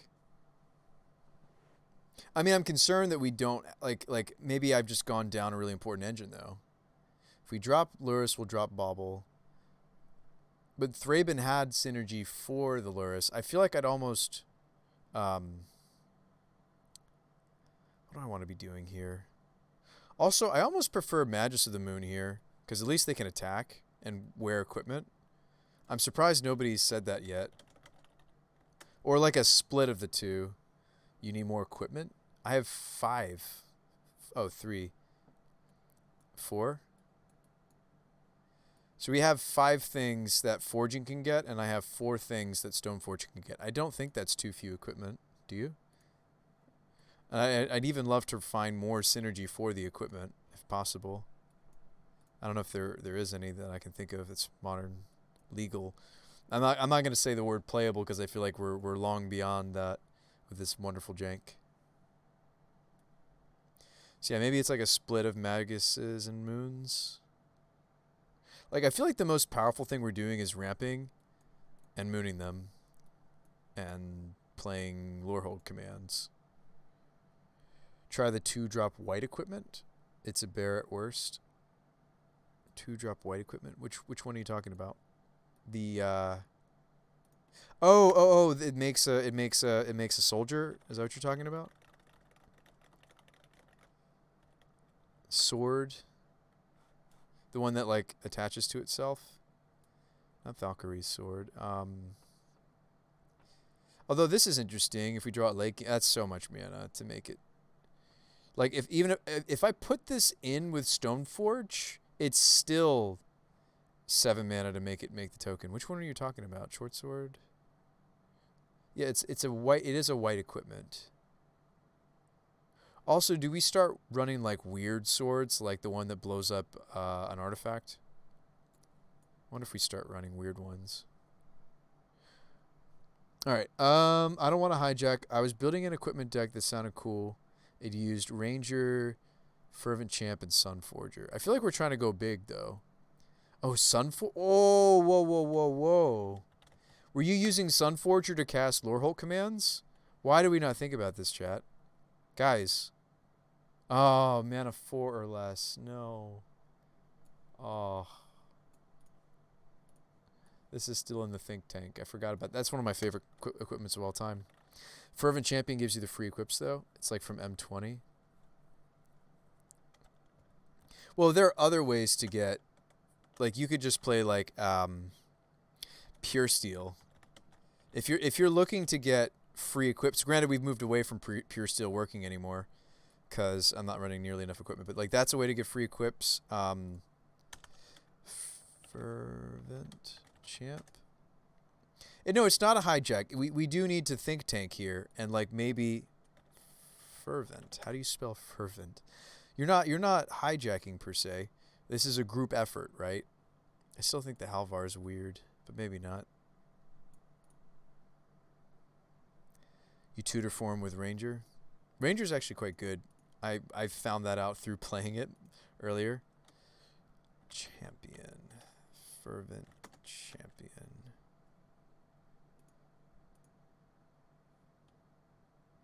There's also this one.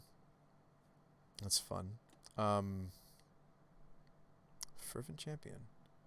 Why am I having trouble finding you? Here you are. Yep. Equips are not necessarily 0. Batterskull is the exception, but yes, like most equipment you're going to play is going to work. And so you just play him off of the... Ooh! I get it. You were just playing like a 1 or 2 of, and then you were... Oh, fascinating.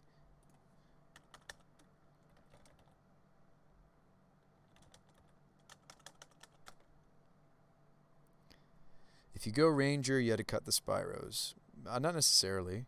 Spyro's just a really good card. Guys, this is turning into a Winota deck. You think I'm joking. This is slowly turning into Winota. play some investigators, but they're humans. They won't work with my Winota. I'm kidding, I'm kidding. I'm not trying to rebuild the deck that I wish this was.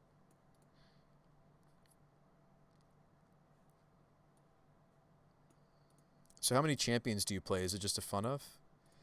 You get to play like oh, we get to play like a lot of fun stuff now. We get to play like Parasite, or you could play like a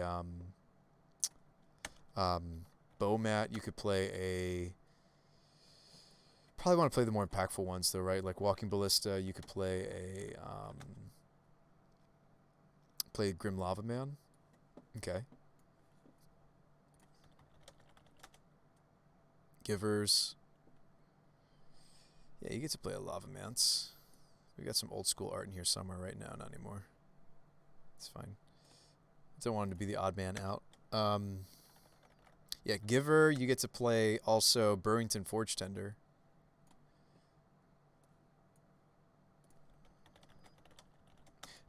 Lava Man might not be main deck. A little slow, but yeah, you could play Forge Tenders.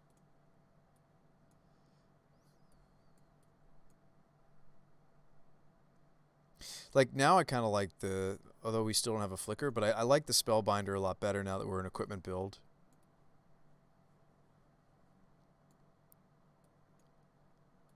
I mean, I'm concerned that our interaction just seems to be the moons and removal. Like, what about the decks that are neither of those things? The Spellbinders go really nicely with some land destruction, like land disruption, land destruction. These Spellbinders go well with. They also carry equipment. Something to think about.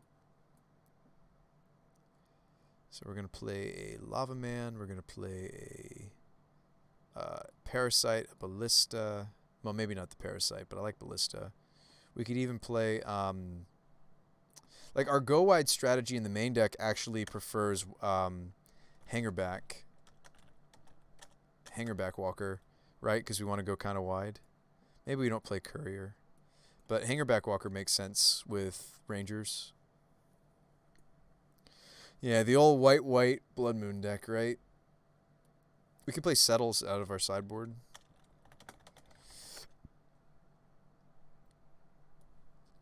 One or more copies. Probably not going to play Bowmat. We'll probably stop it at these different choices. So maybe Champions or Givers.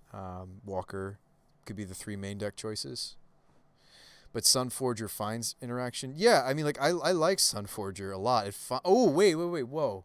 Guys. Sunforger tutors for Deicide. We figured it out. We'll just lose to everybody else. Sunforger finds Deicide. Sunforger also finds the first Path to Exile or 2.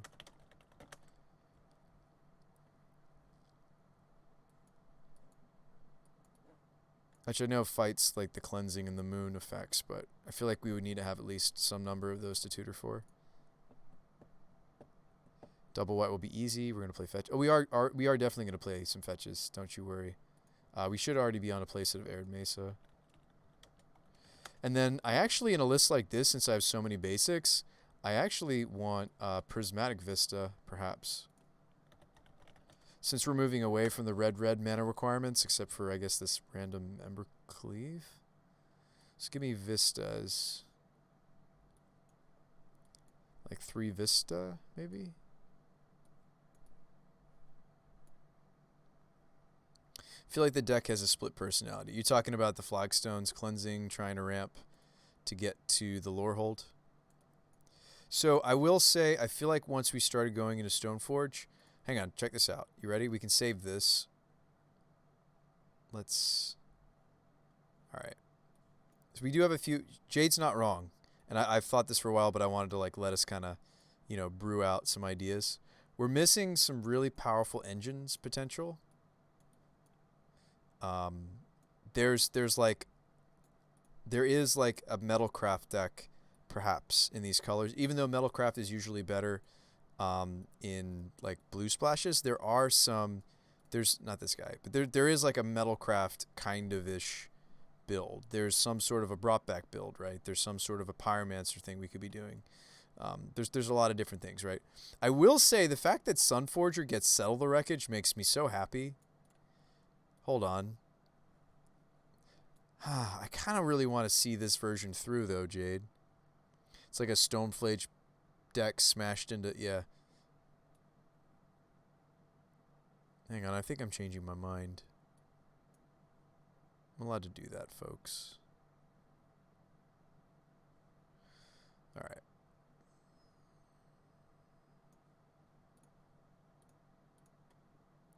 I don't think we actually need the Tyrite Sword ramp, right? I get it that we'll have to run fewer equipment if we don't run this. I get that it was ramping us. Well, no, you were doing this because you were trying to find another way to ramp up to the command.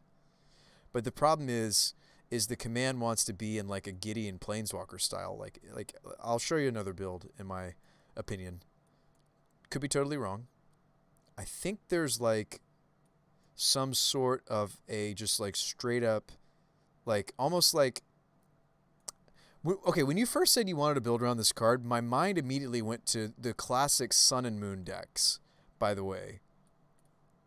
I think there is a Sun and Moon deck buried beneath this whole deck, and I want to show it to you just briefly.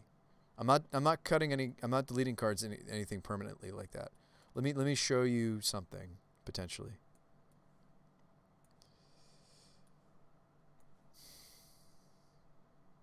Yeah, bear with me, chat. Bear with. Still like the Sunforger, even if I don't play any Stoneforges, as long as I have like some tokens I'm making. I like the first Sunforger. So even though it doesn't get Lorehold, Sunforger Valak could be sick. Yeah, I think there's some cool stuff here. Just give me a second to flesh it out. Do we have some playable Planeswalkers in this color combination? Yes, we do. You have Nahiri. You have, and I know you're like, Bruce Spy, but then you're just doing kind of what like these Sun and Moon decks have done in the past. But like, what they were doing was cool and also good. They kind of fell off the radar, but now the Blood Moon's good again. And then instead of Magus of the Moon, you'd play mostly, you'd find a different way to, you'd find a different threat to equip this with, maybe. Play Chandra's, yeah. So you play Chandra, you could play Ajani, you could play, and all of a sudden you're playing good cards, right? Gideon's, Chandra.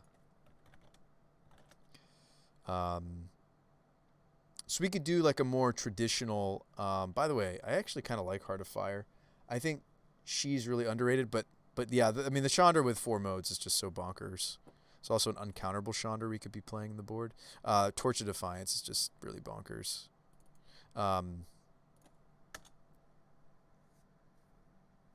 Do you not like the direction I'm taking it, though, Rays? Lorehold wants stuff that you can sacrifice. Well, but we still have Flagstones. And don't worry, I'll find some stuff for us to be sacrificing. Don't you worry. We'll find some stuff worth sacking. There are other relevant modes on this card, though. But, like, yes, I would agree with you. The most powerful... Like, okay, if you're looking for that, there are other ways to achieve that. There's...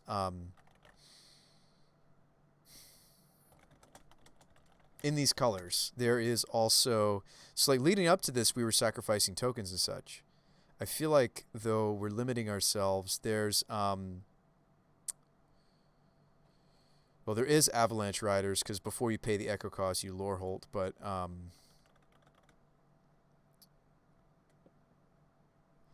up to you. You're the one who has to play the deck. Well, we'll just hold on. Hold on. There's a... I'm going to make a meta call. I'm going to make this a Chalice deck. Now we're talking. But now I'm kind of making us more into Sun and Moon, aren't I? But hold your horses. We're not done yet. We get to play the Foretold Sweeper, which is something that this deck archetype has not had before. And it's not like we're a Force of Negation deck, so it's not like we are like, oh no, like I can't. Oh, Foretold, it didn't. Forecast? Foretold? I should say Foretold, right? Foretell, sorry. Foretell, excuse me. What about Stars and... Yes. So, thank you. Oh, you already brought that card up. That was the card that I was thinking of. I don't know if you play that many Doom Scars, but yeah, we play Acre Wellspring.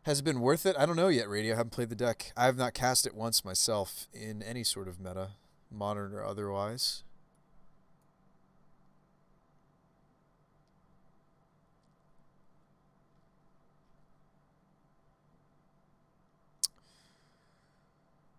"26 lands, we're actually getting closer to where the deck wants to be land-wise. Alright, I don't want to take up too much of our sideboard with non-Karn stuff. Ensnaring Bridge.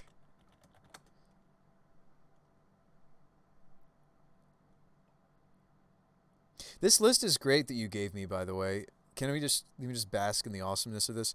It's a whole upload to Moto Fish, MTG Fish with literally like every single artifact you could think of that was worth being in a Karn board, right?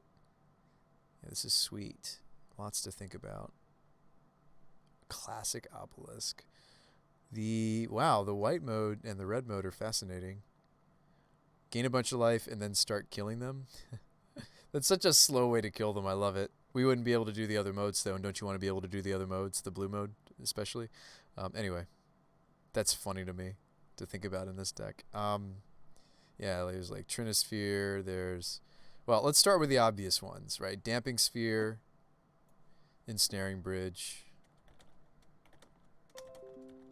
Damping Sphere, not so much, because we do have Blood Moons to fight Tron. This is like for combo, I would argue, also. Certain combo. Sorceress, Spyglass. We actually minimize some of what I need to search out because I'm trying to build this as maybe a Chalice list. Certainly want to play Liquid Metal.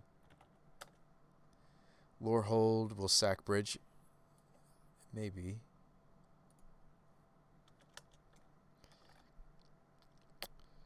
There's Defense Grid, which actually might be good in the meta. There's quite a few people playing blue. I love it. I seriously, I remember a time when blue just was not, you know, just was not where it was at. Yeah, Tormods, Welding Jar. I like Welding Jar. Keep the bridge on the table, etc. Explosives is still fine in this or two-color deck.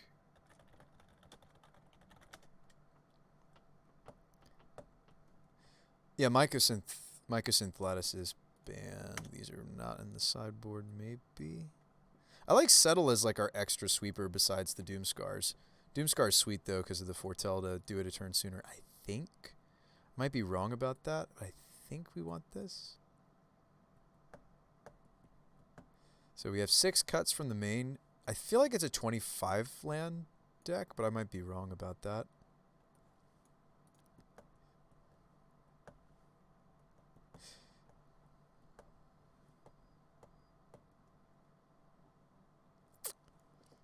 Maybe we have to cut a field. Alright, or maybe we shouldn't be playing field at all. Maybe that we should try like also the Scavenging Grounds. Like, we already have a lot of stuff that goes after lands. I think the fields are actually maybe not correct. Because you can't hit your own lands with Field of Ruin, right? It's not like, yeah, you can't use it on your own flagstones. Scavenger Grounds? Scavening? Yeah, Scavenger Grounds, I feel like. It'd be nice to just, like, have some natural yard hate. We have room for like 1 or 2 utility lands, as crazy as that sounds. Like we're a very simple color deck. Simple colored. So 5 cuts. Do we like the flexibility of these cards over... Maybe we do cut the Abrade. Like, do we like the flexibility of Rip Apart over all these helixes? Do we want to do like a split? Do we... Oh, you know what? It's not counting my Valakut Awakenings as lands, is it? We're at 27. Huh. Cut a Vista. Maybe I should cut a Gemstone. It's really hard to have 3 of that. It's probably not wise. As much as we really, really want to see it in the opener. Yeah. Alright. One cut. I don't know, maybe the fourth command. I get it. This is our build around card. Let's play 3. I really feel like even in this shell, like 3 is a good number cuz like don't forget we also have these as 5 drops. Not that it has to curve. Like I like some curvature to the deck, but what about 3 helix, 2 rip apart? Fourth helix could be in the board. So my Karn board is, but we'll still have like an extra helix, some stuff. We get to play Deicides. What happened to the Deicides? They ended up somewhere. Yeah, that's where they went. Do we want Spellbinders to try to interact with combo post board? Sounds good. I don't know. What's our sideboard plan? Well, I don't want to like dilute our Karn board though. Like we do want a certain amount of, and there are the Deicides. And maybe you can't get away with a 2 of, even though it's like there's enough Helia that you can get away with even 2 copies sometimes. Would it be worthwhile to have the 3rd gemstone? You've been using Lapse, says Rays. Literal Lapse. Doesn't it put it on top? And then wouldn't I need a way to shuffle it away? There's also can't cast spell in our colors. There's literal, what is it? It's such a jank card. Where is it? What am I thinking of, guys? You remember this card? It's like a white enchantment that's kind of random. Oh, there's other Sworn Canonist to think about. Deafening Silence, yes. Not Rule of Law either. It's like a really janky card, but it's just like you name a card and they can't cast it. Nevermore? Yeah. It was in your Pillow Fort list. I've seen this card in Red White Sun before. It's basically like your surgical extraction kind of, like it's pretending to be a really bad surgical. By the way, we could play surgical even though we're a Chalice deck, because we can usually use it before we would get the Chalice down. And even if we do get the Chalice down, we don't care. Something to think about. Yeah, I don't think these are right. That's 16. Probably not the 4th Doomscar. But yeah, literal Nevermore. Do we have all of the tutor targets that we wanted? Jar Explosives, Coating Grid, Spy, Sphere Bridge. Did we actually want a win condition that Karn can go get? Like a Walking Ballista. Could go get a Batter Skull. We could go get a lot of different things. Batter Skull's like the grindiest choice. Trying to figure out which like finisher synergizes best with what we're doing. Gideon can crew the yeah,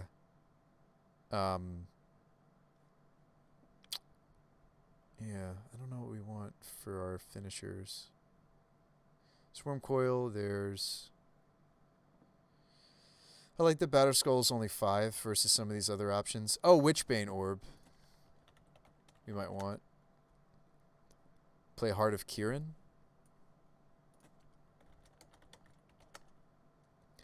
Heart is interesting. We do have quite a few walkers.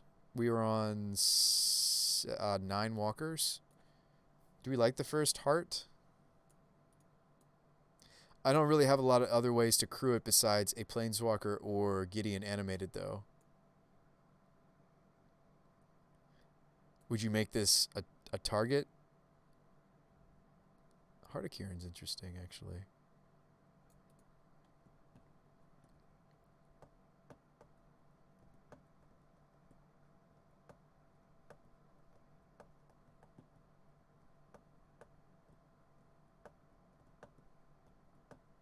Well, let's just find something I like. I actually really like this idea, maybe. Well, no, I think it's a little too light. It would need to be a tutor target.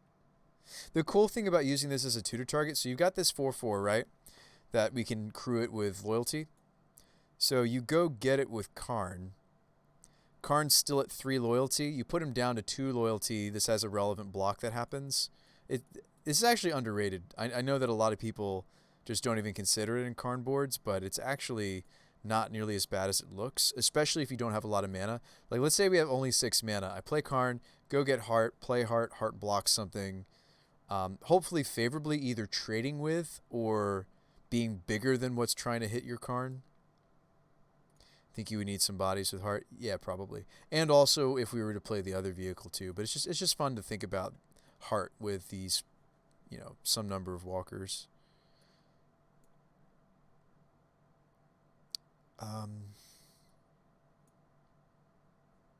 That's a 15. That's a 14. We're really gunning for them if I'm playing this much Deicide. I mean, Karn stops Ballista. Like, really, maybe I'm overkilling on this. Maybe we don't need to run any, actually. Maybe this is wrong. Wormcoil's just probably right. Yeah, Wormcoil's sweet. It's hard to argue with Wormcoil. No, I don't like the settle. I don't like it. You don't like it. You don't. Okay. Were you into the Doom Scars?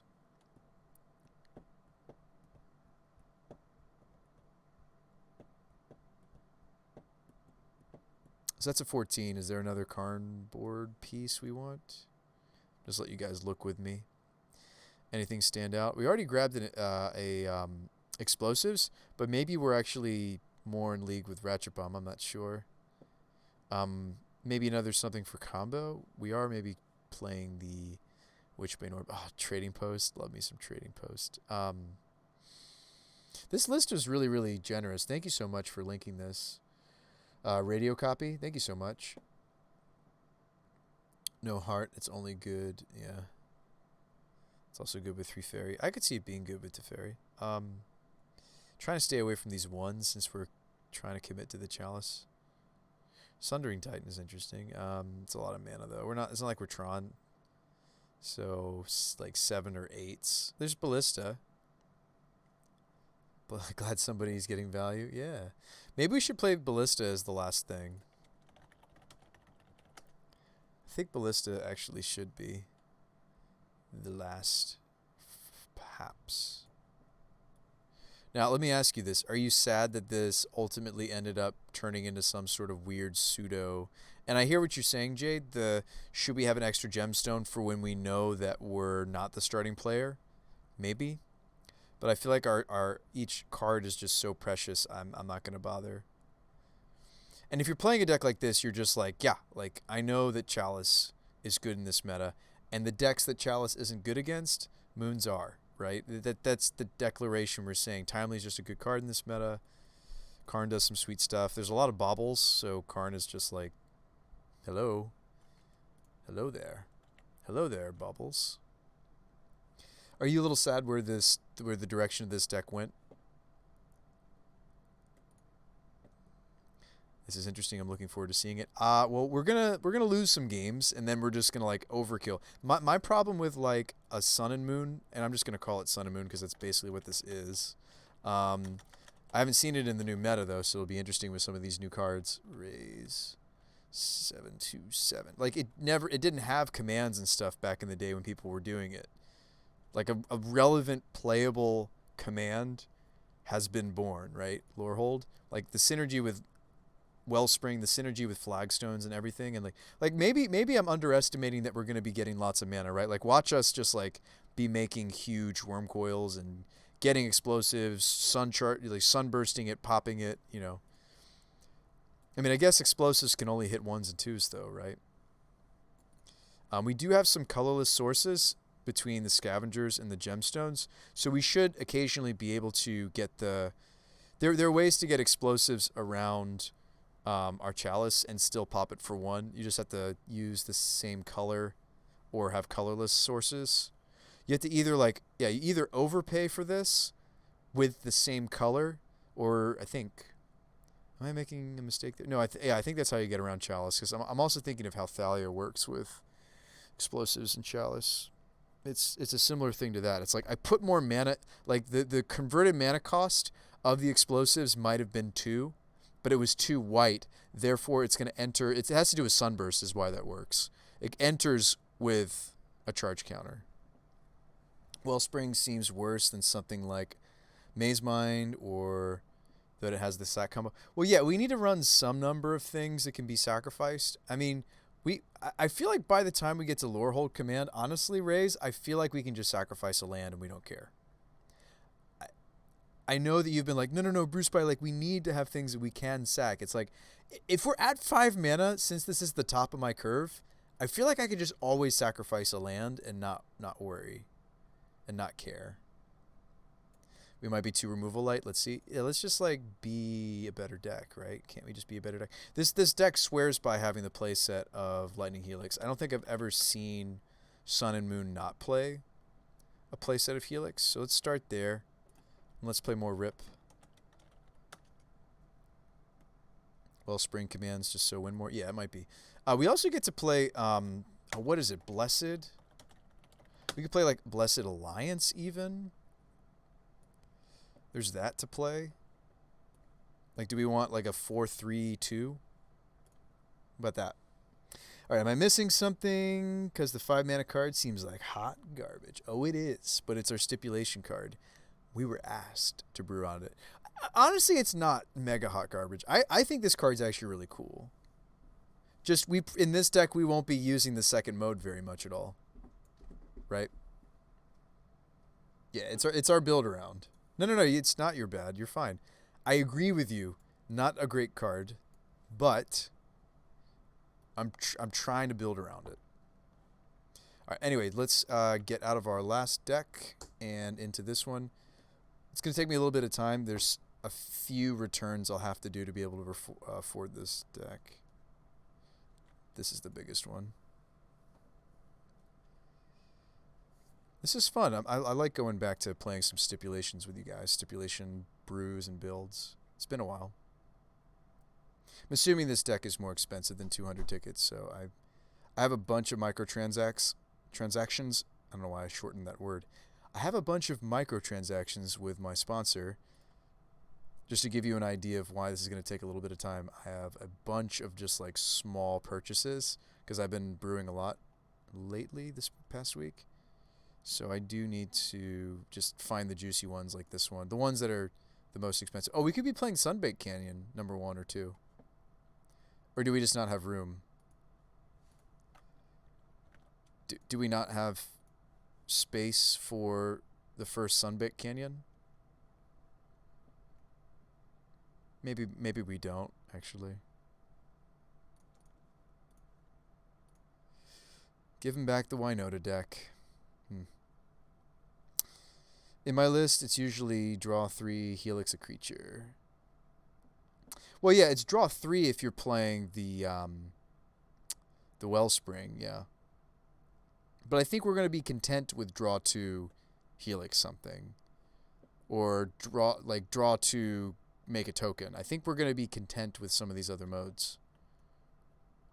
And in fairness, it's the draw 3 with also the premise of I've already played a Wellspring or something earlier on in the game, right?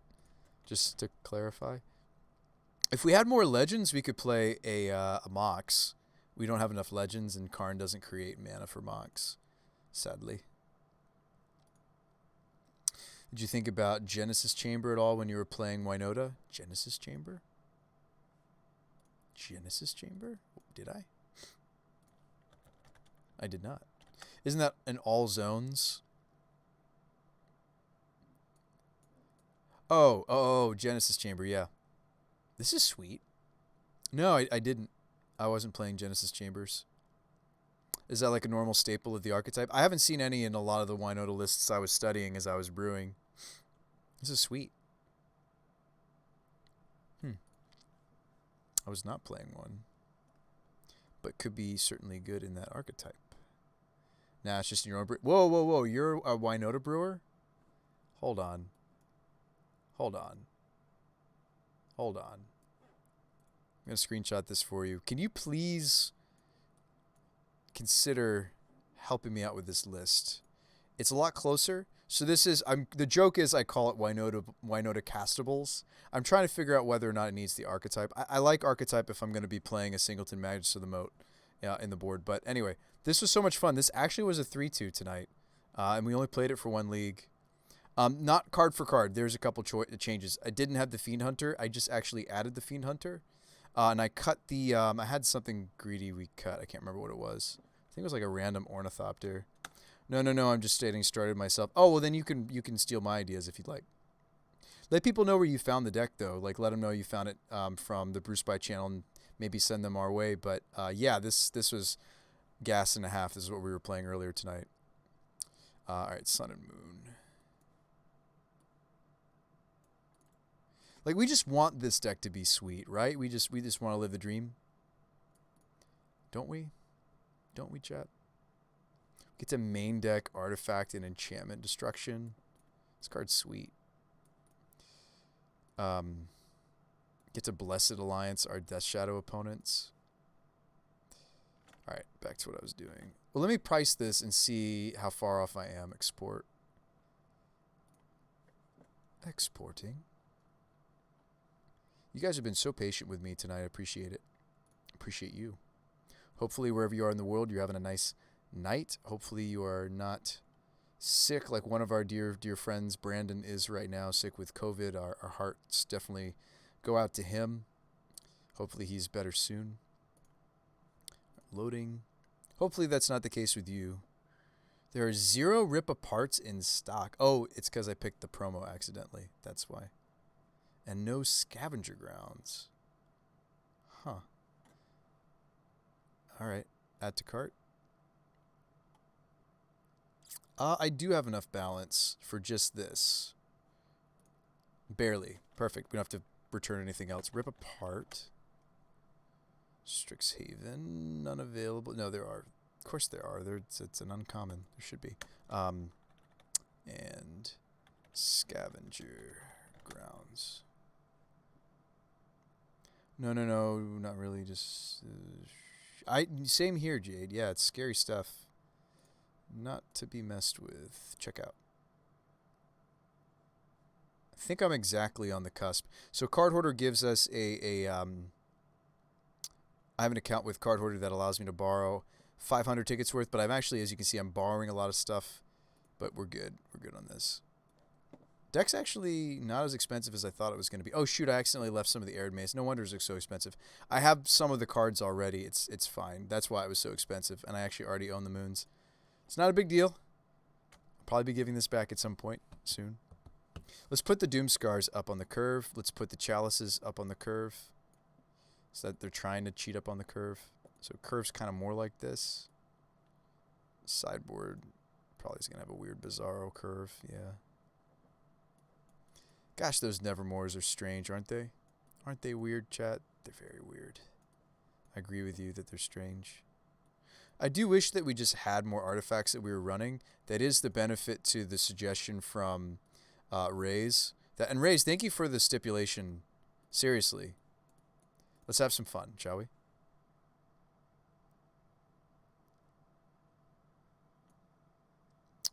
You'd play a Magmatic Sinkhole?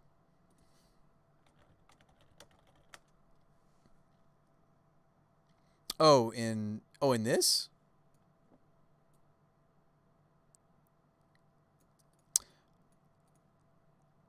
Over what?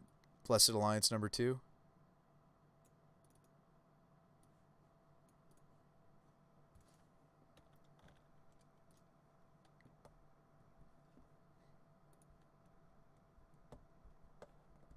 Alright, I'll pick one up. That'll be one more order. But I think you might be right. That could be sweet. Yeah, this has been fun. Seriously, thanks for being brave. By the way, if you guys are just getting here, we did vote. We did a straw poll. Few different decks to brew tonight. Raze was a Boros Control, some sort of Boros Control-y kind of deck, playing commands. Mine was a Gitrog Jund with Seismic Assault for an infinite kill. You can also make infinite bears if you want to go more into green. I was going more into red for Pyromancer. Melfina had a Nicol Bolas, some sort of Nicol Bolas Planeswalker Wombo. And Barkeem suggested Naya Control, but Raze won out. So I might be doing some more of this in the future. Let's update. Cool. So we have everything. We just need sinkhole. And guys, we're running the snow covered so they think that I'm just kidding. We originally were going to be playing I was originally going to be playing yeah, sinkhole's a sweet fun of. And it's not just a fun of, like, I mean, it's a relevant fun of because it's a delve spell that we can play that gets, it's like a theoretical, it's a 1 mana spell that's not going to be on turn 1 ever in this deck, but it's something we can draw to later in the game that's been cheapened thanks to delve that yeah, could theoretically just be 1 red mana if we have enough stuff in the yard. We don't have any natural yard synergies of our own, right? We're not utilizing the graveyard. That might be a weakness of this deck, that we're not utilizing the graveyard. We might want to play something that, like, I wonder... We do have a few, like, enchantments. I wonder if... I don't know. Probably not. Probs not. All right.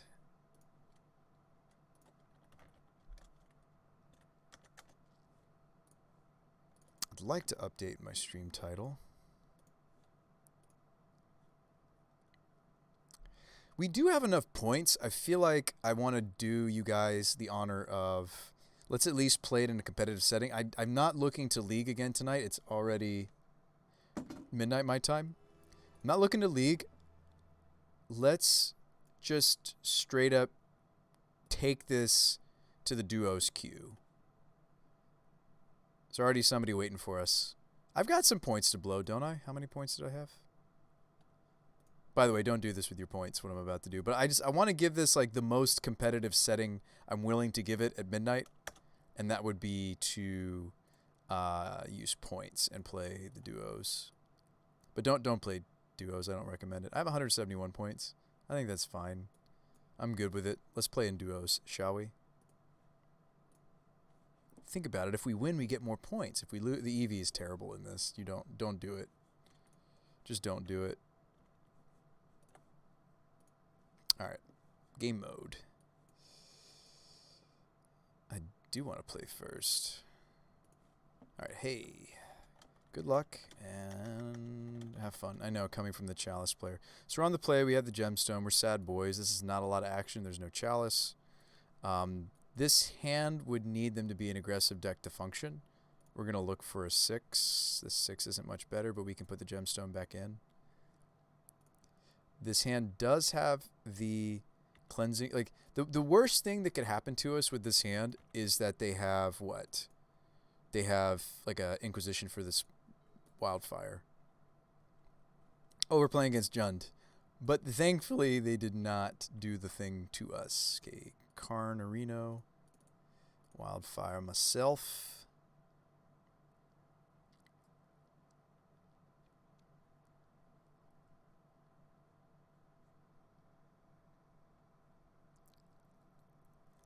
Excited to see how it feels. Yeah. Doing the testing for you so you don't have to. So we're good on red, right? I feel like I need to analyze, like, all right, white when it comes to Doomscar. Red when it comes to Chandra. We're going to have a red. I mean, like, we just go even on this, right? Like, I grab Mountain. Flagstones gets us Plains. Yes. And, oh, we just go get another Foundry because colors, because we can. Sweet. Drew into it Timely. Don't hate Timely in this matchup, actually. It's weaker here. I feel like we don't really have a sideboard plan for Chun whatsoever. Scoos? Okay. Oh, gosh, if I could have shocked myself, I could have gained us some life. We just slam Karn, don't we? Or do you want to Gideon and, like, make this worthless? Always white because Blood Moon? Oh, that's a good point. Yeah, why did I get a Mountain? I already had the Mountain in my hand. Oh, that's so funny. I was sitting there like, why should I get Plains? I don't need to get a Plains.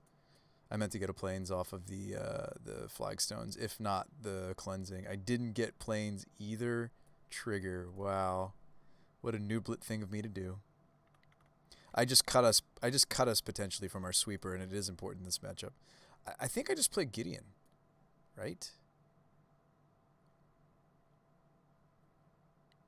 Like if I Karn, I'm just plussing. Whereas if I have 5 mana, I could consider getting something. Well, what do we want to set up? We want to set up the... what do I want to set up against Judd? Let me think.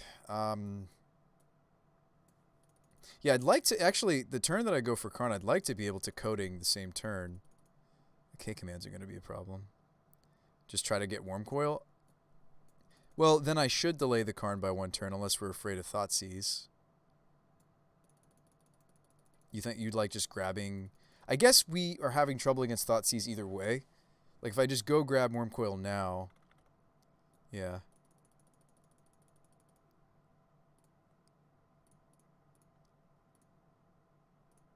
I think I'm making the wrong decision here, but doing it. Going with Gideon.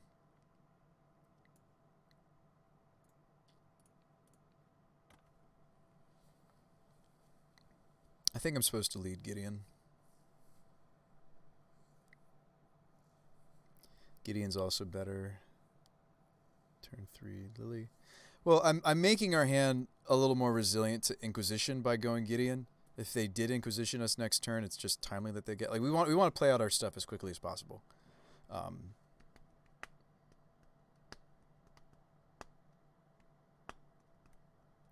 Opponent is reading Gideon of the Trials. Maybe.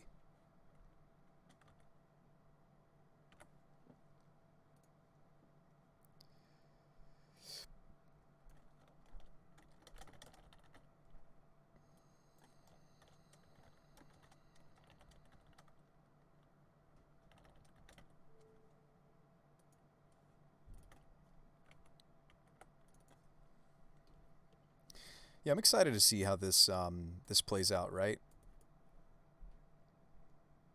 This is Young Pyromancer. Pyro, oh, okay. I think we can afford to dump the mountain. So, like, it's so tempting to go for timely, but then I'm not protecting myself from, like, I'll make a bunch of dudes, right? But, and maybe this is just getting bolted next turn, another cleansing. I could cut them off of the peat or the ravine. I don't think I do this yet. Like, would a turn of wildfiring my own flag... Oh, I'm pretty sure we're doing this. If I do that, play the land timely, I'm not losing the Karn necessarily, but I feel like I'm toying with losing Karn. Right? I mean, they're not hitting us with the ravine. If I minus Karn, yes, we could lose it to bolt, but then I have Wormcoil, but then I don't have enough mana to Wormcoil. I think I'm not crazy to wildfire flag again. Let's get planes this time, guys. Let's get the right things this time. We almost have this sinkhole ready. Sinkhole actually is ready. Wow. I think it's okay that we don't gain the life. Like, we're really far ahead potentially. We can ditch this if they play Lily. Now I have enough mana for... I don't know. I think they might spend the bolt on the Gideon, so then maybe I could play Karn minus Karn, do something with Karn. We'll see. Castle. This is Bloodbraid Elf, because they play that card. And they find a Confidant. So we can zap the Confidant. Also could, like, Karn go get Ballista. That seems bad. They swing both. This is prevent all damage. I think I just double block. That doesn't do anything, my friend.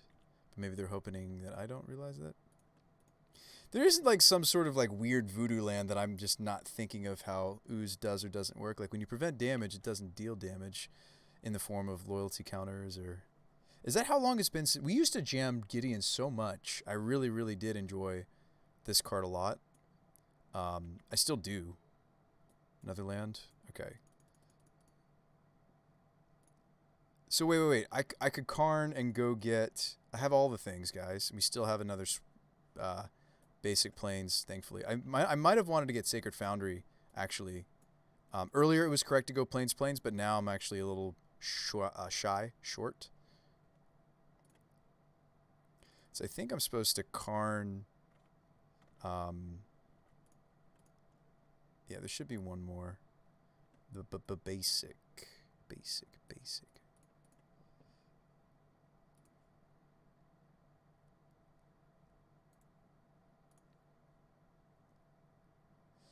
Like, I know that eventually I can't leave this ooze alone. Hang on, let's search with Karn first before we decide what we're doing with Gideon. Let's be good Magic players, right? Let's be good. Choices. Plenty of choices. You know what? I'm kind of sad that I went for the like, I'm 1 mana shy of explosives on 2 pop explosives. Could shut off the Raging Ravine here with the Spyglass, and then know what I need to spend the Sinkhole on. Yeah, I mean, yeah, Spyglass. I'd rather shut this off though with the Blood Moon effect. Ballista could trade with the Confidant. They don't draw cards. Like, what line? What, like, I feel like every line that we have is going to involve toasting the Confidant. Just ignore the life gain off the ooze. We keep locking it out with Gideon. Just ignore it. They'll gain some life. I don't care. I don't think. There's bridge to consider. I'm thinking a 0 or a 2 though, right? Because maybe I just get coding and I turn off the ravine so there's no potential that it attacks us. Right? Yeah. Unless they. Yeah, thinking. Sorry. It might be correct for me to just grab Wormcoil, guys, and see what they do. But, like, I'm just worried that I'd lose this to a Liliana, you know? I mean, if Lilia's my concern, I should coding the Blood Crypt. This is tough. I seriously might just want a Spyglass.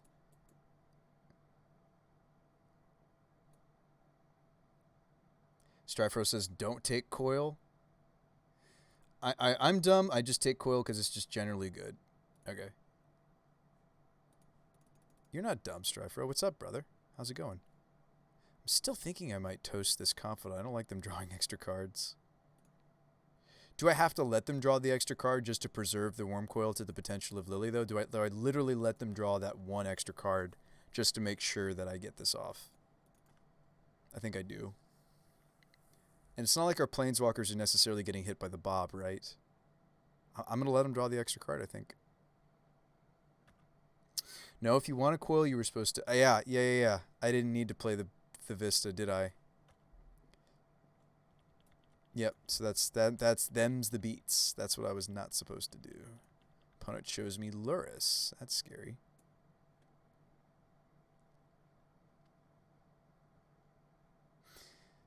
Okay, Strifro. It's good to hear from you, my friend. A treetop. Really want to moon them. Really would love to see a blood moon. Turns off quite a bit here. I mean, obviously it also makes them like not play Magic anymore. They have no basics, but mostly we also need to somehow answer the man lands, these creature lands. This is Liliana. No, this is Bloodbraid number 2. Bloodbraid number 2. Please don't hit the Liliana. That would be nice. Tarmogoyf. That's also bad news for us. Kinda. They don't know about the Sinkhole though, so maybe we can get the Confidant into the soul, like the... Just swinging with Bloodbraid. Okay, cool. So we do get to, yes, they drew an extra card here. We do get to exchange there, and I think we do protect Karn. It's coming up aces, guys, despite my misplay. Sinkhole. That's sweet technology, Ray. That was a great suggestion. Look at it coming up here. Like, what would that have been instead? The sorcery? The fact that it was instant was relevant. All right, so Karn can go get other things. So we've got Helix for the ooze. That's great, because then I can just... well, I'm doing that a little quickly. Hang on. I was a little quick to do that. I'm pretty sure we're carning again, right? Because we want to just get... we just want to protect this worm coil, right? And we win, right? I'm pretty sure we just go get welding jar. Helix the ooze, uptick, get coating. Okay, we could get coating too. 1, 2, 3, 4, 5, 6, 7 mana though. I don't have enough to do both. Sorry, you might not have seen that I only have 7. I think I just make sure that this worm coil stays. I don't know if I like the line I'm choosing, but I don't want us to be here all night. This was just to show off the brew. The focus tonight was building it. And all right, so we prevent the goofy goif, right? Ooze can grow 1, 2, 3 times. So actually, ooze is potentially the scarier thing.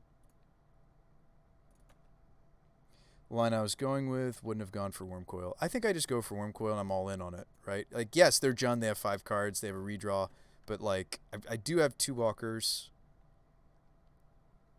And because I keep Gideoning the scavenging ooze, they haven't been prioritizing it. I might get to toast it, maybe. I was kind of hoping to sink one of these and Helix. Well, I didn't have the Helix yet. We top-decked it. Yeah. Still no Chalice. Chalice would be nice because I could turn off their top-deck bolts. That's about all that it does once we're in top-deck mode. Or that redraw. Well, but Relic's going to shrink the goif, right? Oh, it doesn't do anything. Sorry. Karn. Duh. Oh, yeah, they're Luris. So, actually, they're a Luris build. So, Karn's going to actually be kind of nice in this matchup, maybe. Is this another Bloodbraid? Holy cow. We lose a walker here, potentially. Depending on how they attack. Hits a Bauble. Bauble doesn't do anything. I'd love to try to protect the Karn here, but they may not let me, right? It may be, they may smash both in the Karn. I mean, they give up the Tarmogoyf. They don't do anything. Wow, Chalice? Is it Chalice on 0, actually? So here's a real thought. Yes, they showed me a 1-drop, yes, but, like, I need to turn off Bolt more than I need to turn off Bauble if I can keep the Karn. I mean, I can also, like, make things die. I can, like, kill off the Bauble. Do I want to turn off 2-drops? Do I, like... It's like the 2-drops are actually more relevant than just their lightning bolts. Maybe... I know I do have some 2s in this list. Hang on. I know we have some 2s, but they're really not that important now. The game isn't about these cards anymore, really. It's about this stuff. So I'd like to just turn my opponent off their other confidants and goifs and everything, right? So maybe it's Helix the ooze. Yeah, Helix the ooze, Chalice on 2. Our deck can operate on a Chalice on 2. Now, if I Chalice on 2, that means if I draw another Chalice, I can't put it on 1. But I think we can play through just their lightning bolts. And I'd much rather turn off all their 2s that they could draw. Or, gosh, I mean, they've hit a lot of Bloodbraids and we're still standing. Might as well kill off this Bauble, right? Is this free? Let's prevent the goif. And I don't swing yet, right? Because I could still protect Karn.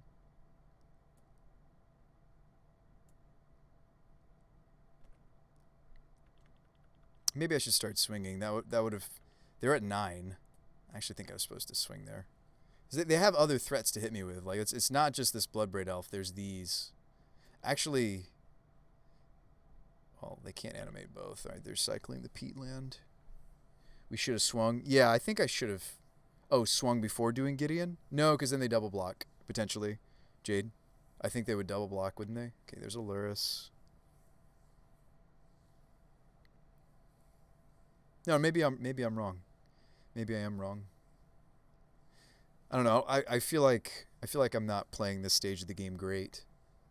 Like, I don't really... Like, I could force some blocks with the... Oh, perfect draw.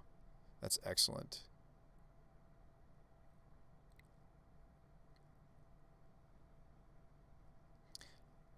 Now, remember, Chalice is on 2. Now I am by using up my other card though, I'm letting them use their bauble. So maybe this wasn't excellent. Maybe this wasn't excellent. They have a 2, 3, and a 4. I'm kind of regretting my decision now.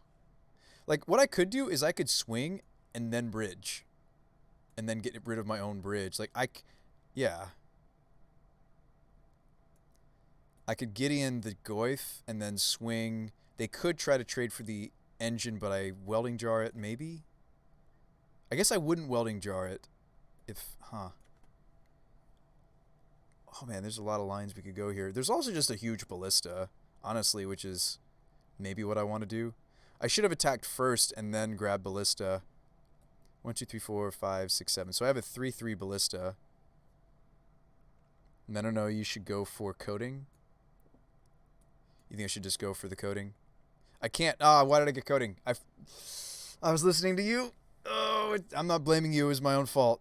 I know Chalice is usually set to 1. I knew there was a reason why I wasn't going for coating, and I forgot it as we were discussing it. That's so bad. I may have just made us lose.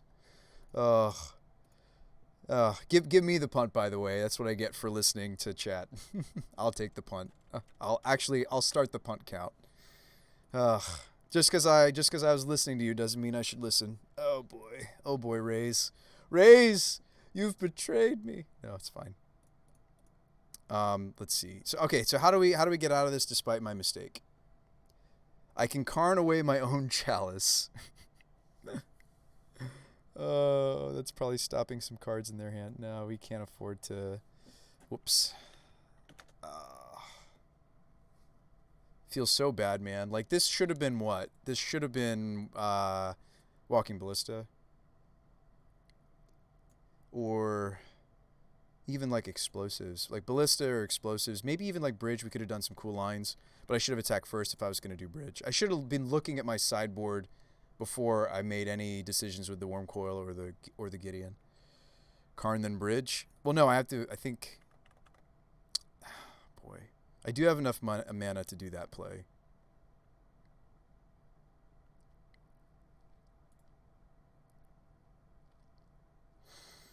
Alright. I'm going to go with the line I should have done originally, which was try to get them to trade. Maybe I go for the tokens, maybe I don't, depending on what I do with the welding jar. Uptick, attack, Karn Bridge. Yeah, that's what I'm thinking, because mistakes were made. I just didn't want them to be able to block Bloodbraid and Goyf into... Yep. They were going to get the draw with that bauble regardless of what I did. Swing. What if this was... I'm trying to think of what other win conditions this could be. Oh, just a chump. Okay.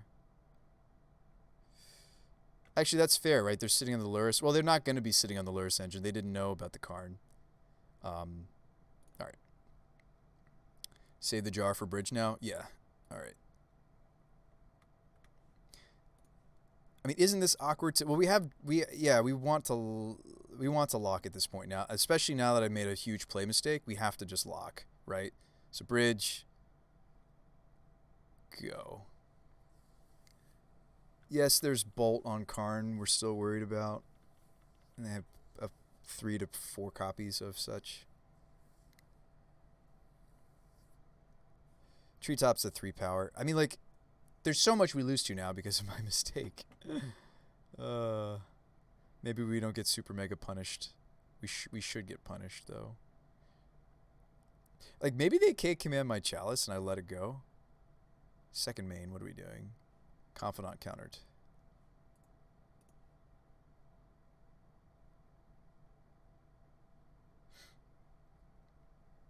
If we still get this despite that, we shouldn't have gotten that. That was bad. That was real bad on my part, chat. I'm embarrassed. I am embarrassed. I don't have enough stuff to cut to bring in to... Yeah, all right. I feel like so much of our deck is absorbed up into the Karn board. You couldn't possibly play something like Nevermore. The timely reinforcements was good. The blockers are really relevant. You can sometimes with Karn boards like put things that are like mediocre that you probably wouldn't search for in. like, I don't know, Witchbane I probably would never tutor for, but it's not horrible. It turns off some things. Oh boy, that was embarrassing. Sorry, chat. Sorry you had to see that. Opponent said, lol, yep. We still got there, but not because of my great plays. We never saw our command. We would have loved to have seen the command. See, now I kind of wish we had the playset. Okay, I brought in the extra Doomscars because that's something I could be doing earlier in the game, the foretolding and such. Gives us something to be doing. So there's one cut that needs to happen. I don't really need the extra modes on Rip Apart against Jund. Really, that I can think of. We favor Helix, right? Actually, maybe I even would play Blessed because they have some things that swing way, like Goyf swings bigger than what Rip Apart can kill. We still keep some of these in, Confidant and such. Scavenging Ooze probably comes out though. Zamgeef with the raid. Thanks for the raid. Oh boy. Raze, you stopped talking after. I'm sorry if I made it seem like it was a big deal. I don't mind at all. These things happen. I'm sorry if I phrased it in such a way that might have made me seem like I was upset with you. I'm really not. I promise you guys I hardly tilt. That was maybe the closest I've maybe come to tilting all today. So hopefully you guys are still enjoying my attitude. I try to. Against Jund, do you even strip one moon? I feel like you can't. Could we cut like a land? Could we cut like a gemstone caverns? Oh wait, we're on the draw. This is when we want them both. But maybe game 3 we might even take one out. Alright, well I will submit. But like next game, maybe I'll take out a gemstone. Because I don't think we can run with too few lands, but I feel like we could cut a gemstone when we're on the play and put in something else. The sand seems decent. It's a little awkward that it's double mountain. There's 2. Do we need 2 mountains anymore, actually? Oh yeah, there's Chandra. I mean, there's a couple cards. Also, we're not playing Anger of the Gods. We probably should be playing Anger instead of the 4th Doomscar. I just realized that we're missing a pretty fundamental card. Lead Mountain, make him think I have Lightning Bolt. Yeah, we actually really should be. Nah, you're just watching. Okay. We really should be. They did not turn 1 hand hate me. I wonder if they've trimmed some of their 1-drops. I wonder if they're trying to get me by like hoping that I set Chalice to 1. Like, I don't know, I'm just a little surprised they didn't have a turn 1 hand hate. I probably should put Chalice on 1, but Chalice on 2 is more impactful against Jund. But anyway, here's them playing Confidant, and I'm a sad, sad boy. Please be, gosh, it's a Confidant. All right, we're ramping. That's not good. Oh, and then the deck was so kind to me. This is the Singleton rip, right? Didn't we cut 2? We cut 2. That was the Singleton rip. Let her rip. This card's great. This card's very good. This card's quite good. All right, brewing's hard. You got to be optimistic. Yeah, I'm trying, Zam. I'm trying. We still wub you. Aw. Ooh, this is spicy, but I expected Winota. We were Winota-ing earlier tonight. We were playing Winota Castables, actually. Guys, these are spells that I can pay mana for. We added the Ranger package. Deck became immediately way better. Anyway, Clothies, that's not good. I didn't bring in my Deicides. I'm not running them. Never mind. Okay. That thing will kill us eventually. All right. We are ramping. We are ramping. Right, because I'm pretty sure I want to set Chalice to 2. We need planes. 2 of them. Gonna fight the temptation to get the duel. It's not better in this situation. We want the planes. Whoa, Bruce Spy. Hold on. Stop. No, not concede. Ah, did I not play my land for the turn? I think I didn't. And then I accidentally hit my auto yield button. No. We can Gideon the Clothies. I accidentally hit my... That's the second punt. The first punt was a decision punt.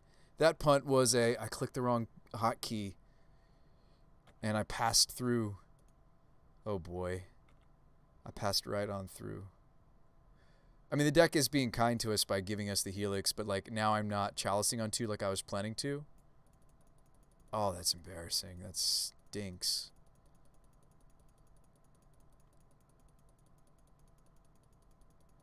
I'm very sad now.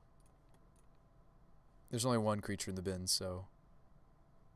Actually, if they... we could nab the peatland. Yeah, we can nab the peatland here. I think I'm supposed to. As a consolation prize for my mistake. Such a weird hand. Alright, I think I'm cleansing their draw land while they can't draw with it.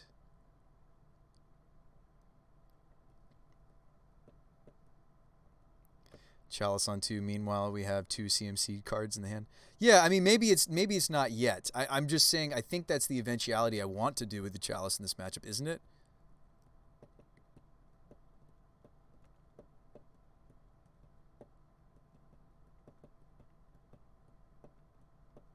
I'm pretty sure we prefer this on 2. But, I mean, I might be wrong. I mean, we do cut off... What is this? This is down to 2 right now. We cut off the other cleansings. Oh boy. Watch it be something I would have stopped, like Croxa. Okay, now we definitely need to put this on 2 so that they can't escape the Croxa. I'm fine with turning off maybe 1 card. Does that mean I actually discard the Blessed? Probably not, because probably going to discard the Foundry. I'm going to keep the... Oh, I could just Scavenger Grounds the Croxa. Why am I so afraid? Why am I being just a big baby? Being a big baby. We're fine. We've got a game to give, although I don't have a lot of time on clock because we've been thinking a lot. I've been thinking a lot. Contemplating. So I think we could scav Chalice on 1 and still have the Alliance. We could even Chalice for 0 to turn off Baubles. Why don't I think of that? Why don't we just Chalice for 0, scav the Croxa? Maybe our first Chalice should be for 0 actually, because of Baubles. Doesn't seem nearly as impactful as 2, but I do have this Alliance in my hand. I could foretell this Doomscar and scav. That's the other thing I can do. I should do it before the Clothies gets its trigger. That's nice. Yeah, you like foretelling too? Alright, so let's foretell, and we're gonna, in response to the trig, right? I mean, it doesn't really matter when I do this, just need to do it before the Clothies. Yes.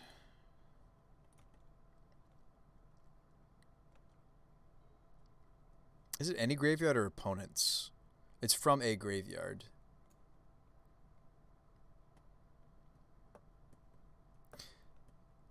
I'm kind of glad I did it then, though, because couldn't they have cracked this fetch if I waited in response to the trigger?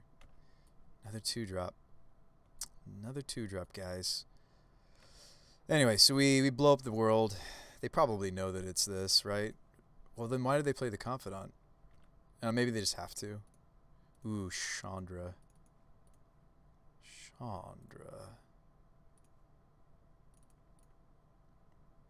Alright, so decision point. Do we turn off Baubles? Do we try to go for the on 2? If I'm not doing either of these plays, I should just set up another Doomscar, although they'll see it coming, but it's important to cheapen that. I'm pretty sure I'm playing something, so we might as well fetch. We're going to fetch later anyways. Although, the Clothies to consider. I'm just foretelling again, right? I'm pretty sure I don't want to... set the Chalice to 1 or 0. 0 is definitely something to contemplate, though. A little bit of F6 action, because my clock is quite a bit behind. Oh, I don't think I'm playing the Sun and Moon deck great, but I'm trying my best here. Oh no, K Command? Oh boy. K Command, get back Confidant. No, K Command, get back Bloodbraid. Yeah, that's pretty good. I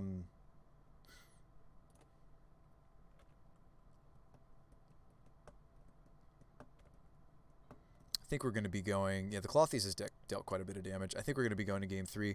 If that's the case, shouldn't I scoop now, or do we think that the Chandra's going to actually do it? I'm at 7, guys. I need like runner helixes to get ahead of the Clothies triggers. Bloodbraid's going to put me down to... Yeah, I think we're just dead. And I want to save our precious time. We weren't going to get there. Okay, I felt like there was 1 or 2 things I sideboarded incorrectly, right? I feel like in this matchup you really do need to see... Anyway. I regret everything. Regret everything. I mean, you can't bring in the Nevermores in this matchup. Oh, we were going to cut a gemstone for a rip apart. That's what I was going to do, wasn't it? So we're on 24 lands. Don't let it fool you by saying it here. We're 24 lands with the 2 Valakutes. I think I cut a gemstone since we're on the play now. We don't get the benefit. We run it back and we don't make play mistakes, such as missing land drops. Because like there were several places where I could have stuck the Chalice on 2, but it just never came up because of my mistake. All right, let's do it. Karn boards, right? They're such simple decks to sideboard, aren't they? Kind of. Hey, we finally see the Blood Moons. Wow, we finally see our build-around card. I think we maybe keep this. It's a little land light, so there's the risk of like we never get to the 3rd land and then we just lose. But like there's a lot of gas here. Even if we just make it to the 3rd land, this hand has some play. Namely, moon them. I think we could keep this. Strangely enough, our opponent doesn't seem to have their hand hate in anymore. And maybe they never did. Sketchy. Yeah, let's do it. Oh, you know why it's sketchy? Because flagstones. So, like, I need to get this... oh, are they finally gonna... No, okay. I don't want to fetch yet because I don't know. Okay, crud. Yeah, I feel like they sided out their 1s, which I love. I love it. And now there's a bauble that I can't stop. All right, well, we play this, see what they do.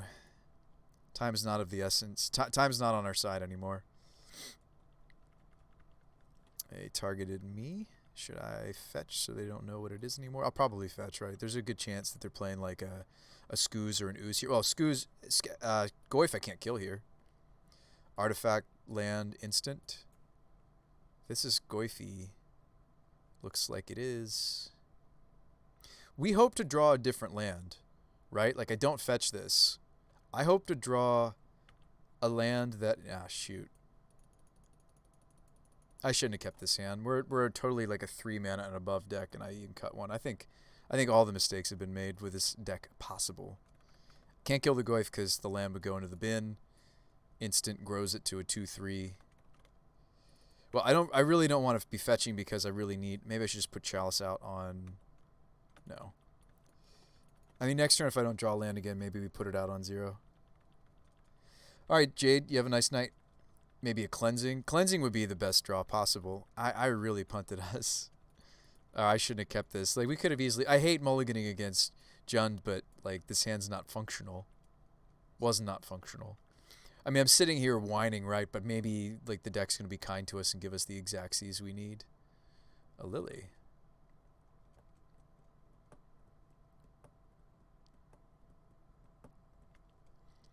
Lily pluses. All right, give me the land that doesn't go into the bin. Could moon them. Could moon them. I would not have Gideon, but I would have other things. Timely feels awkward against Lily Last Hope. Okay. We hit the drop. I think this hand could do things even without the double white. I do. Moon's the obvious. I think so too. Like, I think no basics over there. They might have one in hand. I think we just go for it. And we hope to, yeah.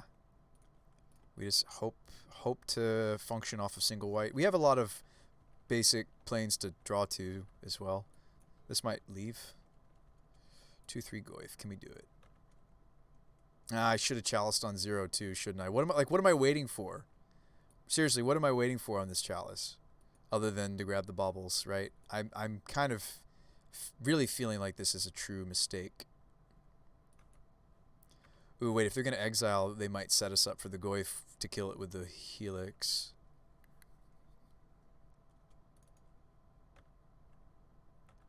They might let us shrink their Goyf.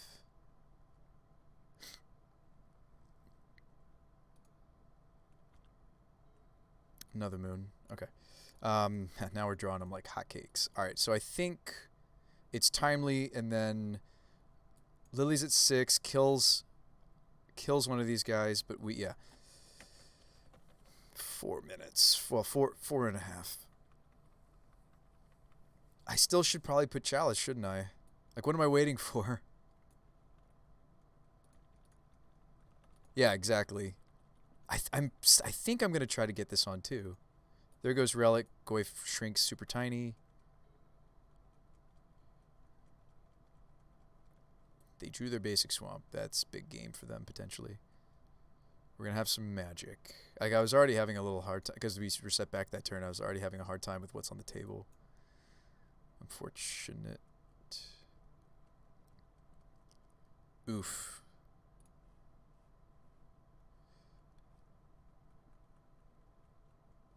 Instance in the bin now. We can kill this.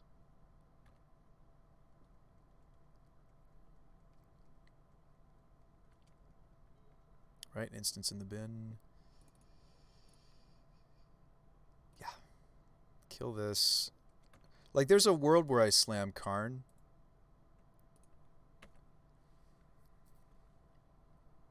But, like, Liliana.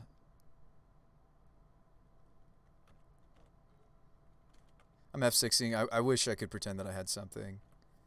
Oh, or it didn't take. Okay.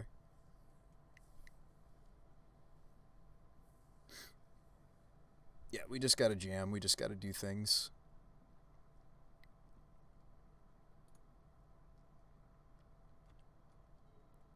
Alliance doesn't really help me here. Can't play Gideons. The obvious play is Karn. Can't imagine how I play Chalice.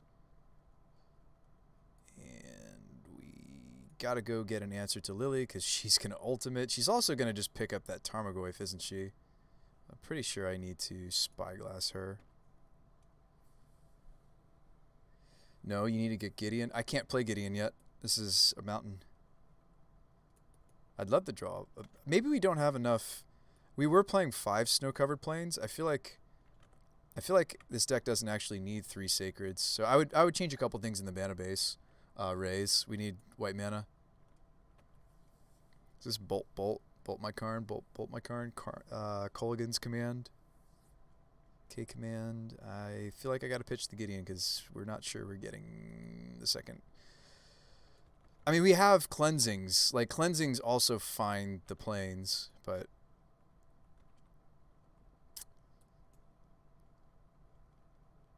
do they just have like a handful of K commands? Because, like, they saw me go get Spyglass, and I feel like my objective would be to ultimate this. That's why I play this card. Oh man, so many. You guys can just tell that I'm not really much of a prison player. All right, I'm finally gonna put a Chalice on 0 because we have the extra. I think that's fine. I think that's justifiable even. And I'm gonna Spyglass Liliana. Holy Hera, their hand is not the greatest.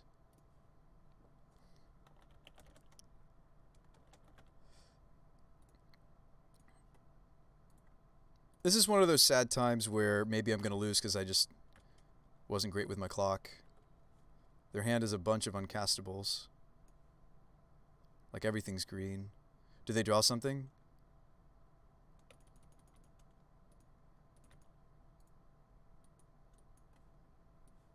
draw another K command?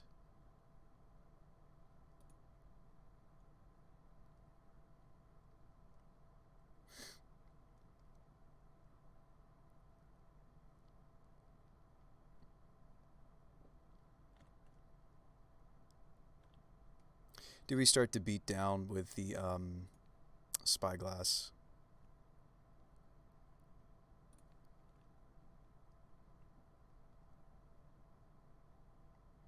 $3 minutes. Might need to lore hold for the... Oh, I think I will be. I think that's exactly the mode you do. You just get aggressive.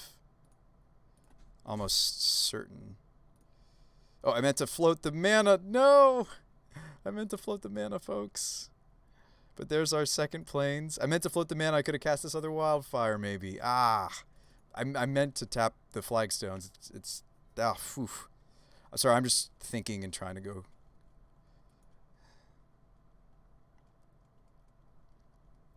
Like, I don't want to do the slow kill because every turn I'm not taking the fastest line to kill them, I'm potentially hang on. Go get something like ballista or something, right? Like we go get a ballista. You're playing fast, mistakes are going to be made. Yeah, that's where we're at. I think I just go get ballista, toss it on 2. We're happy with that. I can play this other Karn. And we're not giving up Karn yet. But I might get to next turn plus sorceress, play other Karn, minus... Yeah, okay. I think everything I do now is related to the Karns, and let's just not worry too much about the rest of the cards. Junda's a colorful deck. It is. Like, there's a lot of green to it, potentially. I wonder if my opponent's on, like, a Traverse the Uvenwald build, and we just never saw that. Alright, I like Ballista. I play Ballista, so I just need bodies.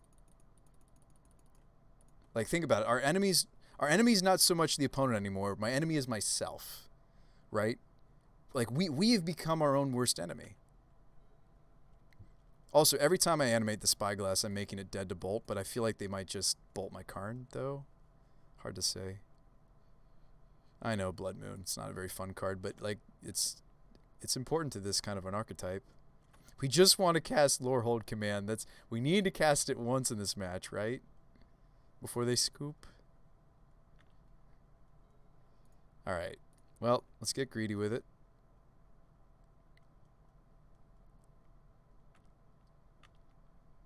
Opponent says Lol Blood Moon. Yeah, I know, it's not a very fun card.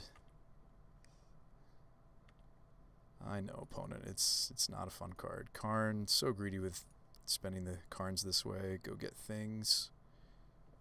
We go get the ability to blow up the Swampy, right? Which is long overdue, actually. I should have maybe done that before I got random Ballista. I'm sorry.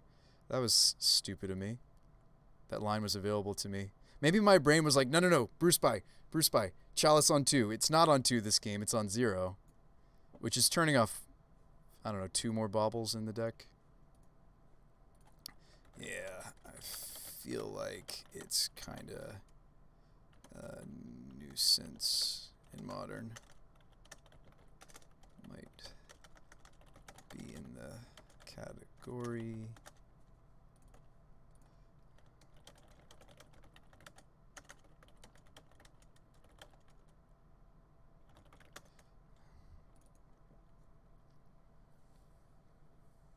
People played Elspeth's Son's Champion. I like that idea. I just can't draw another land. All right, coding. I'm sure I just drove. I'm sure I just drove somebody nuts in the chat when I was F6 though for most of the convo. The brief couple of things I exchanged. Yeah, what's up?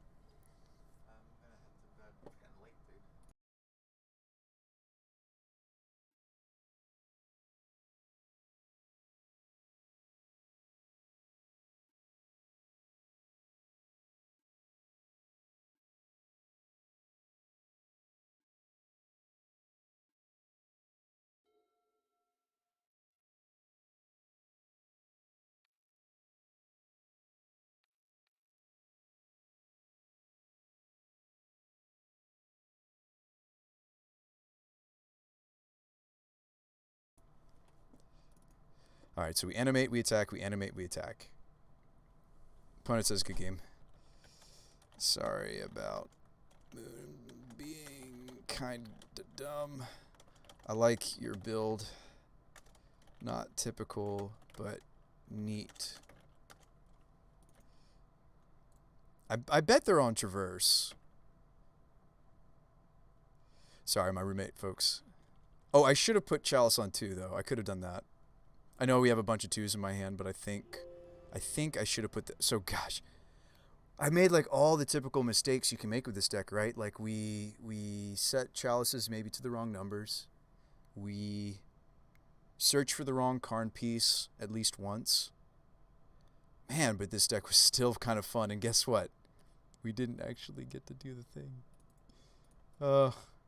I'm so sorry, Ray. We built this deck so that we could do the thing. And we never did the thing. Oh, that's funny to me. Oh, these are supposed to be main deck, I think. Maybe that's too much rip apart. Maybe you only played 2. Maybe it's... I feel like this should be something else. And I don't know what. Alright, Jade. Don't apologize for Blood Moon. Don't apologize. Their mana base is greedy. Yeah, that's true. Don't apologize. I don't know. I feel bad a little. A little bit. I feel a little bit bad. We could play... Oh, Anger of the Gods we were thinking about. So I could put... The Doomscar was really good in this deck anyway. Because like in the early stages, you don't have a ton to be doing with your mana. So I feel like... Well, that's not true. Well, against certain decks, that's true. Like setting up the Doomscar seems to be something this archetype probably really wants to do often. It probably needs one more Plains. I don't know if we need that many Foundry, to be honest. Give me Snow-Covered... Let me tune this up. Gotta do bed soon. Got to go to bed. Gotta do bed. Gotta go to bed soon, but yeah, I'm thinking more Snow-Covered Plains. Number 5. Which, I mean, that's a lot, right? If we're playing Anger, actually maybe before the 5th Plains, maybe you play the first Rugged Prairie in this list so that you can filter the 2 of Mount. Actually, we should be playing a Rugged Prairie. As much as I'd love to get another Plains in this, give me Rugged Prairie number 1. Oh, that's why we're having issues. Yeah, Rugged Prairie number 1, and Anger of the Gods number 1. I'm surprised I didn't include it. It's ooh, they're pretty ones now. Pretty border now, yeah.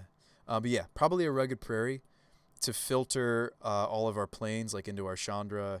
And in this case, into the Anger. I think the first Rugged would be great. We actually our stipulation, right, was to play the Lorehold command. I'm sure that was like you guys were probably holding your breath when my roommate came over and we were chatting for a brief moment. I'm sure you were like, no, Bruce Bite, no, don't throw this. What are you doing? I mean, because it wasn't just tournament practice. We did put points on the line. I appreciate my opponent, playing it out with us. Against prison-style decks, it could be pretty miserable. Did you end up liking this build, though, Raze? Or are you just like, nah, we didn't do any of the sweet stuff? Like, when I see Lorehold Command, I'm like, I want to be a rampy deck. I feel like we did achieve some of that with, just cleansing. I feel like maybe we should have researched some other ways to ramp besides just cleansing and gemstones. So we really only had 6 ways to ramp. What are the dinosaurs? Oh, that's Dream Avatars. One of them is actually you. Yeah, it's interesting. All right, I'm going to screenshot this. So there's the Karn board, and then there's the other stuff, the extra Doomscar, the Angers. Doomscar look great. Give me a 4th one in our sideboard, right? Let's play 4 of that card. That card's really good. I feel like there's also some blue-eye control shells that are going to run like a split of Doomscar and Verdict. Because like it's easy to justify, not easy, you can justify like 2 mana earlier, but if you top deck it, you're probably going to have 5 lands and you just slam it. So that card was really, I think that was maybe the best card in this deck besides Karn, was this. And I don't know if we have the right Karn targets for this build at all. I just picked the most, what I felt was pretty well rounded. Um, I'm sure we're very soft to combo. We're very reliant on the chalices, and then post board, very reliant on the chalices and these Nevermores. These are probably wrong, by the way. I don't know what this should have been. I just didn't want to be completely soft to certain combos, but I just didn't know what I wanted it to be. We thought about playing the 3/1 flyer that takes a card, makes it more expensive. But yeah, this was sweet. This is definitely like, if you're playing this, this is like trying to hit a very specific portion of the metagame, right? Yeah, I like the removal suite in this race. I mean, I could see myself playing this more. I just would not want to make the mistakes I was making. Man, I wish this was figured out. We've been trying to figure out this Winota deck for a while. But today we had a real notch in the belt. We had our 3/2. I know you're like, Bruce By, 3/2 is nothing to write home about. No. A 3/2 in Modern, that's pretty good. 3/2 in Modern's pretty good. I'd love to suit this deck up some more, because this is the one that I was working on. Thank you so much, Rays, for giving us a deck to build around and play around with. That was really enjoyable. We actually voted through a few different, just so you guys can see what was going on. We were doing some stipulation brewing. Rays gave us Boros Control with Lorehold, which won. Second place was Gitrog Jund combo. That was my contribution. And then Jade with some sort of Nicol Bolas nonsense. Barkeem threw in just like a Naya colored like control or mid range. I imagine it would be more kind of mid rangey than control, but I don't know. Maybe you can call Jund is like a form of controlling mid range, right? Let's get back into this list. Maybe this list's even fun to Goldfish. I don't know if I have enough brain to play against opponents, but this deck's even like fun to Goldfish. Yeah, seriously, Rays, I appreciate you. I appreciate everybody that joined in on the brewing and helping, and that was a lot of fun. We'll have to do more of those. I enjoyed that. Because it's like, everybody's got a shot to maybe have their stipulation or their card brewed around, but then ultimately it's who's currently watching that kind of has some choice or power, whatever you want to call it, to... You know what I've been wondering for some time in this list, by the way?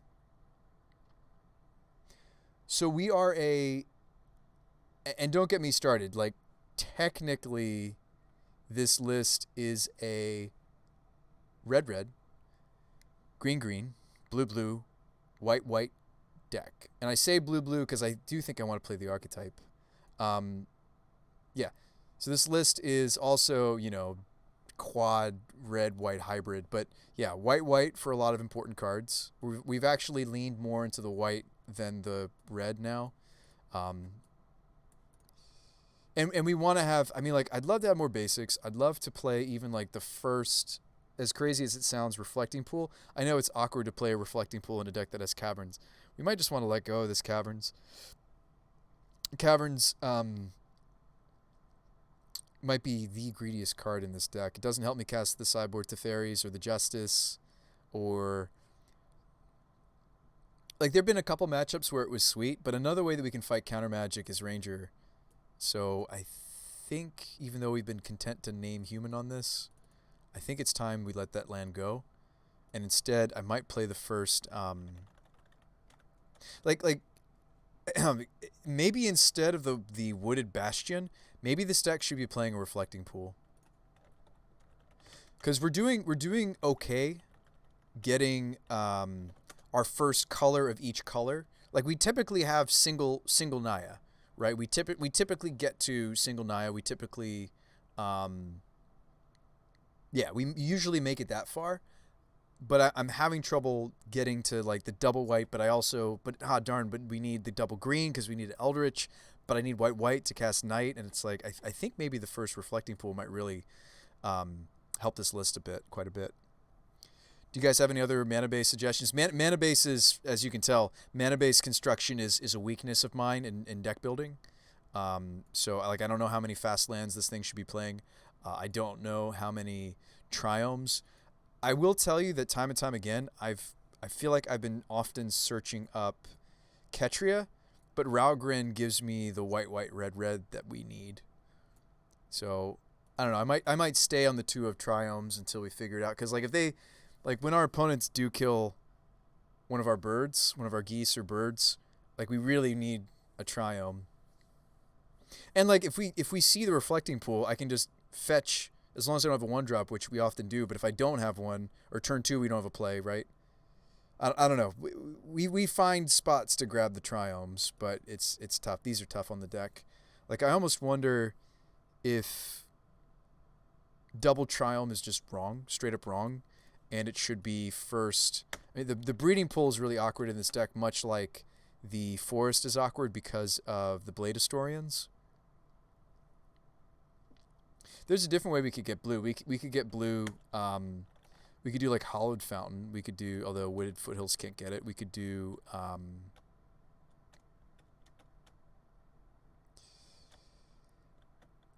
This card is like really been solid for the deck so much that we bumped it up to a 2 of, but I feel like the deck kind of wants like the second forest, but you really don't get to because Magus of the Moon.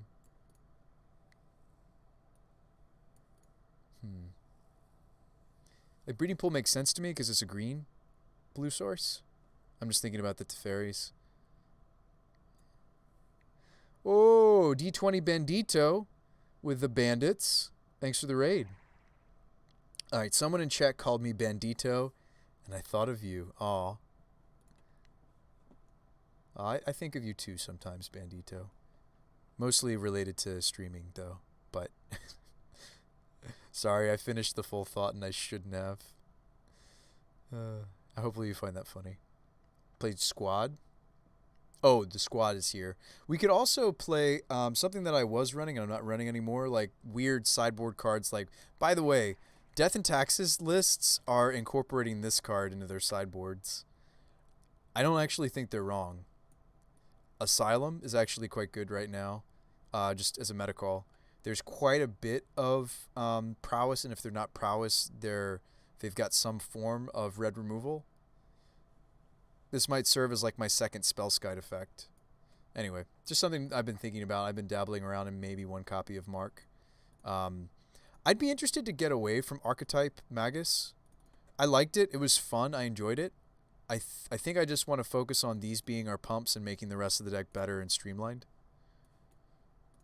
As streamlined as a 4-color deck can be. I do think that the first Teferi, I think the 1/1 split on Teferi is totally justifiable. I like that a lot more since I just cut the caverns.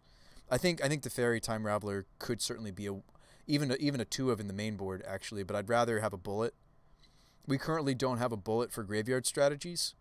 In the main, it used to be that I was main decking the Skoos. I like Scavenging Ooze in the meta, so we could go back to doing that. We could sideboard the Hunter again. It used to be in the sideboard.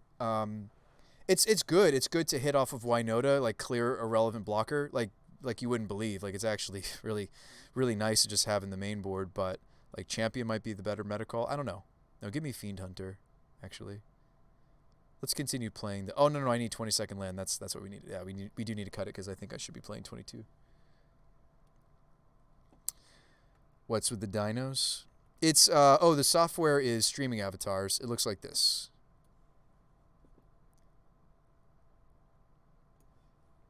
You can throw bombs. It's fun.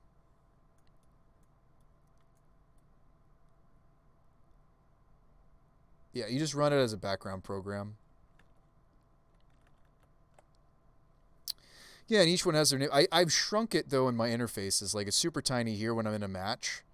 And it used to be a lot bigger, but like a lot of the feedback I got from you guys in the community, I mean, it might be fine to be the close to or the full bottom when we're in this mode. This is when we're more so chatting and just brewing. It might be okay to be bigger here, but I feel like it starts to cover, like once it starts to cover up the text of the cards, I kind of draw an offense. But yeah.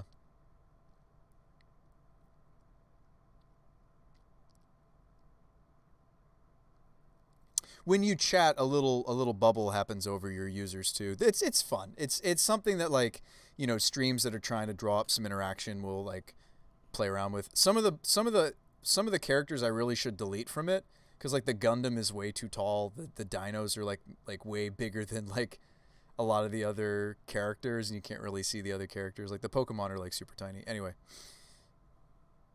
it's cool software. Yeah, it's not free, but it's relatively cheap. You can get it on Steam.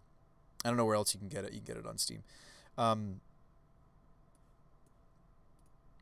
I think I want a blue source that's a shockland that is fetchable by all my fetchables.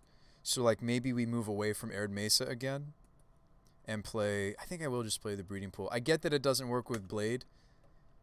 We could play the Filterland again, and we'll play the Filterland that works. That we found that is working. Let's play breeding pool. I want to be more consistent with the fairy. Let's play the right Triumph. I'm consistently getting Ketria. I'm not finding myself getting Raugrin, and I thought that I would be getting Raugrin more often. I've been pretty much just getting Ketria Triumph, which is strange because, like, we're white. I feel like maybe it's because of what I'm fetching for first tends to be a white source that I get the Ketria later.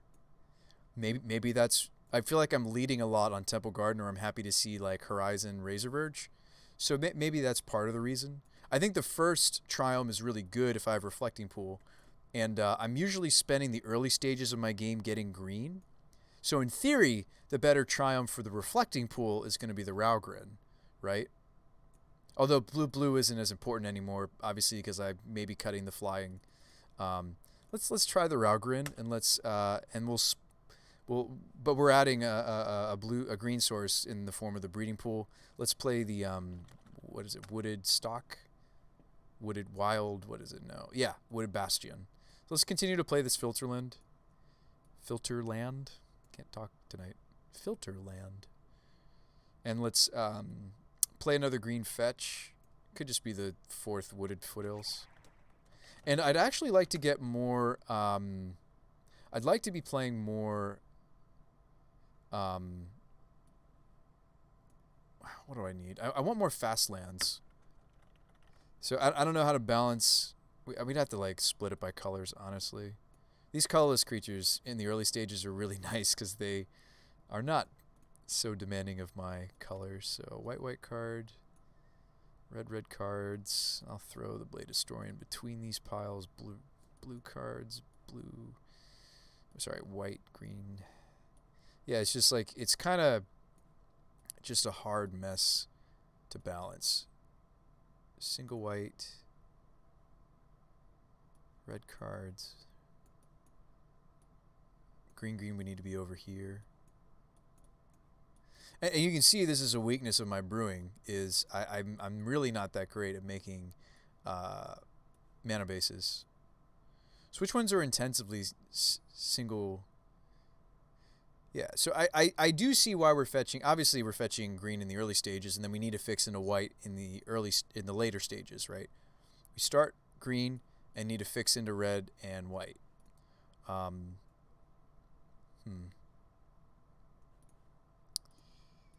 Just trying to figure out which fast land I want to double up on. I want to start to minimize the amount of damage I'm taking on this super greedy mana base. I think it's second Razor Verge, actually. No, that can't be true because I just added the Wooded Bastion. We could play 2 filter lands. That's really not a good idea, though. I think it's, since I'm running Bastion, I think I play second Copperline Gorge. You like the Filterland? I think we play the first Filterland. Yeah, sounds good, Zidane. Thanks for popping your head in. I'm glad you're here. Thanks for all the new follows. Thanks for the follow, Zidane. I missed your follow. No, don't. Streaming 101, Bruce By. Streaming 101. Somebody throw out a sweet sideboard card we could be playing. Doesn't necessarily have to be a bullet. So let me show you some of our bullets you might be missing out on. The Masked Vandal Oath This has actually been really good. You'd be surprised how many baubles are floating around. Unfortunately, a lot of the decks that are playing bauble are also decks that I kind of want this Spellskite and Walker against. But anyway, I'm glad that we moved away from the Singleton Ornithopter. I think Bomat Courier was doing pretty much everything we wanted that card to be doing for us. A couple of cards for combo. This is for Heliod. This is for Heliod. It's just so that I can evolving Eldritch Evolution, excuse me, off of a bird, and I can also evolve off of a 2-drop or bigger to get Linvala. Linvala is the real prize, but sometimes you want to lead out Ferocidon, and then they remove it, and then you play then you play Linvala. So I kind of like having 2 pieces here. More removal, more removal. Timely's just really good in this meta. This is for control. I'll put it in that pile. So they're kind of piled like this. I'd like to improve this pile. We're still facing off against a lot of decks that are just a little bit too efficiently pinging off my mana acceleration dorks. I saw a Taxes list that was playing 2 Mark of Asylum.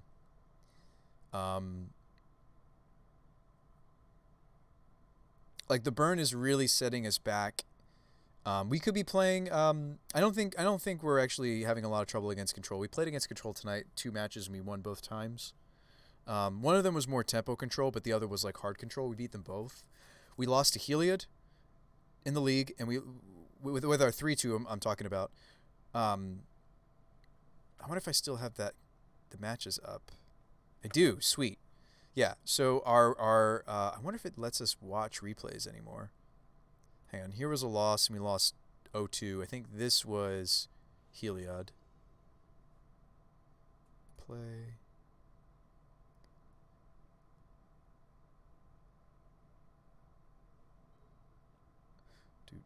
Oh, I should have changed interfaces. Sorry about that, guys. We weren't brewing anymore. So yeah, this was against Heliod, and we did lose. Ooh, did I accidentally close all the way out of that? Dang it. I wanted to look at... What was the other loss? We didn't lose to the Super Sweet Notion Thief combo. There was like a Narset Notion Thief Days Undoing combo. That was our first round. Super awesome deck. That was a lot of fun to play against. It was just interesting. We did beat them, though. We had a close game against somebody. I just couldn't get gas. I just could not get the things. Blood Moon won us. Sorry, Magus of the Moon won. I mean, second Magus of the Moon is something else I've been playing in the sideboard. What about like a Bone Crusher? What about Deputy? Deputy's sweet because it gets the you can hit multiple things with it potentially. Maybe we like Deputy better than Fiend Hunter. I don't think it's a human, but maybe that's a good thing because you want to have a split of humans to non-humans. I think it's a Vidalcan. Deputy is Vidalcan. Yeah, I mean when you do get the 2-for-1, this is sweet. I mean, maybe that's just better than Fiend Hunter since when I was playing the Fiend Hunter originally, I wasn't playing. Yeah, I like this idea. Kind of gives us a pseudo second. Yeah, I think this is actually a really sweet idea. It's a little greedy on the colors, obviously, but we're already splashing blue for several cards now. Four cards right now. And just because I've cut all of our top end Humies that had some blue to them doesn't mean I'm pretty sure this deck loves the slight blue splash a lot. Yeah, Bone Crusher Giant is sweet. Gives me a little bit of tutorable removal that is also a non-human. If I was going to play Bone Crusher, I'd probably play it in the main, and then I would move something that's in the main board to the sideboard. I don't know what that would be. I mean, maybe the Spellskite. Because I think that one Spellskite really just isn't going to cut it against the decks that I'm listing to you, like the ones that can really just like gut shot, dart. Like, I do think that we have to bring in a significant amount of cards to, and we can get that matchup. It's tough. It's in part it's an uphill battle because I find that we're sideboarding a lot of stuff just because it seems to be a natural enemy. That's one of the reasons why you don't see a lot of these core decks so much anymore, because the gut shot prowess styles of decks are just really become very efficient. So like I bring in like 5 cards in that matchup, if not more. You could even play Glyph Weaver as like a bad protection, but no, I don't bring in. I think it's just this 5.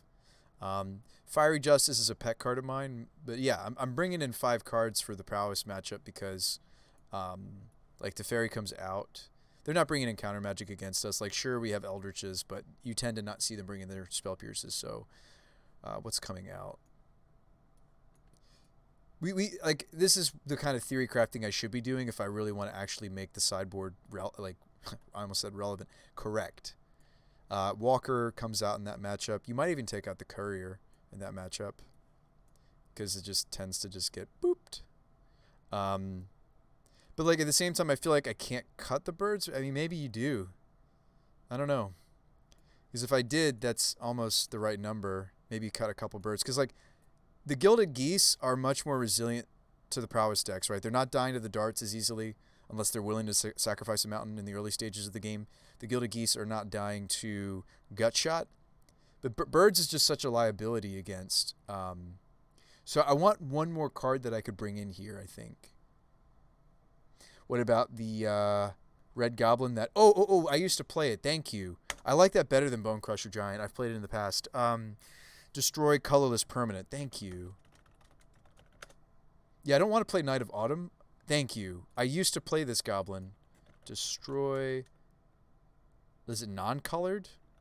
Destroy color... Styfro says if you want more ramp, you got some tech for me, Stry? Crater Maker, thank you. I'd love a Crater Maker. You could even main deck it, by the way. Might be better to main deck than the Spellskite. I don't know. Maybe not. I think this is a sideboard card. There's the Hexproof from Theros. My issue with that one is it doesn't attack for Winota, though.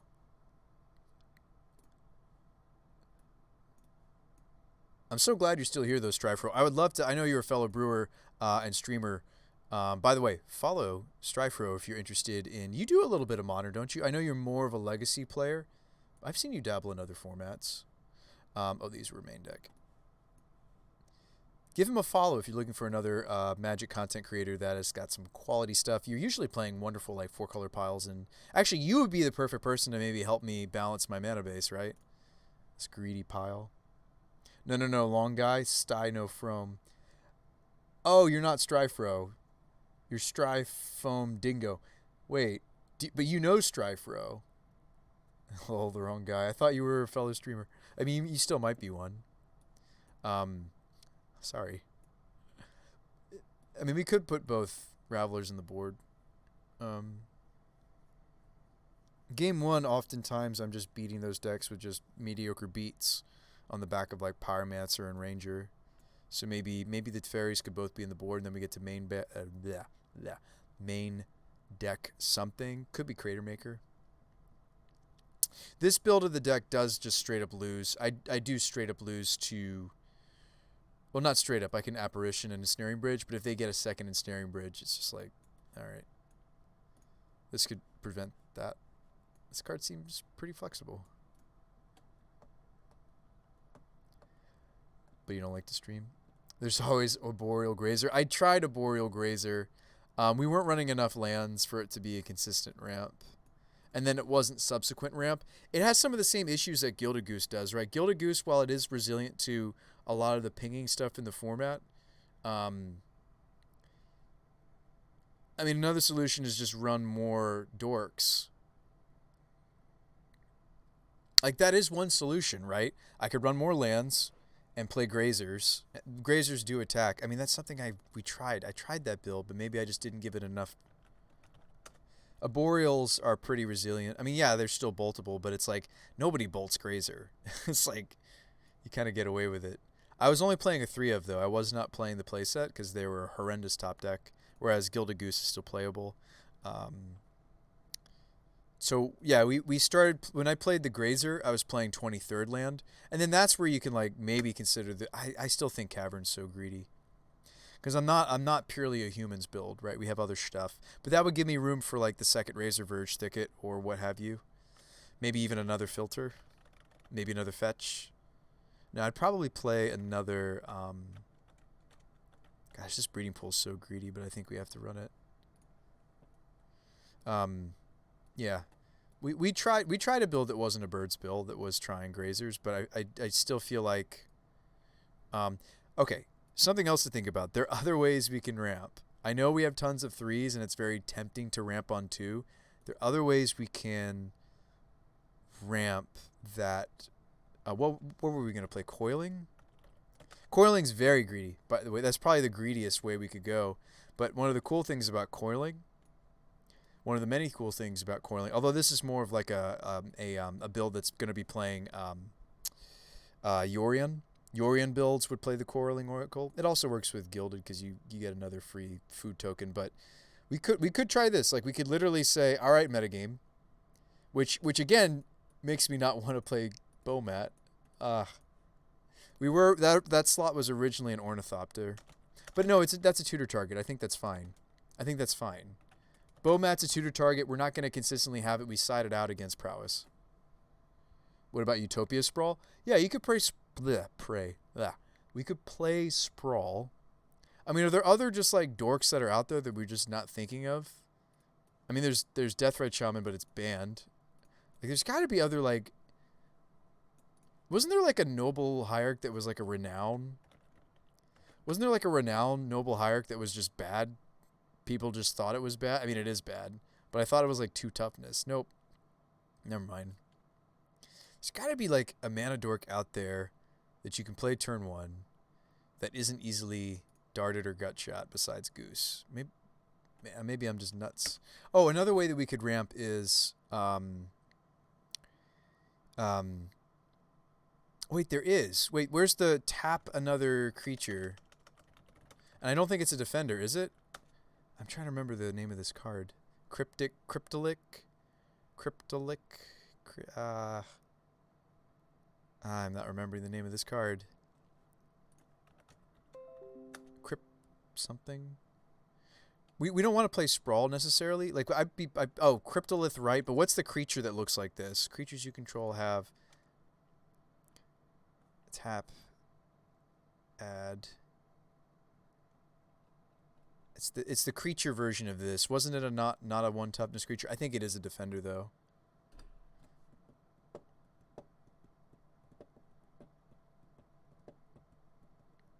I mean, that's the same issue with, by the way, like, if Defender wasn't such a big issue, like, I'd be playing some other creatures.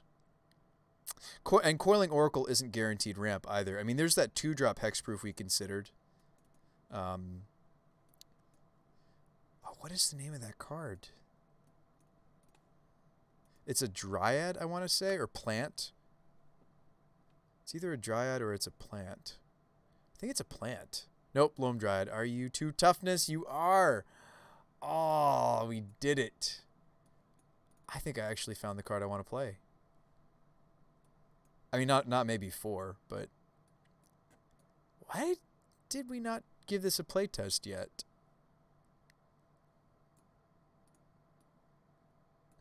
I mean, okay, on the surface, yes, it looks like a really bad card, and it is. Just hear me out. I could do something weird like add a 23rd land, which is a Dryad Arbor, which again, bad in the meta. I'm just saying, like, I go fetch it out. I don't know. I don't know how we fix this problem. I'm asking for too much from this card, aren't I? I want it to, I mean, we go wide enough that I don't really care. I'm just so thankful that it's not a defender. We actually could maybe test it. I don't think we play the first Dryad Arbor. It's been really bad in the past. What about Jaspera Sentinel? Jaspera Sentinel? Thank you. Thank you for Strictly Better. I will play the Strictly Better card, please, and thanks. Okay. Gosh, are we going to play this? Oh, we're going to play this card. Thank you. Yeah, it's got reach. Strictly Better. Thank you, Kene.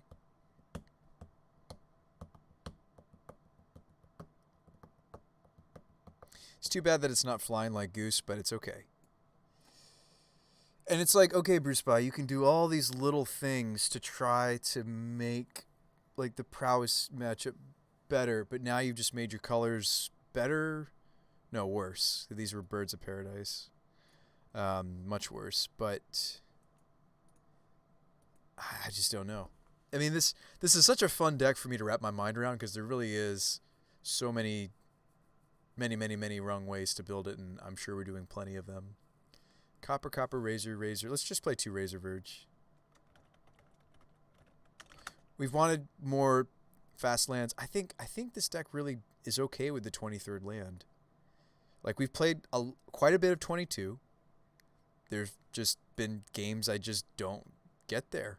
Like, we are a deck that needs to get the 4. Right? So yeah. Let's main deck the Ooze. This is the lightest I've been on anti-graveyard stuff. But really, we had to be in black to get the graveyard hate that I really wanted. I mean, there's what is it? There's Clothies. But Clothies is just like very slower even still with its graveyard hate capabilities than Ooze is. But yeah, Clothies has been in this list in and out. You can grab it against like control, and it's just like it's gonna deal like 6 or more damage. Maybe even more than that, honestly. Like, they just don't remove this. So this was in as a target. It's kind of like almost like having a Thrun, except more flexible. I mean, Thrun's great, just beats down. This is easier to get though, because I could evolution one of my 1-drops. Something to think about. So that's been something we've run in the past. The spells that aren't creatures are, of course. I'd love to run Timely, though. It's so good in this archetype, but maybe I just want to test some of these new cards is the reason. Let's export this. I'll goldfish this version, I think, but I don't know if I have enough brain to really play this out. Give the deck the playthrough it needs. You guys certainly come back next stream, and I think we'll give this list a whirl against opponents, perhaps, because it's already almost 2. But thanks for coming, guys. Winota Castables, and we played an updated Sun and Moon with the new Doomscar. It was pretty sweet. I was pleasantly surprised. And let me just pile this to what I have, what I don't have. Yeah, pleasantly surprised. Did not think that I should have done this before I exported it, actually. That's usually what I do. I open a new copy and then yeah. It takes so much less time. Let's just do that. Because otherwise I'm going to have to go through this list and like one by one cut things. That seems inefficient. Seems like I'm not optimizing. But like, I still think it's a meme, right? Because it's like, okay, Bruce By, but against not prowess, but prowess is so much of the meta, but a reasonable amount of the meta, and it's just popular on Magic Online. It might not be being played as much in paper, but it's just very popular on Magic Online. Part of that is because it's very, did I get there? No, I didn't. Okay, move on. It's a great deck if your focus is grinding. And it's also enjoyable. I'm not trying to knock the archetype. I think it's a sweet deck. I'm just saying, like, if a lot of players that could choose between that and Heliod, they're going to choose prowess a lot of the time because Heliod is kind of Heliod's arguably stronger, but it's kind of a tedious to play on Magic Online. So things that I have, cut the things we already have.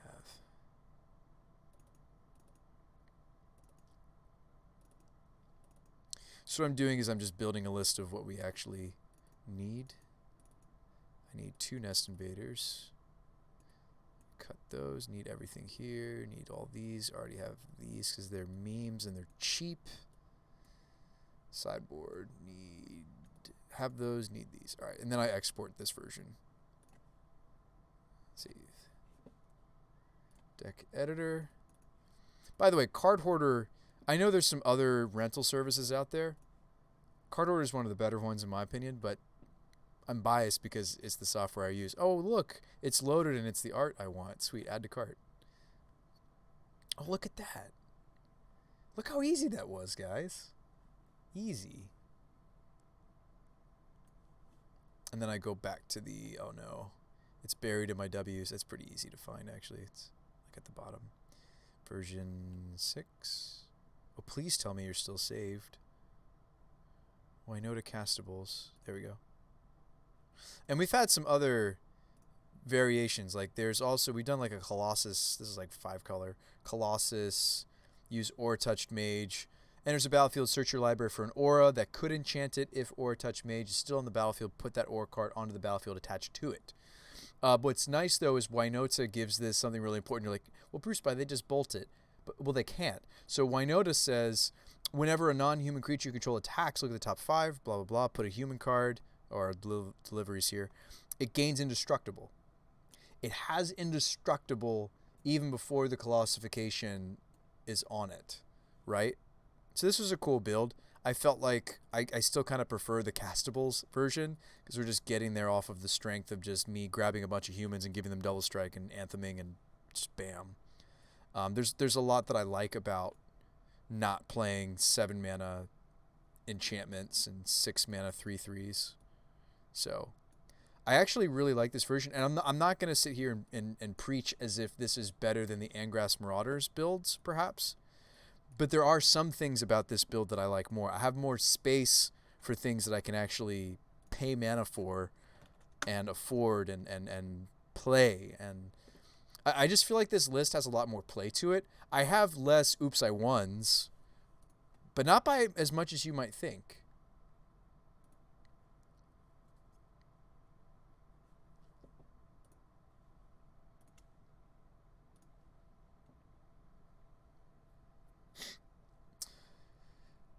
These are kind of a necessary evil with all the Heliod. These are all kind of a necessary evil with all of the prowess. Yeah, I feel like we're starting to get the right mixture. And again, if I'm playing the dorks that aren't just getting wrecked by Gut Shot and Lava Dart, I don't need as much. Like in other words, you've seen that I've cut the Mark of Asylum is for this matchup and others. I think I just want to protect the things and not worry so much about the all right, there we go. Lone Place. By the way, if you're looking to get into Magic Online, I do highly recommend getting with a rental service. Card Hoarder just happens to be one of them. There are some others. Maybe try one out for 1 month, try the other out for the next month. They folks, you're probably wondering why we're trying out Maja. We looked high and low. There are not many humans that also pump non-humans. There's a couple. This is the one that we found that we like the most because it also has the added bonus of adding, making, going wide. If I'm just flooding, I can play lands. Fetches especially give you 2 soldiers, or 2 warriors. These cards that look kind of anemic to a Lightning Bolt format, they're not as anemic as you think because you're pulling them out of the deck with Winota triggers, ideally, right? So even though these are 3/3s, they're indestructible the turn that I get to do the thing. So don't let the low toughness of these finishers fool you, because the fact that they're indestructible is huge. How's it going, Corpsey? I'm glad to see the Crater Makers back because there's quite a bit of Eldrazi Tron. It's very good in that matchup. You get to I don't think you 1-for-1 against Reality Smasher because I think it's triggers too. That card's just so good. And it's also super cheap. Yeah. Oh, no. Target of a spell. Yeah. So actually, nice. So Crater Maker actually lets you trade 1-for-1 with this card. When it becomes the target of a spell. It's not spell or ability. It's spell. So you can Crater Maker lets you trade 1-for-1 with Smasher. You can hit Thought Not Seer. I can hit Ballista with this. Yeah. There's Crater Maker actually hits a lot more cards than you'd think that it would. Snaring Bridge we care about. I care about Grafdigger's Cage. It hits Grafdigger's Cage. Granted, I probably won't naturally draw it because it's a singleton, but it could blow up a Grafdigger's Cage that's stopping me from Eldritch Evolutioning. Grafdigger's Cage sees modern play. It's good against all the artifact decks in the format. It's good against decks that have small critters that, yes, it's an overcosted shock, but like you bring in everything. And you can just block. A lot of the things that you're trying to shock, you just block. It's a non-human, so that gives us a Winota trigger. Anyway, let's Goldfish.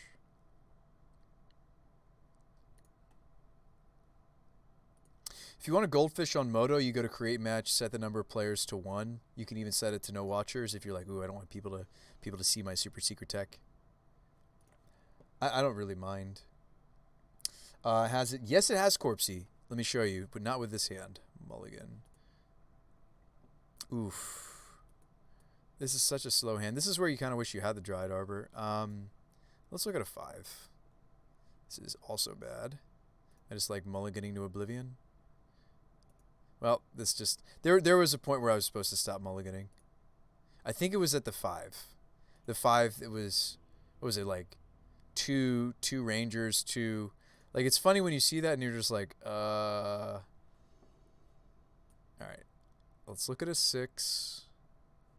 Let's look at a 5. Oh, hey, we can keep our 5. Sweet. Let's put that back in the deck because it usually is better to pull out with the... Alright. Maybe this is... Well, it depends on what we're up against. What we would... Now, if I'm grabbing Forest, that's me really hoping that they don't bolt this. They can't gut shot it. Darting this would be ambitious. And I want to see the synergy between Sentinel and something like Invader. Like, is this actually going to do the things that I want? Right? So I do have 2 mana here. So if I had a 2-drop, I actually could cast it, right? Because I could tap Invader, sack the spawn. Anyway, we'll swing for 1. Next turn, we just slam Winota and just try to go for it, right? Sweet. That's good. I was worried it might have been too cute. No, so it was actually good enough. That's why there's 2. I was only playing a Singleton as like a tutor target. And then very quickly... oh, I can't get the planes because... I was thinking about getting planes because I have the Magus in hand. But let's actually just get our blue splash, right? No. I'm not even main decking the blue splash. Actually, that's really nice that the blue splash isn't main. So it's almost like, well, Bruce Spy, why don't you just put the breeding pool in the side port? No, we incorporated it into the mana base. Which I think is good because game 1, we're on the Magus plan. So actually, I think this is a very good decision I made unbeknownst to myself.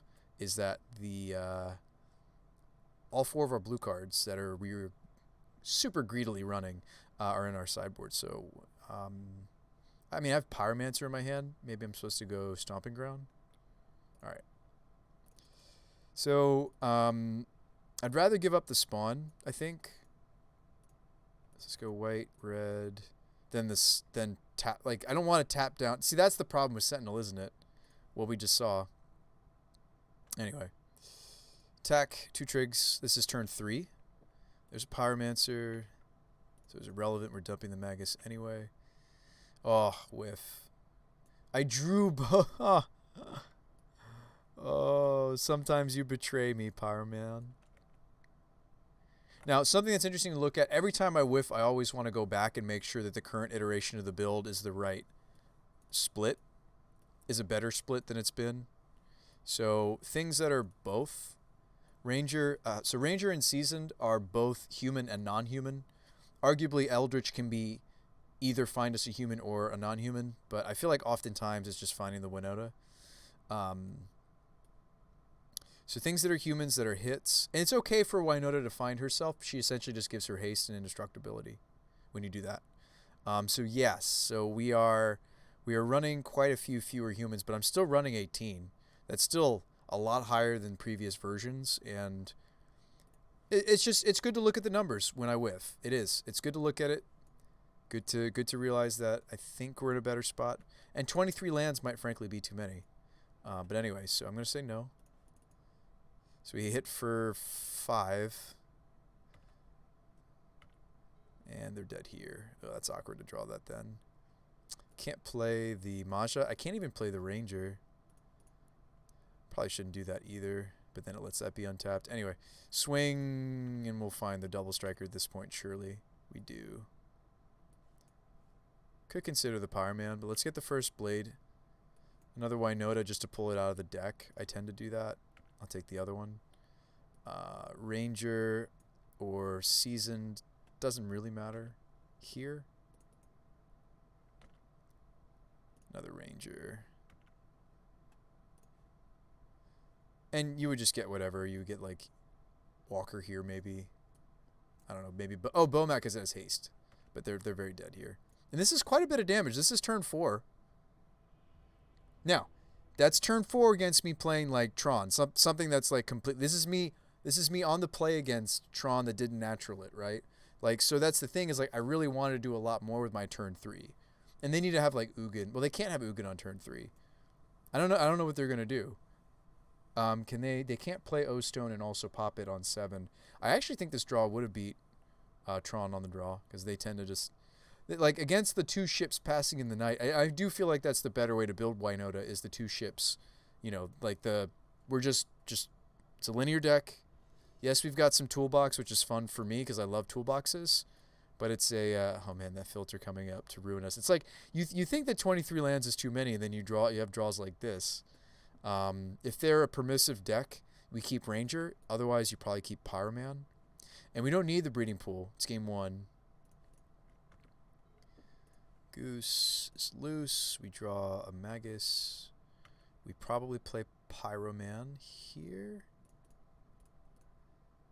Because I don't have 3rd land. Drop, and then I misclick. Of course I misclick, and then I moon myself, and then we lose. Oh, I meant to play the Pyromancer.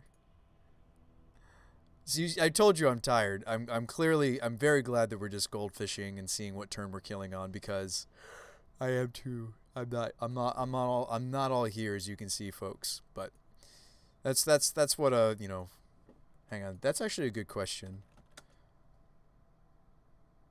Yeah. All right, I think we're done after this next fish. It's been almost 7 hours. It's been fun streaming with you guys though. Let's see. I could keep this. Yeah. Could keep this. Also in the when you goldfish, it draws you a card even though you're not, but we're acting as if we're first, but we also get the extra card. So it's not accurate testing. We really should actually bump this turn counter up. I don't know. Like the turn counter is not necessarily accurate, I found. Well, actually, this is turn 1. I don't know. I think it alternates between us being our own opponent and not. It's hard to. Oh, we're getting the stomping. It's hard to rely on it being accurate, I found. Awkward to draw the Heron's Race. Now, this is the one that we don't actually mind to draw. So here's a little cool synergy that I found. As we're womboing off, if you have the Heron's Grace in hand, you just wait until Winota's pulled several humans out of the deck. Then we actually just flash this in. I thought this card was a meme for the longest time, but the life gain on it has been very relevant. And the flash is not inconsequential. Like, we wait for Winota to tutor out humans, and then before blockers, you flash. Oh, you can even flash this in after blockers.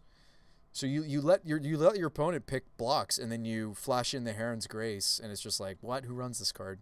It's actually kind of a sweet surprise. A couple times we've kind of had a sweet surprise with it. Speaking of sweet surprise, this hand is not sweet. Does not result in Winota. I probably would just play the Spellskite, but it depends on my opponent. Oh wow, we drew the evolution. Sweet. Do we just evolve Spellskite? I guess we do. I mean, again, we're up against another linear deck, so we're just trying to do the thing as quickly as possible. This is our turn 3. Wow, we hit the Blade. Now, sadly, Blade doesn't help Goose, and that's a big hindrance. Like the reason I'm running some sort of Maja effect is I have non-humans that have no attack power to them, and it's pretty important that we can do that.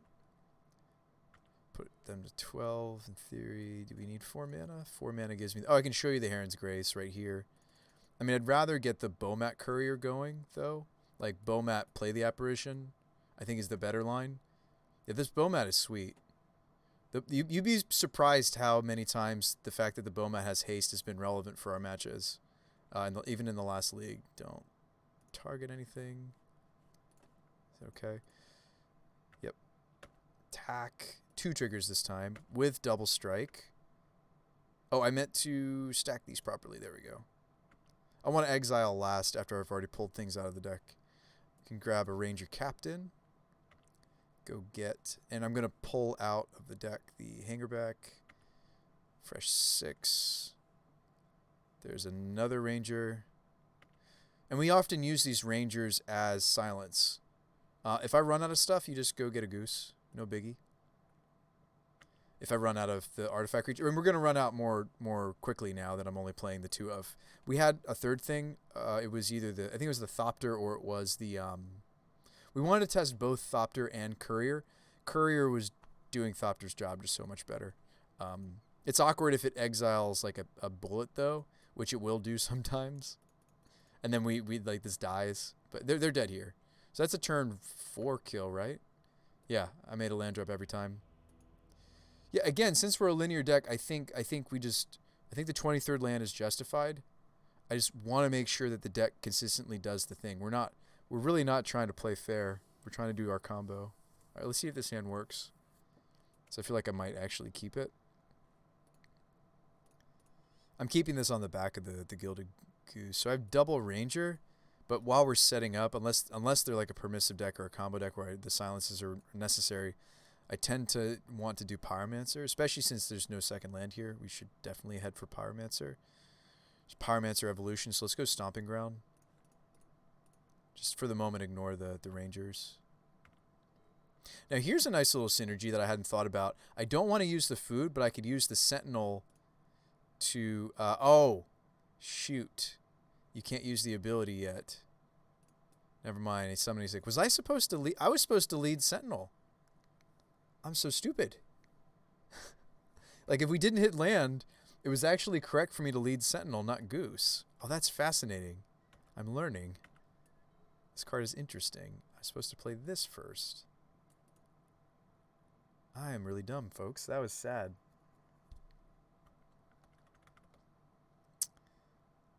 Yeah, if it's summoning sick, I can't do this ability, right? Yeah. Obviously. Okay, we'll learn. We'll lead on that card from now on, because like the goose's food is actually really precious. It's very precious. What am I doing this turn? Nest Invader? We really want to do the... well, I drew the land, so we should do the Pyromancer. Red. Red. I don't know about these Sentinels. This feels like we're bending over backwards for, like, prowess, the prowess matchup. And then they just get bolted, right? Or they bolt my other creature, then I don't have the second creature, and then this doesn't make any mana. Yeah, I don't know if I'm in love with this. I don't think it's fixing the issue we have. Now, the more that I think about it. Anyway, we go for the combo here. Stay calm and combo, as we always say. Eldritch. Gosh, this is just a fun deck for me, even a Goldfish. I hope this is entertaining for somebody out there. All right, 4 triggers. Let's hit the double striker. Come on, nope. We could moon them here if we wanted to. And it's a reasonable moon, I suppose, because we have 2 dorks and we already have the forest out. No planes, but that's okay. Hey, double strikers, sweet. Heron's Grace, yeah. Trigger. 1 whiff, that's okay. Even with the density we're playing, right? We discarded a bunch of humans. And are they dead here? I think they're dead here. Oh, it won't kill though, because the way the... So, when you're goldfishing, there's only 1 player. I dealt damage and gained life in that same combat. So I dealt, what did I deal? I dealt 1, 2, 3, 4, 5, 6, 7, 9, 10, 11, 12. This has other humans. 13, 14, 15, 16, 17, 18.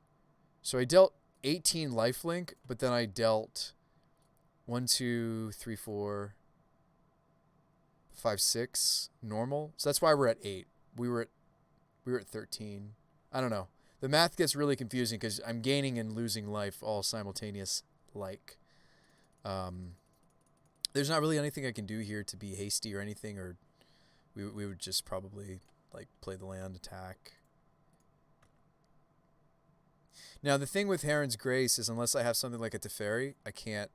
I'd have to already have the Teferi in play. I can't get the trigger a second time. Teferi enables that. Wow, another whiff. Alright, another blade. We'll play it. Trigger. There's the Maja. So we're going to give attack power to the Gilded Goose, who really needs it, and a Seasoned. Dump some cards. Doesn't really matter. It's always fun to look at the numbers here. So this is I think turn 5, right? Because I just don't trust this counter. It's a lot of damage. It was lethal though the turn that we did the Heron's Grace. We gained a lot of life there. So it was lethal the turn that we grabbed the Grace. So for testing purposes it's weird because I'm simultaneously dealing and gaining life.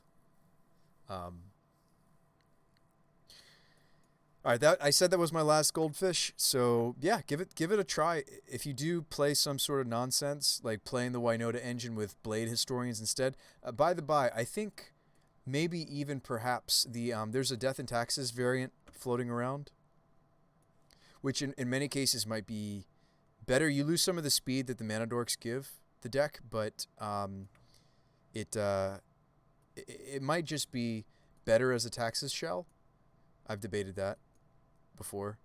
So yeah, if you start using some of these finishers, and you did, and if you came to that conclusion organically, don't worry about crediting us brewers here. But the decks we build on this channel are a community effort, and yeah, just let people know where you found it. AKA, I'm asking for you guys to do me the favor of let people know about the stream is what I'm getting at. Definitely, the way that I grow is through word of mouth. I don't do any sort of advertising. I post my videos on YouTube, and other than that, it's word of mouth, and me playing against people on Moto, and talking with them. And I mean, if they're interested, if they're not into streams or Discord, I tend not to bother. That's why you goldfish. Oh, you were saying that because I messed up. Yeah. So yeah, Jaspera Sentinel I'm supposed to play first. And I get it now. And I like it now. I like it more than I did. I feel like the Sentinel might actually be playable because we're on a playset of Invader. I feel like this card is not playable without a ton of support, right? But I feel like we've got quite a bit of support around it. Quite a few creatures that are kind of unassuming that are here just mostly for utility or targeting. Honestly, in the meta, we could even main deck the Burns. And the reason we're running Courier is because it's got haste.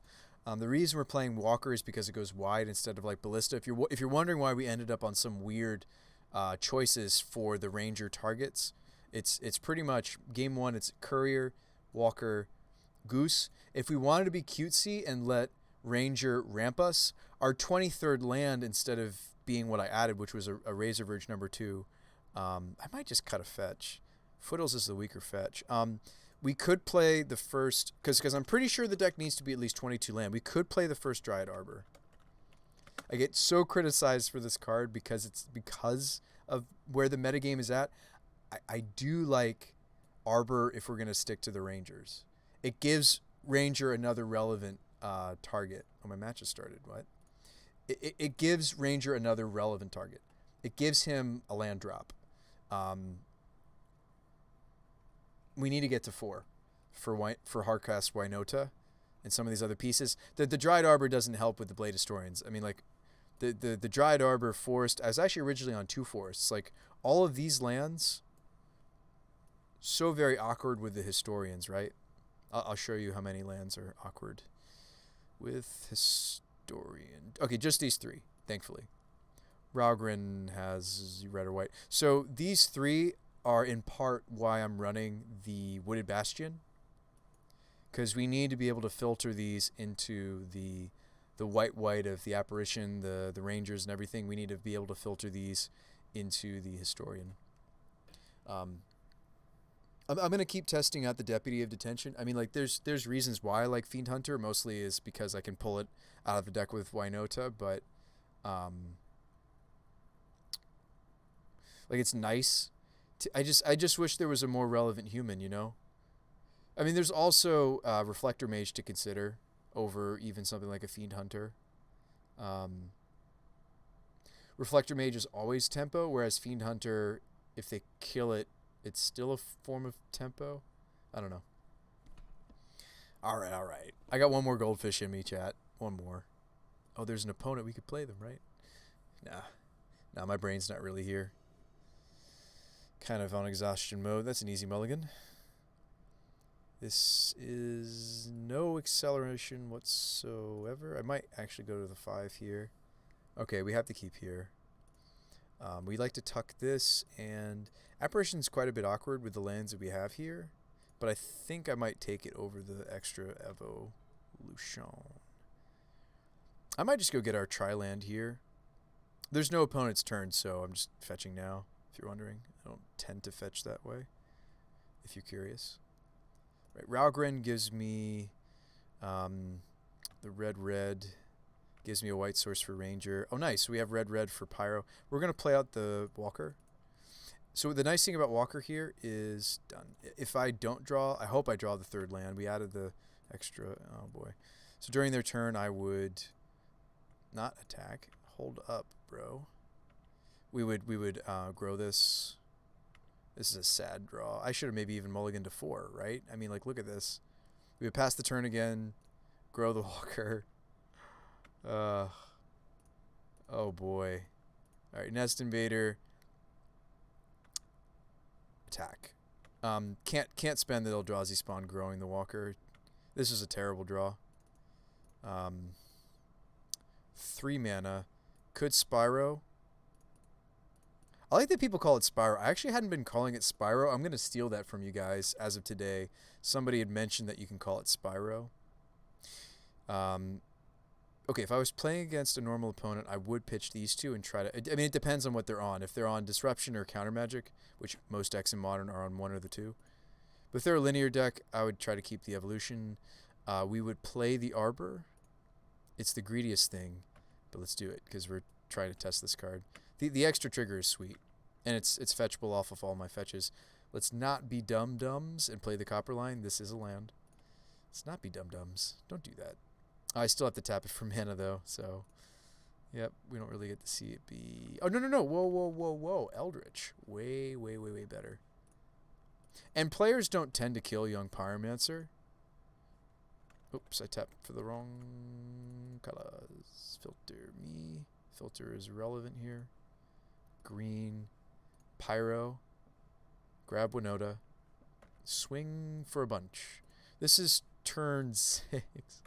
Turn 6, maybe even turn 7. We just had a really slow start. So this stinks to grab Heron's Grace here.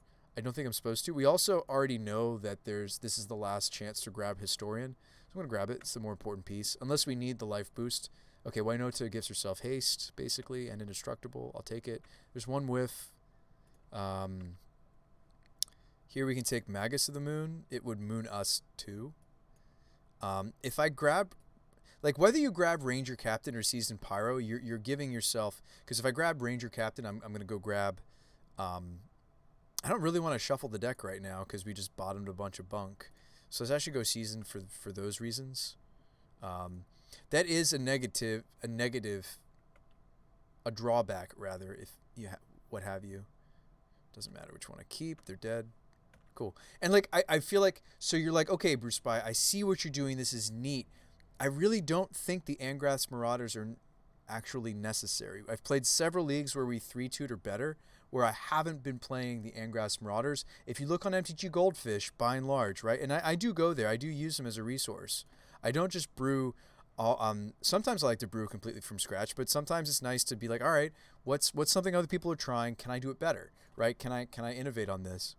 I would say we're less consistent to get the turn 3 kill, but we can get turn 4 kills. We can get turn 5 kills, right? So I think view more. It's like at the bottom of the bottom is the Winota decks. What is this? Is this the Lotus deck? It's always fun to like look at the bottom and see like what's at the bottom of the barrel, you know? There's Winota. Bottom of the barrel, right? All right, so whoa. Oh, this is the Shark Typhoon. Yes. Is this Spike's list? No. He did not get these, but Aspiring Spike is what a lot of people credit, and I also credit, just to clarify, I also credit him with the deck. Oh no, they're not playing it. They're not playing Lotus in this. Is this a Flagstones build? Oh, this is just a Flagstones build. And honestly, that might be the better way to build the Jeskai ramp control, is to not also commit to the Lotuses. I like the Lotus Bloom deck, though. All right, let's see what's going on. So we got a Naya, Winota, Angraths. Let's just go through them, and you'll see. Angraths. Like what finishers are using. Angraths. and Grass Marauders. For those of you that are just joining, this is the human pirate that's a 4/4. It's relevant that it's a 4/4 in this meta. If a source would deal damage to a permanent or player, deal double. They double upon themselves. So if you're going to play the Marauders plan, you have to play the play set, in my opinion, or at least 3, because you want them to double up on themselves, and you play bolts, in my opinion.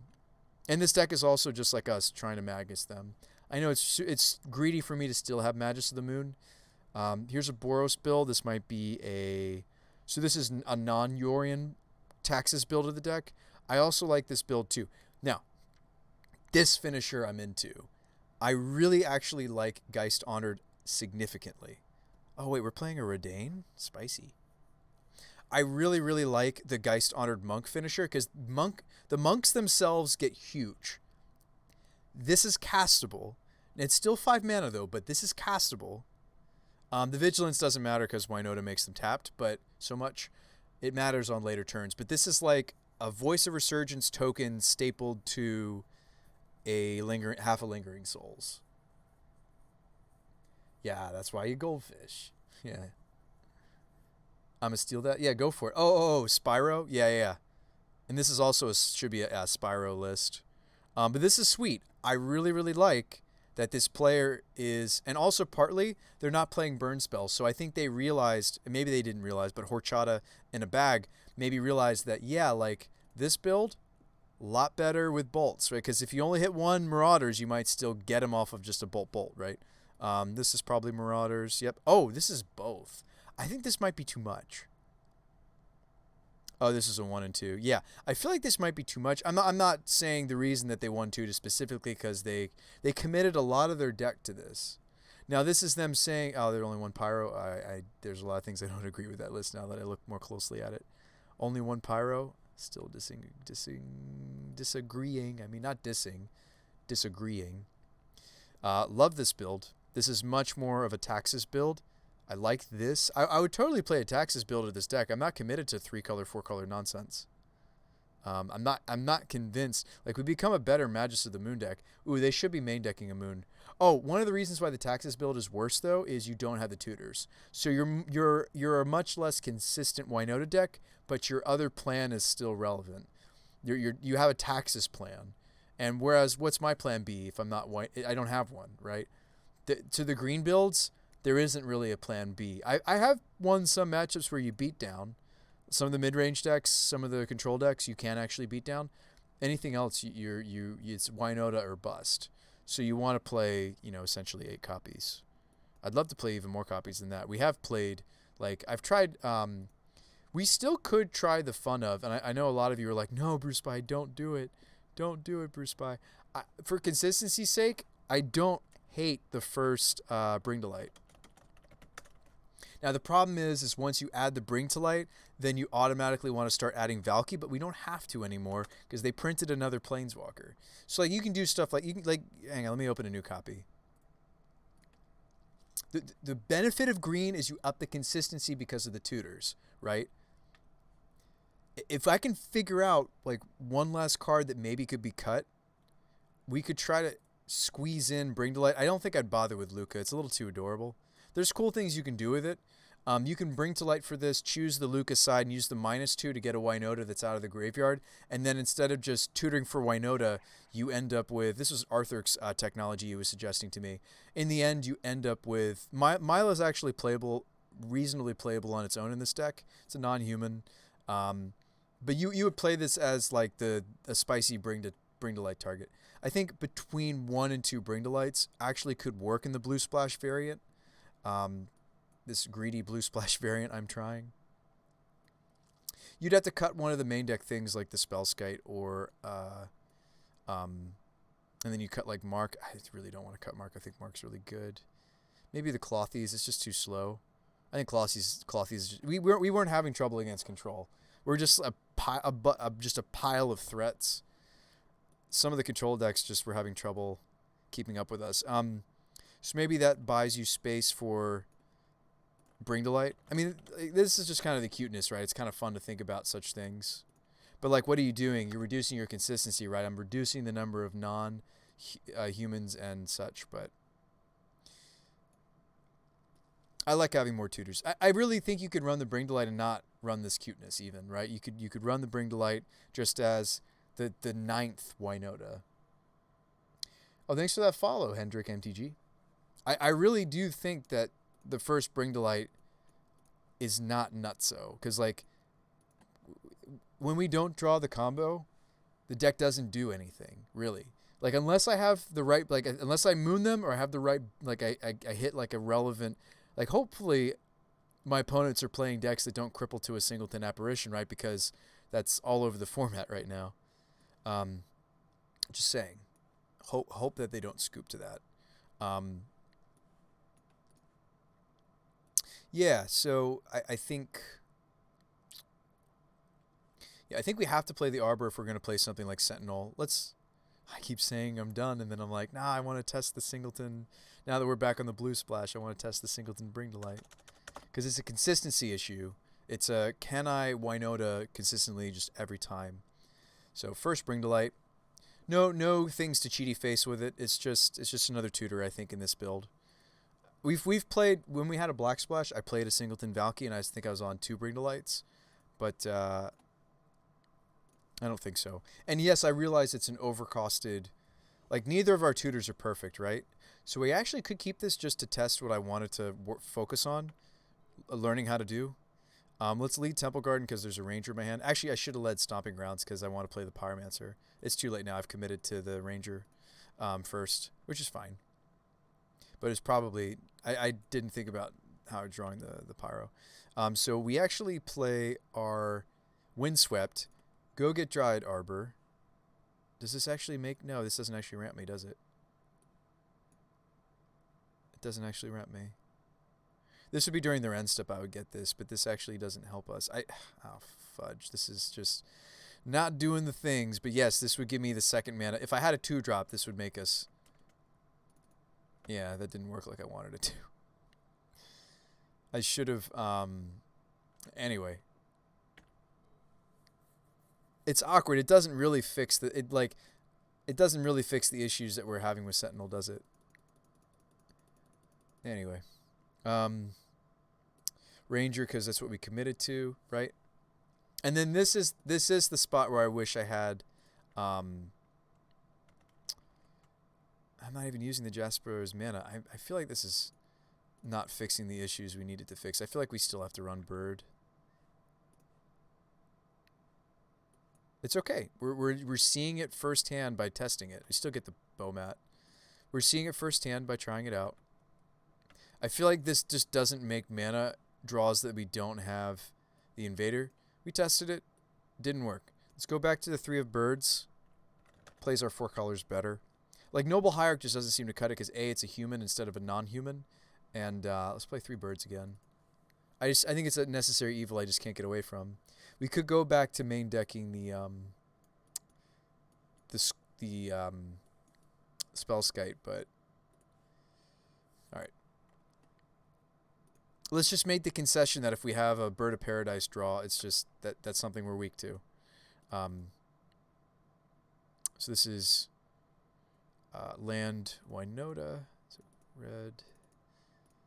This is swing 1 trigger. That's disappointing. So this is where I wouldn't grab Heron's Grace. I definitely would go Pyroman here. Ditch these, make tokens. There's our double striker. We've drawn him. It's awkward because I have Forest and Dryad Arbor. Oh my goodness, it's really awkward. Okay, well, Reflecting Pool. Oh no, I was supposed to play the... We were fine. We had the Bastion. That's the whole reason we're running it, is it would fix me in the situation where I need to hardcast the Historian. Oh, dang it. Whoops. It's okay. We're learning. We're seeing, like, this just needed to be Birds. It's fine. Like, look at that. Like, the Arbor and the Forest, like, really messing us up. We had a long discussion about how the Dryad Arbor, even as a Ranger target, is just so greedy in this meta. It just might never be worth it. Like, I like that it gives this another relevant tutor target, but it just might not be good enough. Anyway, let's haste this out. Still kill them. Curious what we hit. I meant to stack those like this, and Pyroman, draw cards, Ranger, all the most relevant Ranger targets have been already pulled out of the deck, so I guess at this point you would grab like Goose or something. Winota, why not? Blade. So we hit the second blade anyway. And there are lots of times where I kind of wish that I was running a split of this, but I feel like it's just too important. Like I could do a split of Blade and Marauders, but then I don't have the option to hardcast them in a pinch. So I think I just want to stick with the Castables. All right. Anyway, let's go back to the geese. It's just, or the birds of paradise. I just can't get away from it. All right, folks. Thanks for all the follows, new follows. Hope to see you guys soon. This has been a lot of fun building some of these lists today. We had this moon. We had a red, white sun and moon that was playing the new command. That was a lot of fun. We actually did win. We 3-2'd with a less refined pile version of this. I think I'm gonna just play the Singleton Bring to Light for the moment. Deck needs to go off. It's extra copies of some important main deck. Like oftentimes this Bring to Light's going to be a few. What is it going to be? It's never going to be Maja. I guess it could be if we had a bird. It could be Bring to Light for 5. But I feel like most of the time this Bring to Light's going to be what? It's going to be Grace, Historian, Mage, Apparition, Ooze. I'm just listing off like what we tend to tutor for, or it's going to be Winota. These are the tutors.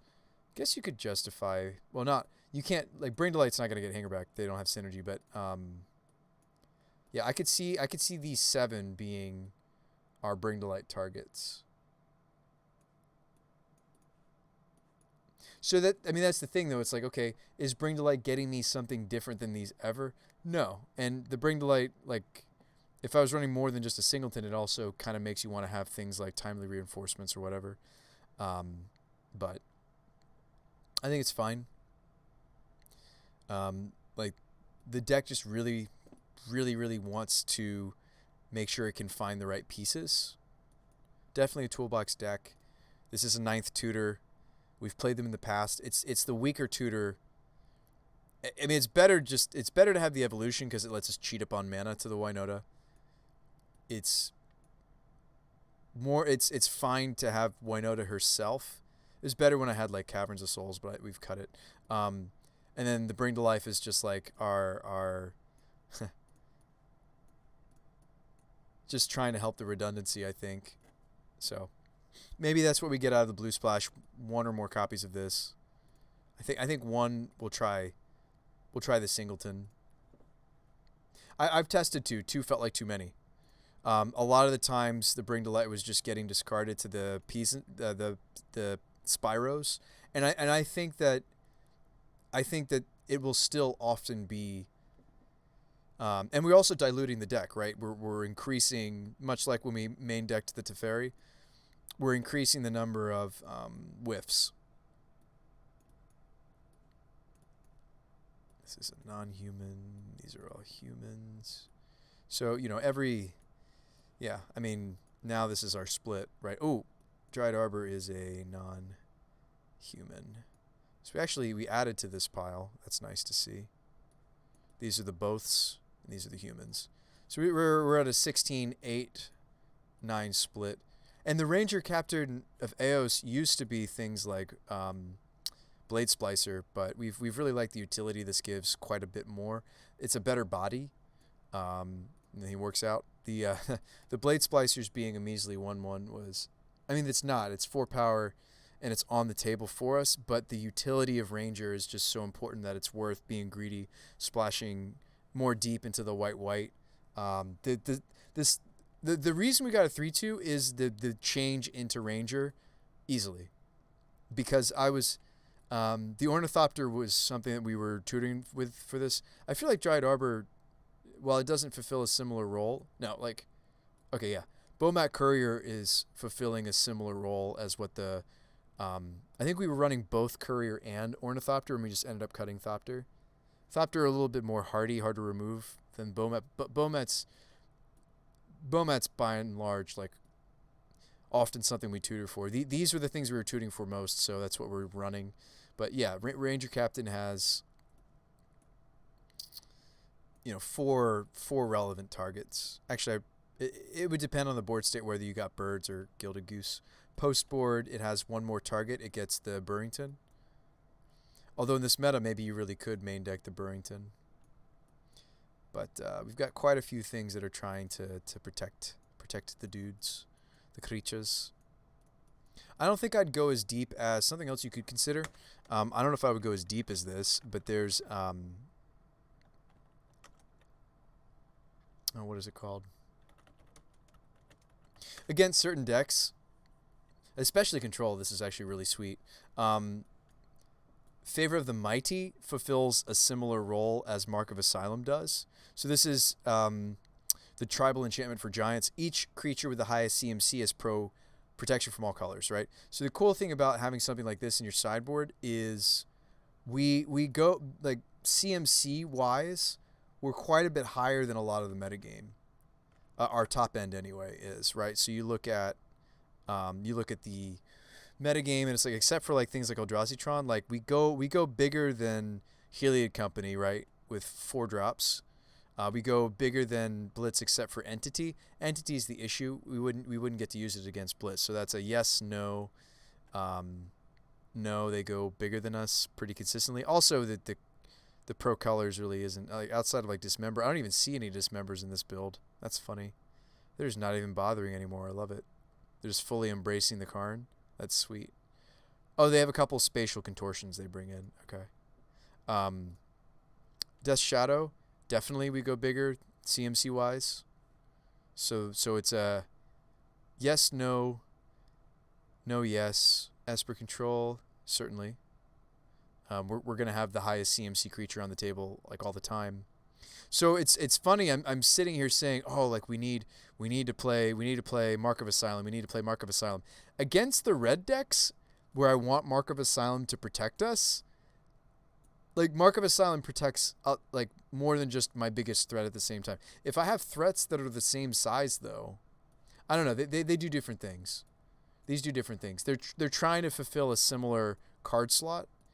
But it's just interesting to look at the meta and see what would this one do versus that one, right? Like, this is an example of a deck that they got the Decay Trophy. It would stop Helixes and they play 4, but like, what about Kaya's? Well, it's not gonna help me against Kaya's Guile. Dreadbore, Culligan's Command. Yeah, it's interesting to like these Yorion builds of the 5-color Nif. So yes, but like all they're doing is the only interaction is going to be maybe paths and maybe the apparitions, right? But we go bigger. So yes, no, no, yes, yes, certainly yes. You would maybe run both against Niv to Light. They both do things. They both protect us from what they're going to try to pick us apart. They bring in pushes too. It's just interesting to look at these potential like protection cards that we could look into, because that's our greatest weakness, right? And Skite being the main deckable one. Let me use my words. Skite is the main deckable one.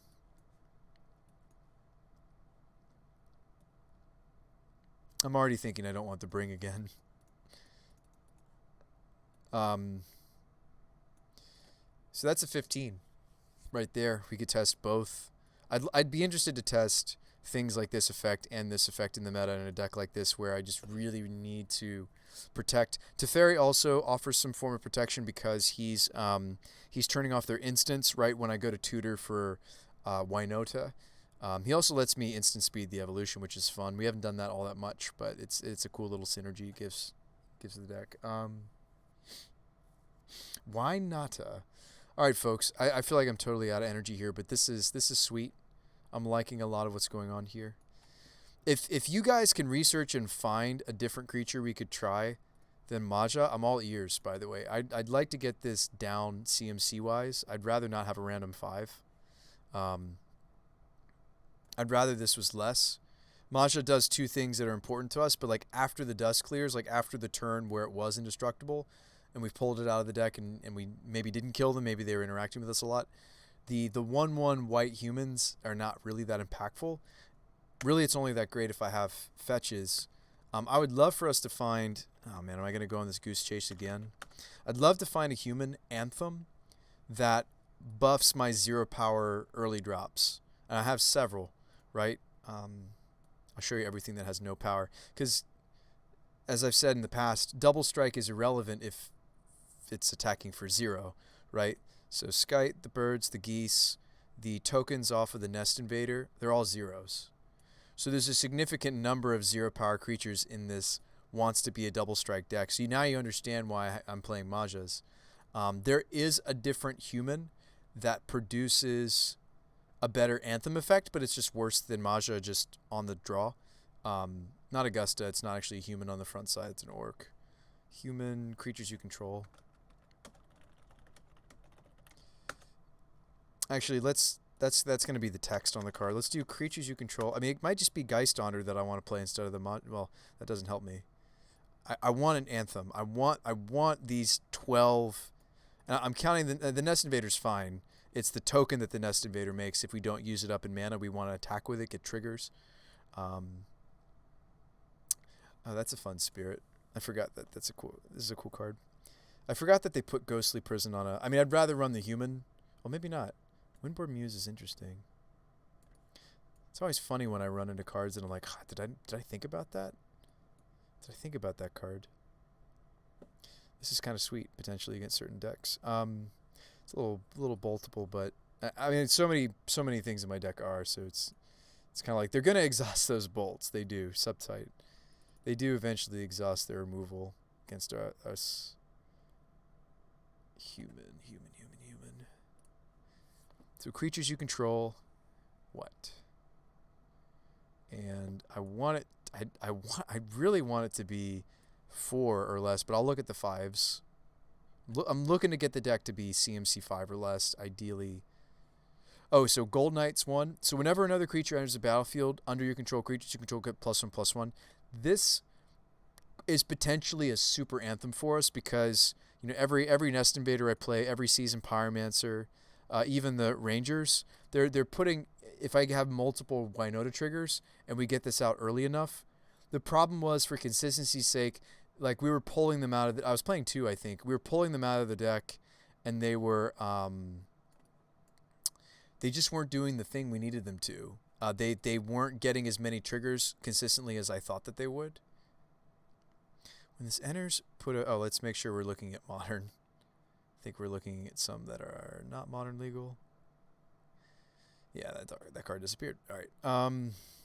Champion lets you swing through, but it's also got the same weakness as Gold Knight Commander. Like on the surface, this card looks like exactly what I'm looking for. I want like a 4 or 5 drop at the most that's giving us an anthem. There's Judith. If we splash back into black, this is other creatures you control get +1. Whenever non-token creatures die. This was a sweet fun of. I don't know if I actually tested it when we were playing black though. But I feel like I regretted not testing it afterwards.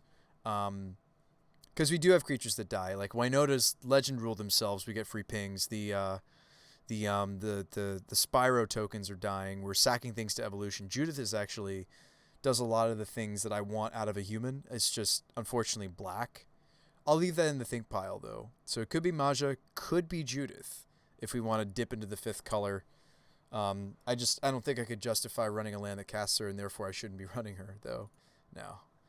Judith almost does. Judith does do a lot of the things I want out of this card. It's low to the ground casting cost-wise.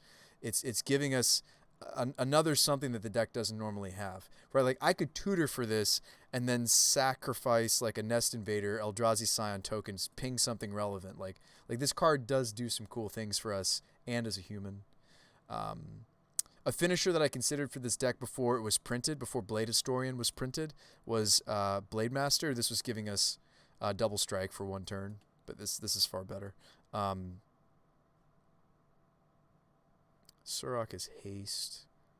Silverblade's interesting, but not nearly as good. I mean, there's like Selfless Cathar. I mean, like there's weird.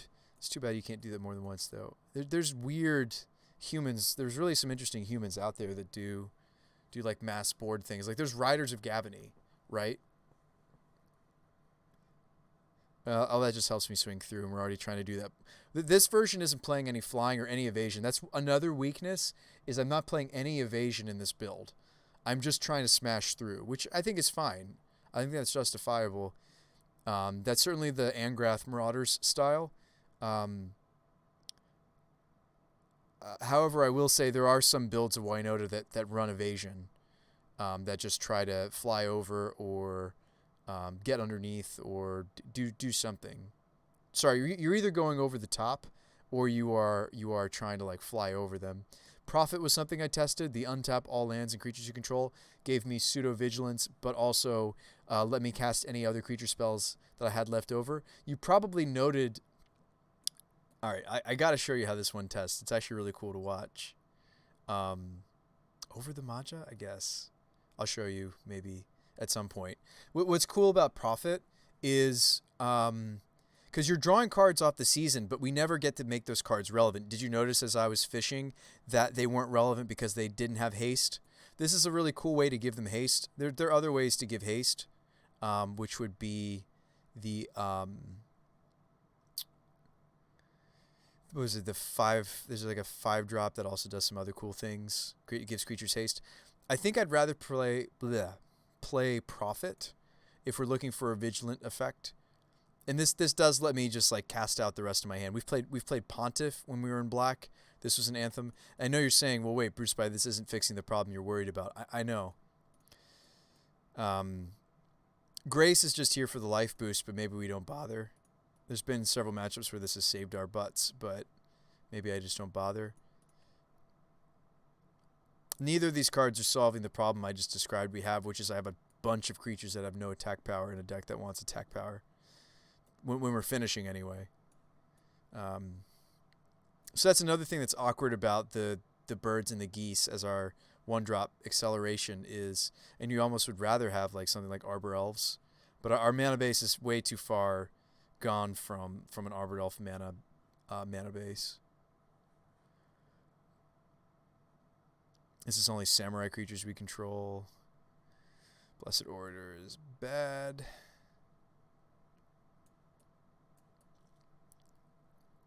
If I have a full party.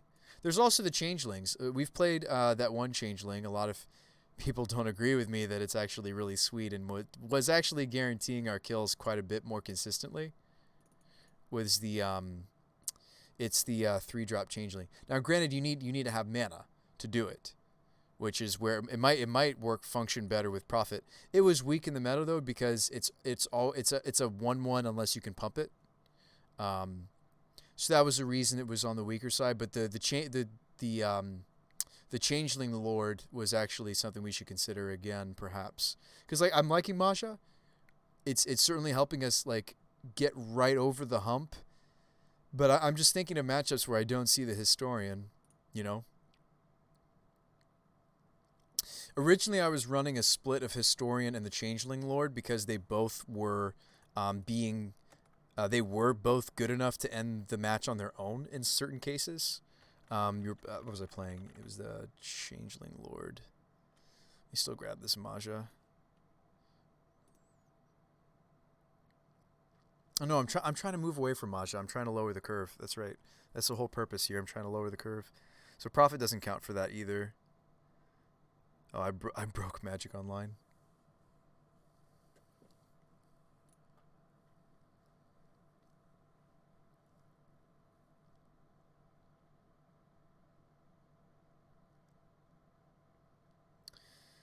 Broke Magic Online, guys. I don't think it's gonna be okay. Maybe we'll stop there, but just so you get the gist of it, might test weird things like Mark or Favor in the sideboard. Might try to get the curve down to 5, just always. Maja's like solid, probably the perfect card for what we're trying to do, but I'd like to explore some other finishers. Oh, that's what was. Oh, it crashed. Did it just straight up crash? Yeah, I think that's a good stopping point because my Magic Online just straight up crashed. Thank you guys for coming. That was fun. I enjoyed streaming for you guys tonight. Hit that follow if you haven't already. Thank you, Hendrik. I'm not sure if I let you know that I saw your follow. Thanks for following the show. Definitely hit the button so you guys know when I go live. You can also follow me on my socials and the Discord. So if you're a Twitter person, Facebook, Discord, I'm in all those different places. I think I haven't updated the Instagram in a bit, but I do have some Instagram content. Yeah, let's hang out again sometime. I was really enjoying playing with you guys, and I think the deck is really close. It's so tempting to boot up Moto again and like get that last couple cards. And I'm sad that the deck is maybe lost to the ether, because if you close Magic Online with an unfinished deck, it goes to the bot. It goes in alphabetical order, whereas it pulls the lists that you actually have all the cards for to the top, which is actually really nice. It is a nice feature, but anyway, I've gone on long enough. I'll see you guys on the next Bruce by the Magic Guy. I tend to do Modern Mondays. We have Tuesday Brews Days and Theory Thursdays. Those are the days you'll see me. Sometimes I'll do a weekend stream. So today was a Theory Thursday. We were doing, what was it, the Boros command. It ended up turning into a red-white prison, like Sun and Moon, and we actually did win with it, but that was fun. We actually had a really good day on the matches. We won with that brew, and we did 3-2 with the Winota deck, which I was surprised, because I feel like it's still rough around the edges. Anyways, folks, I could go on. I'm going to go to sleep now. You have a nice night. Stay safe. If you're listening in, Arthur, I can't imagine you would be. Get better. Brandon, our heart goes out to you. Hopefully you get better soon. We found out that he has COVID. So, yeah, just hope that he's getting better. All right, folks. Well, have a nice night. I'll see you on the next stream.